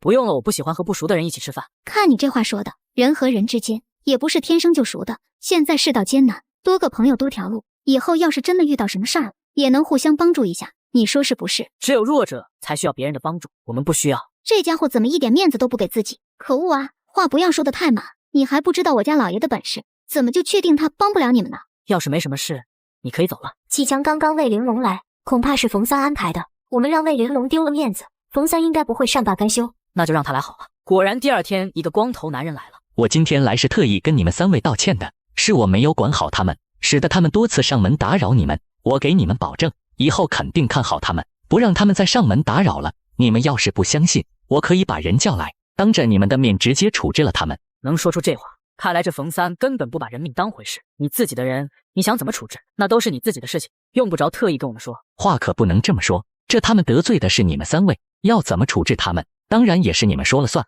我自己处置了。要是你们不满意，那可怎么办？冯三这话的意思是打定了主意，要把阿娟和魏玲珑的生死和我们几个绑在一起了。真是觉得自己命太长了。我操！怎么处置他们2个，我倒是没有什么意见，可你要是再纠缠下去，我就有意见了。我本想着还能交个朋友，既然你们没有这个意思，那就算了。这个世道多个朋友多条路，这个道理没想到你们3个人竟然都不明白。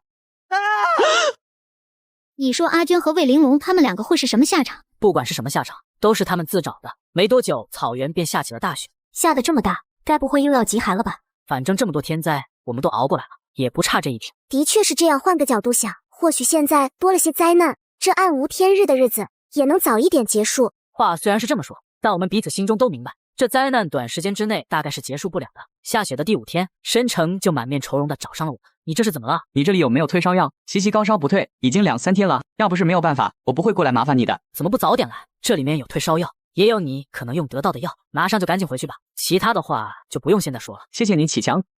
话说，这是让我想起了第1基地那边生病的人不少，发烧的、咳嗽的随处可见，就连人造太阳研究所那边也有不少人咳嗽了。一整天我的耳边都一直萦绕着咳嗽声。辛苦你了。我听着倒是没什么，就是觉得这样下去不是办法，没有药他们只能硬扛，时间长了传染的人只会越来越多。我们种点草药吧。可现在开始种草药，那也来不及呀。没事，于队长已经弄到了一批过期药，草药只是为了以后打算。没想到只是一场雪就带来了这么多麻烦，但凡有点办法，谁也不会去吃过期药。可现在的情况在这儿摆着，要是不吃过期药，就只能硬扛。会不会被过期药给毒死倒是不一定，但扛着扛着说不定就会被病魔给拖死，到底还能有多少灾难？人造太阳还能升起吗？末世来临第5年，永夜来袭，大雪纷纷，幸存者开始感冒发烧，药品又成了一个难题。但好消息是，人造太阳还是在计划中顺利升起，大雪也出乎预料的停止了。就这样正常生活3个月后，我发现有个全副伪装的人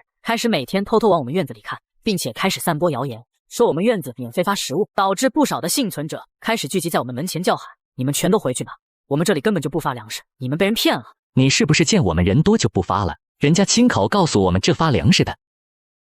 粮食没有，子弹管饱，再在我这叽叽喳喳，后果自负。外面的人都赶走了吗？全都赶走了，但这也不是个办法，看来还是得把罪魁祸首抓到。放心吧，我已经拍了那伪装男不少照片，于队长那边已经开始全面排查了，只要他还在草原，要不了多久就会落网。第2天，于队长就把那人卸下了伪装，绑了过来。于队长，这事又麻烦你了。这有什么麻烦的？要说麻烦也是这小子给你们添了麻烦。要不是吴越说要把这小子带来，我直接送他去劳动改造。他叫什么名字？叫赵瑞阳，他说是你大学同学。你为什么给我制造麻烦？我应该和你没什么过节吧？你终于记起我来了。记起什么？我什么也没有记起来，我只是这么疑问而已。即便是知道了赵瑞阳的名字，我仍旧没有想起来我们之间有什么交集。高启强，你果然还是像以前一样让人讨厌。看着赵瑞阳样子，就像我与他有杀父之仇一样。但天地良心，我末世之前绝对是个奉公守法的好公民，甚至作为一个超级富豪，也从来没有瞧不起同学，更没有高高在上。所以这赵瑞阳对我的恨究竟是哪儿来的呢？我就知道像你这样的人高高在上，从来不把我们这些家境普通的同学放在眼里。当初的事情我记了这么多年，可你却早就已经忘了，甚至一点印象都没有。听罢，我又努力回忆了一下大学记忆，实在是想不到有关他的任何交集，只是大概记得班里有这么个人。看你样子也想不起来，那我就告诉你，大4的时候，大家找工作的找工作，考研的考研。一次聚会上，别人问你要做什么，你说你要先在家里宅1、2年，或者是去各处走走看看。那轻飘飘的语气，我到现在还记得。好像还真的有这一回事，可是这话有什么问题吗？自己有钱，当然不必想工作的事。我想要留在毕业的城市里，要拼尽全力，朝9晚9的上班，007也是常事。可是就算如此，我辛苦1个月赚来的工资还不够你买1件衣服，我拼了全力也没有办法在城市安家落户。可你却能用极为轻松的语气说，大学毕业之后要在家里宅个1、2年，你凭什么？本来以为末世之后你也能体会我的痛苦，但你为什么还有那么漂亮的女伴？还有现在那些药材，还有这人造太阳，看着一群人因为阳光和药材对你感恩戴德，我就难受，因为他们都被你骗了。你只不过是在自己享受之余，拿那么一点点自己用不着的东西施舍给别人而已。你凭什么受别人的感激？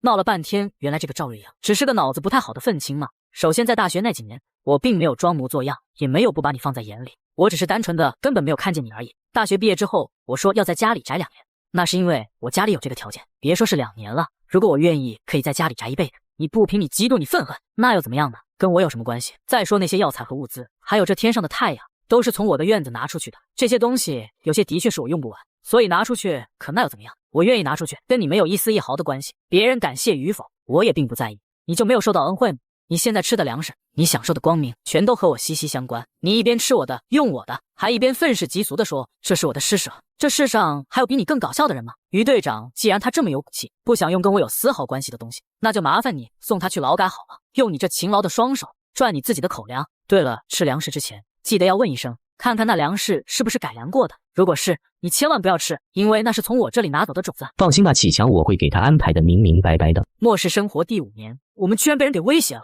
怎么样？我说的事情你们考虑好了没？只要你们听我的，想要什么有什么。既然这样，那我想要你把你身后的人绑到我面前。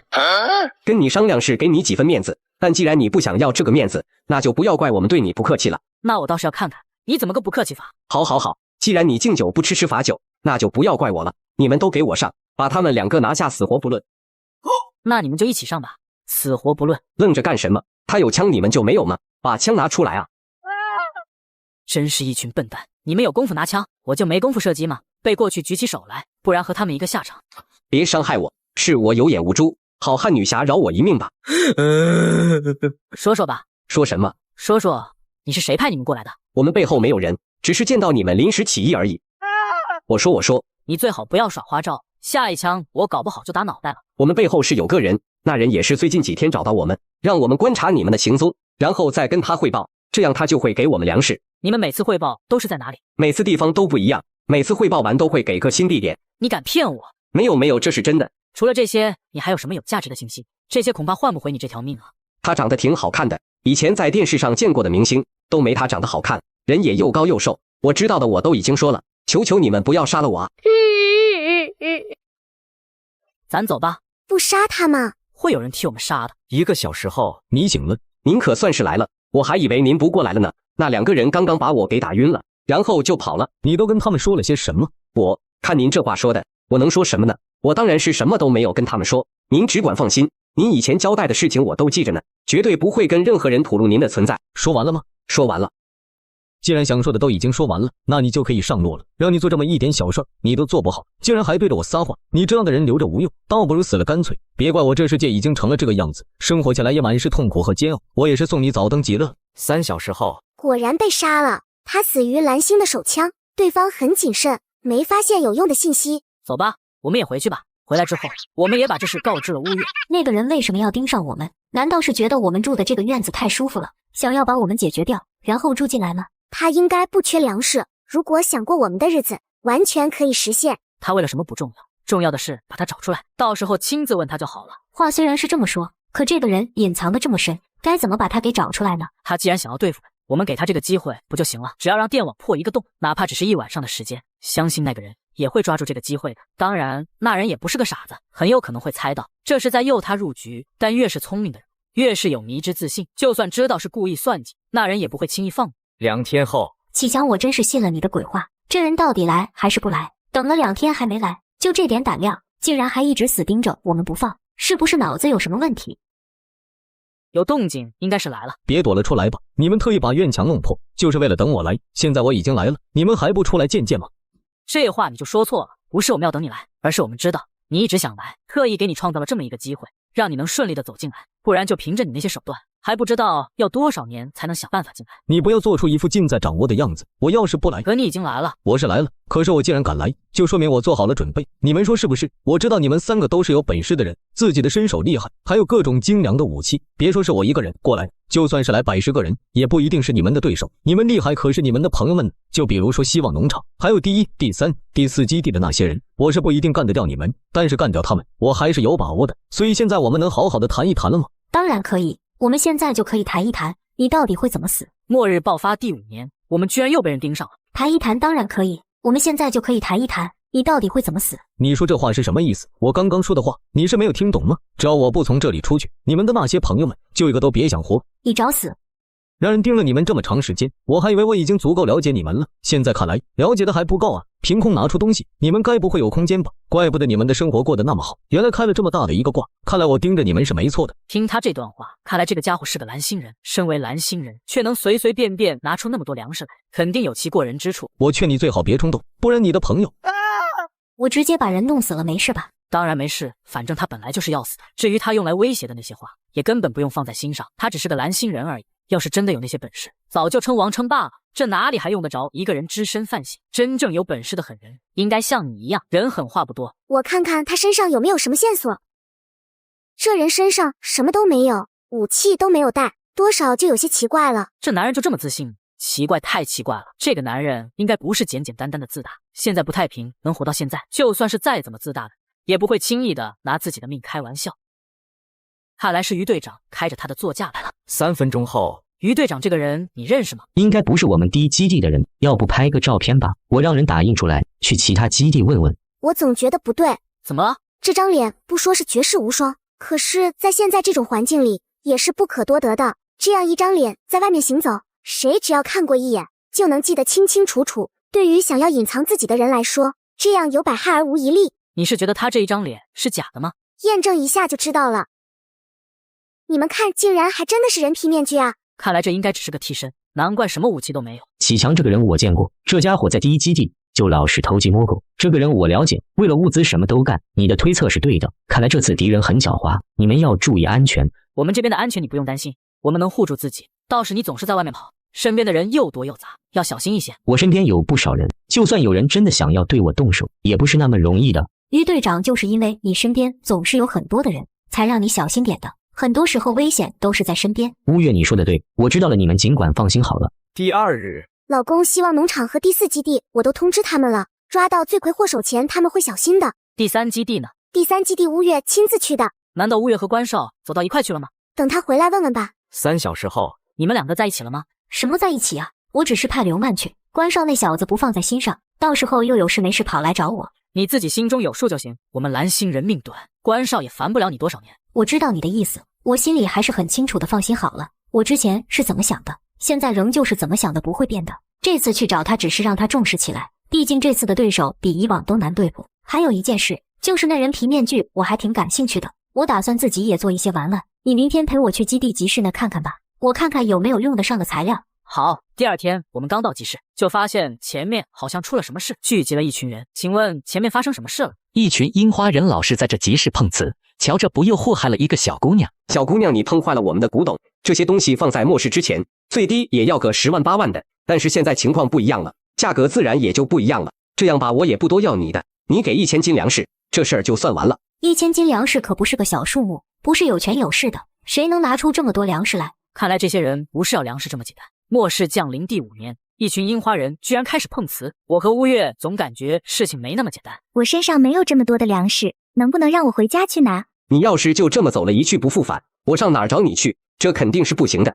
可我现在也没有那么多的粮食啊，要不你们跟我一起去拿？看你一个小姑娘出来也是不容易，既然这样，那我们就勉为其难的答应吧。这些樱花人肯定不怀好意，我们跟上去看看吧。没多久，那女生就把几个樱花人带到了小树林里。你领着我们来这儿想做什么？我可告诉你，你不要耍什么花招。你个小姑娘，我还真不信你有那么多粮食，干脆直接跟我们走，咱们拍几部动作片抵债。求求你别杀我啊！咱是同胞啊，都是他们2个樱花人逼我的，我说的都是实话，你要相信我啊。那我怎么听说是你联合樱花人搞了碰瓷这一事，专门找女性下手，逼良为娼？你到底是什么人？这些事情你是怎么知道的？我是怎么知道的？我知道有什么奇怪的吗？这世上又没有不透风的墙，更不要说现在连墙都没有四处漏风，想要知道这些不是很容易吗？所以今天这事儿是你一手策划出的？没错，今天这事儿就是根据你们之前的那些行动，特意为了你们而策划的。之前还担心你们会不会过于警惕，没想到你们全都是一群没脑子的货色，竟然这么轻易的就上当了。你不要杀我，我还不想死，我又没有做错什么。现在的社会本就是弱肉强食，那些人自己没有本事，才沦落到了那样的下场，这跟我有什么关系？就算没有我，他们也会遇到别人，照样苟延残喘不了多少时间。看来我们跟来倒是多此一举了。买好东西后，返程的路上又遇见了金初雪，你怎么带着她出来了？外面现在是什么情况？难道你不知道吗？外面是危险，但是还不至于出个门就受伤身死。西西出生在这种环境了，我不能把她当个菟丝花养着。那你们这是要去哪？我们要去基地营地那边看看。妈妈，我不跟你一起去了。西西为什么不跟妈妈一起去了？因为西西想和叔叔一起玩。那西西就跟我一起回家吧。西西跟叔叔回去要乖要听话，不要闹人也不要乱跑，知道不知道？知道了。西西就麻烦你们照顾了，等我中午回来之后去你们那里接她。刚回到家中不久，一个坏消息就传来，出什么事了吗？金初雪出事了，人已经没了。怎么可能？上午我看到他的时候，他还是好好的。他把西西交给我和乌月，说中午的时候就过来把西西接回去。是真的，于队长跟我说的。他说金初雪去第4基地营地的时候，遇到了一群人被人杀了，他应该是拼命反抗过的，身上有枪伤也有刀伤。那伙人人数不少，行动迅速，等卫兵赶到的时候，人已经没了。申成知道吗？知道了，之后就直接带着人去追了。临走之前，申成跟我说，西西就拜托我们了。什么叫做拜托我们了？说的跟遗言一样。西西这样小的一个小姑娘，才刚刚没有了妈妈。申成这是要是再出什么事，是要让她也没有爸爸吗？我也劝了，但他执意去报仇，这一去不知道是不是九死一生。要是回不来，西西就拜托我们了。追个人而已，开着车去追，还能追不上吗？怎么就九死一生了？那些人是乘坐飞机走的，申成说他不追到人不报仇，是不会回来的。那些人开着飞机走，那他们也是开着飞机来的，知道是什么人吗？难道那些人过来就是为了杀金初雪不成？难道是之前那个家伙开始行动了吗？这些申成都搞不清楚，我们就更无从得知了。他这一走，不知道要什么时候回来。西西估计是要住在我们这边了。那就住吧，我们也不差他吃的用得住。我知道，只是这事儿该怎么告诉他？末世降临第5年，西西妈妈金初雪被人杀害，我和刘曼也在讨论如何告诉西西这个残酷的事实。还是暂时先不说了吧，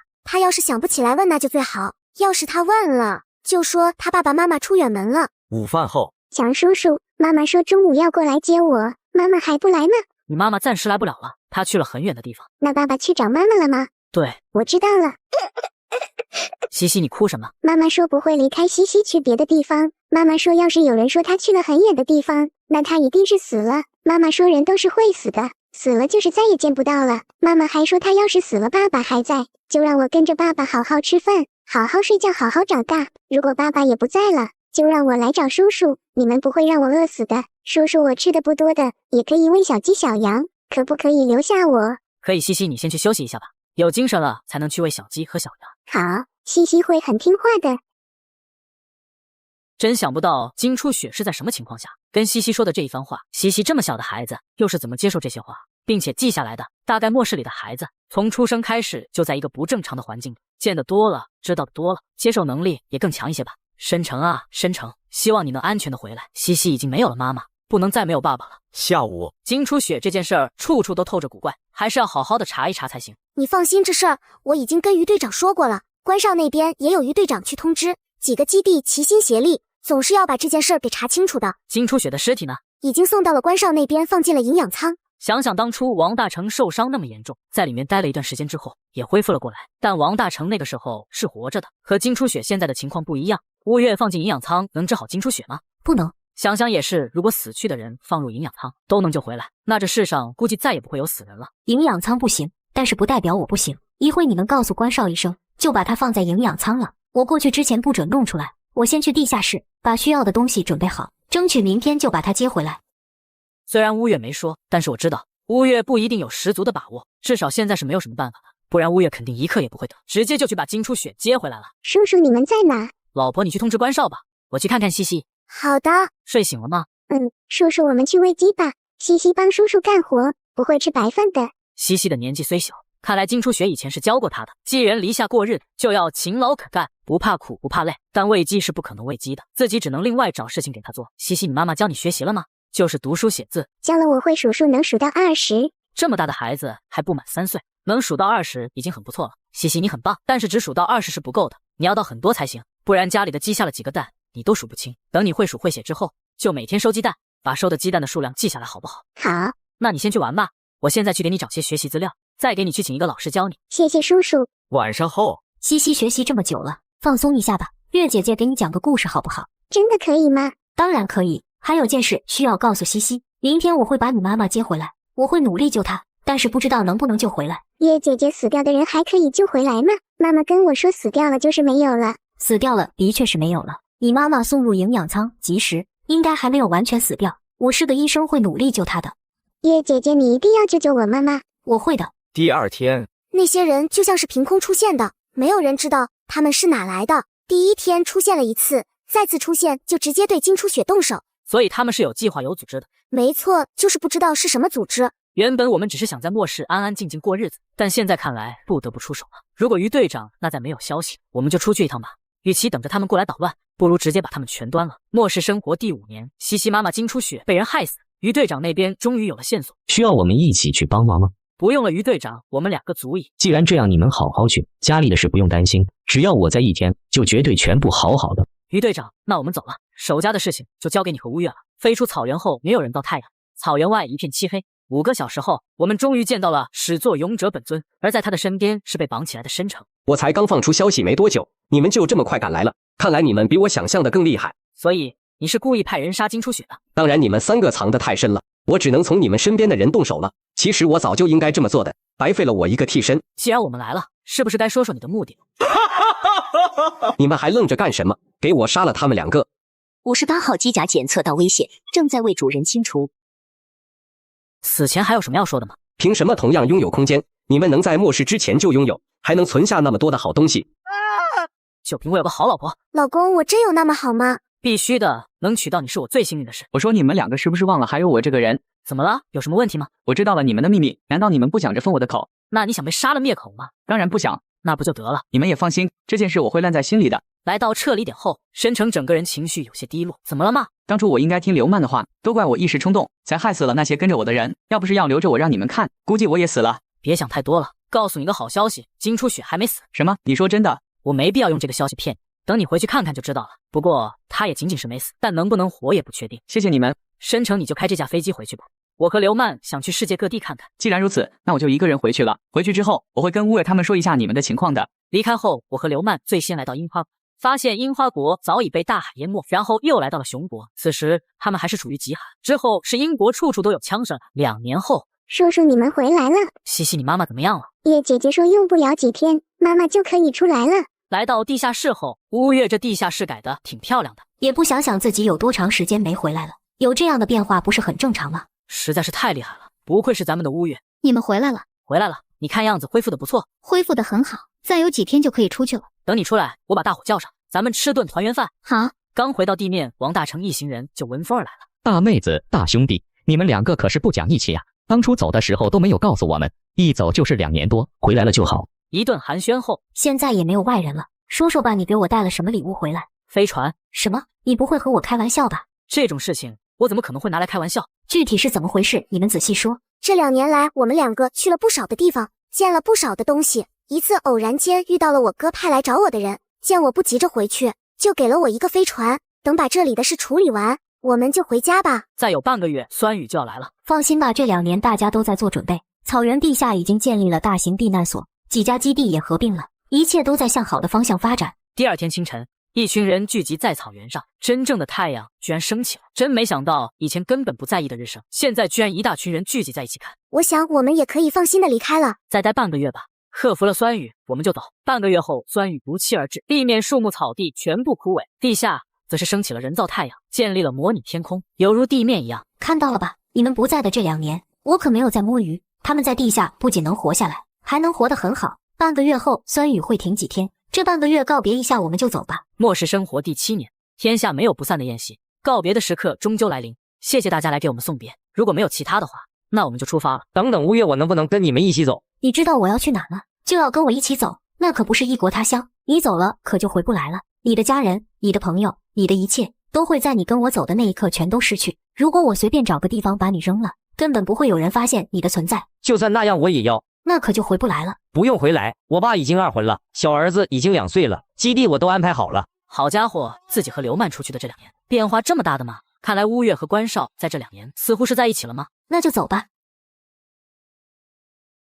西西他们走了。没事，乌月姐姐给了我飞船制造技术，我早晚会去找他们的。妈妈，你们去吗？这个傻孩子，我们连他们去哪都不知道，又怎么去找呢？去等你制造出飞船，咱们一起去。我会努力的。送别完了，咱们大家也回地下去吧。这酸雨说不定一会就要下了。不久后，希望农场大成，你们希望农场的美酒酿的是真好，我很久没喝的这么痛快了。你说咱们有一天会不会真的可以去找他们，就坐西西发明的小飞船去？但凡现在有一把花生米，您也不至于喝成这样。好了，不说这些了，把秀丽叫出来也喝2杯吧。艾秀丽现在指不定在哪儿哭呢。其实以前在第1基地，他们走过很多次，每次我都送他们，跟他们说去哪都行，去多久都可以，我会在基地等着他们回家。这次我知道他们走了，就不会回来了。但不论怎么样，这里都是他们的家。启强，这杯酒我敬你，咱干了。3天后，飞船降落在一颗漂亮的星球。老婆，你家就在这个星球上吗？不是，这整个星球就是我们的家。老婆的家是一颗星球，真就毫无人性。这颗星球叫什么？它以前没有名字，但以后有了，就叫启强星。虽然挺土，可谁能不喜欢用自己的名字命名一颗星球呢？反正我是喜欢的。终于到了，等会儿你就去用基因药剂，我可不想还没来这里几天你就死了。好，用完基因药剂你就当我的助手。我这么多年不在星际战场，估计都要忘了我的名号了。好，你除了好还会说什么？还会说在你身边就好。18年后，爸爸，我要去你家看一看。熊猫人，你先去玩吧，我找你妈妈商量一下。爸爸，能不能不要叫我小名了？我才不是熊猫。熊猫人多好听，熊猫在我星球还是国宝呢。算了，不跟你小子废话了，我找你妈去了。老婆跟你商量个事。什么事啊？就是小熊猫说想搞一台打游戏的游戏机，我也是第一时间反对。但孩子不是刚满18岁吗？我就想着，要不就当他的成年礼，买给他算了。行吧，这次就买给他吧。还有件事，小熊猫不是也长大了吗？他想去我的星球看看，你觉得怎么样？我觉得可以。他走了以后，我们以后的日子是不是就安稳多了？发生什么事了？去看看吧，我看这小子屁股又发痒了。美女，你是谁呀？你这飞船一看就是3无产品，怎么敢飞的？这是什么情况？爸，跟我没关系啊。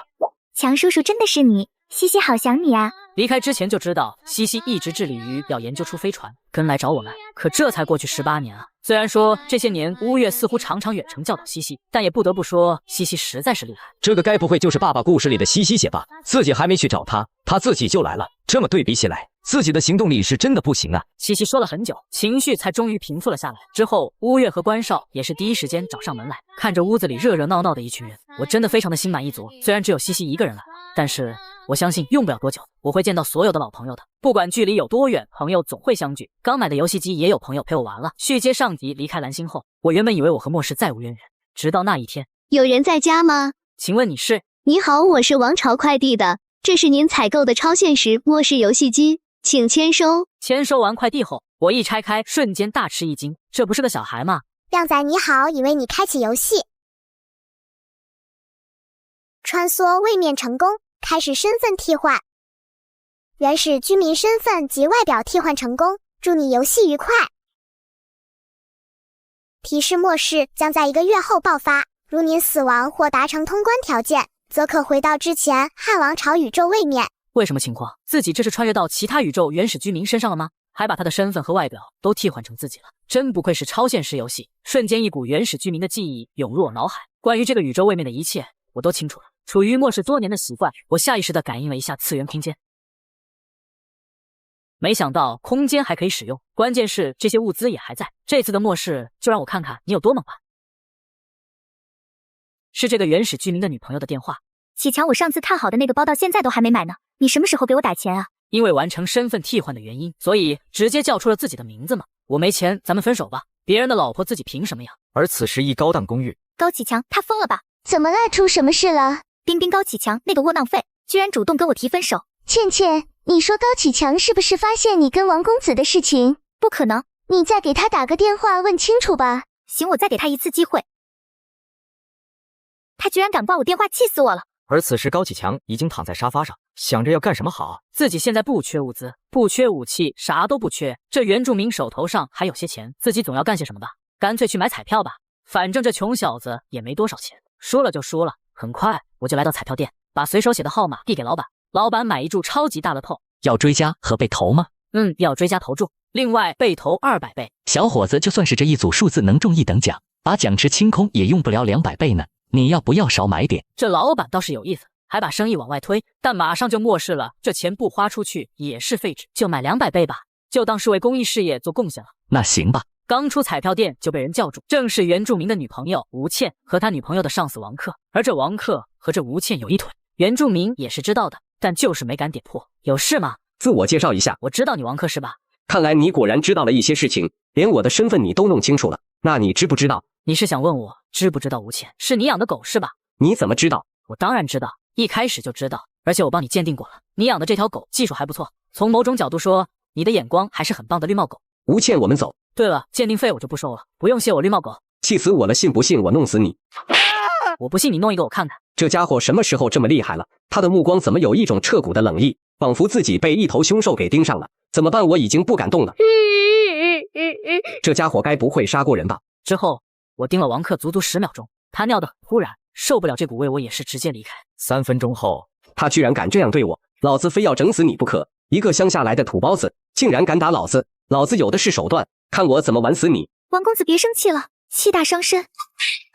你这个混账，有你说话的份儿吗？冰河末世即将爆发，眼前这个靓仔居然中了1000万大奖。先生，您中了1000万大奖，您有打算拿出多少给慈善事业捐赠呢？我不捐。好家伙，这位新晋千万富翁居然1毛钱都不捐赠，你这有点不讲武德啊！我提前准备好的稿子岂不是要推倒重写？摆脱了一群记者后，我直接租下了一个防空洞，并将税后的800万全部用于购买高端房车。这次末世就不蜗居在一个地方了，我打算把这房车改成移动的避难基地，在末世游山玩水，岂不快哉？还有近1个月的时间，把王朝的科技装到房车上应该来得及。1个月后，整个房车已经大变样，不仅看起来更有科技感，实际上也的确变得更有科技感了。我给它起名为末世小强号。小强，请打开舱门。舱门已打开。小强播报最近1个月新闻。小强已为强哥检索了互联网上的消息。综合来说，现在外界温度已经降到零下20度左右，高纬度地区的温度更低，而且气温还在持续下降。许多国家如华国、漂亮国、倭国、棒国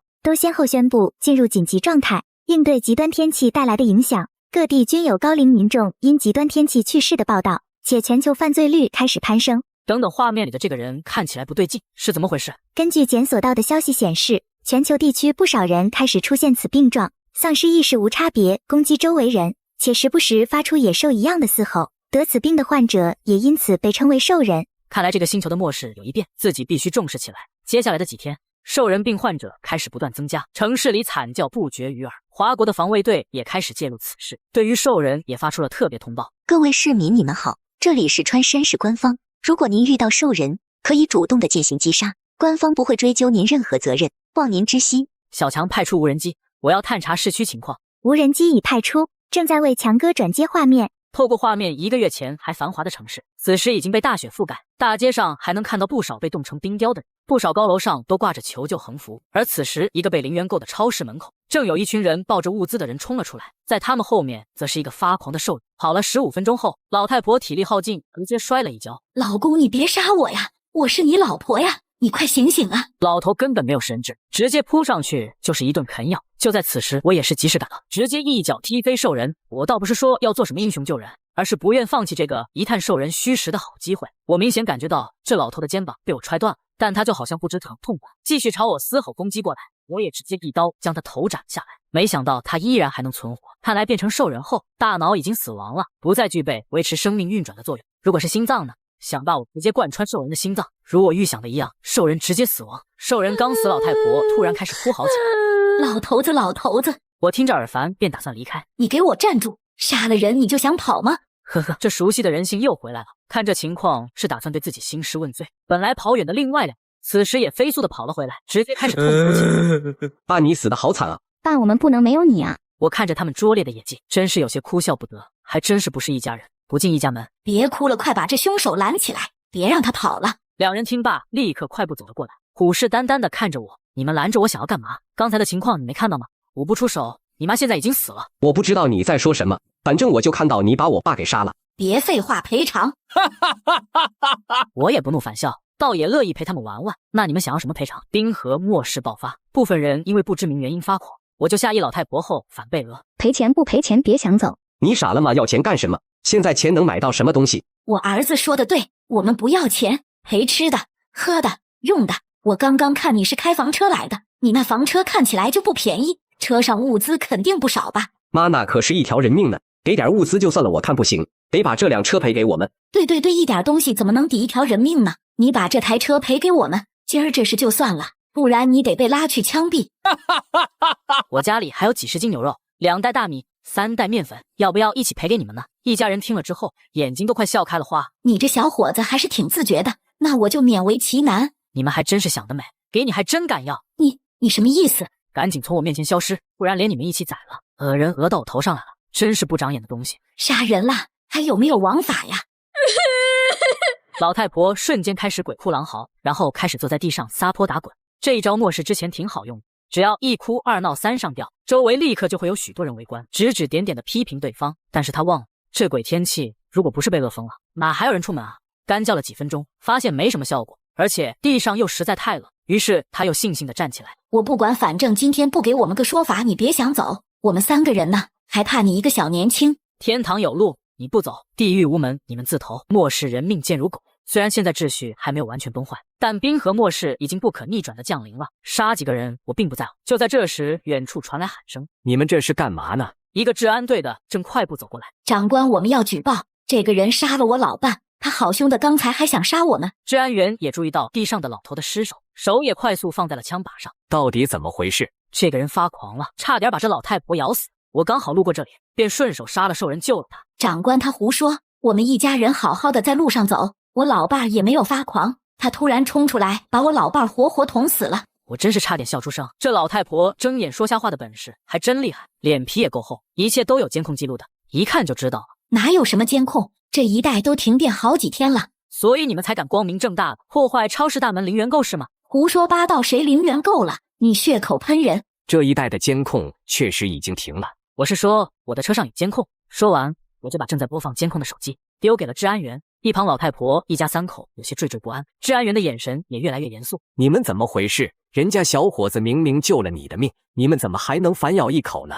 昨天市里安排了广播车传达上面通知，狂犬病发作的人十分危险，有必要的话可以将其杀死，不负法律责任。你们不知道吗？而且这小伙子见义勇为救了你，你却憋着害他，你还有良心吗？那广播车声音那么小，谁听得清楚啊？而且怎么说也是一条人命，说杀就杀了呀，不得给我们补偿点什么？你还想讹人？咱们还是先掰扯掰扯你们进超市偷东西的事情吧。刚才的监控可是拍得清清楚楚。我们这怎么能叫偷呢？家里一点吃的都没有，你们官方也不说给我们送一点，那我们不出来找吃的，难道活活饿死啊？再说也不是我们不买单，超市里没收银元了，随便白拿超市的东西，你们还有理了是吧？没事赶紧回家，这都什么情况了，还在这添乱。很快3人也是一溜烟跑没了影，连地上的亲人尸首也不管了。手机还你，就这么放了他们吗？眼下的形势确实比较糟糕，很多人去偷物资也真是被饿急了，再加上现在治安力量严重不足，这种事情一般睁只眼闭只眼也就过去了。对了，现在狂犬病毒肆意，你刚刚接触到了狂犬病患者，也就是网上说的兽人，最好还是去医院打1针疫苗。现在医院怕是人满为患吧？去了市第一医院，提我名字5药，会优先给你打针的。但我也希望你不要因为这件事就见死不救了。你回去吧，这尸首我来处理。希望下次见面的时候，你已经帮助到了更多的人。冰河末世爆发，城市一片死寂。在凛冽寒风中，末世小强号的轮胎卷起冰屑，行驶在空荡荡的街道上。3架无人机在车子附近伴飞，实时传回各个方向的画面。而我则是坐在温暖的驾驶舱里，翘着2郎腿，听着音乐，手还在座椅扶手上轻轻地打着节奏。强哥，前方居民楼好像有情况，派出无人机进行侦查。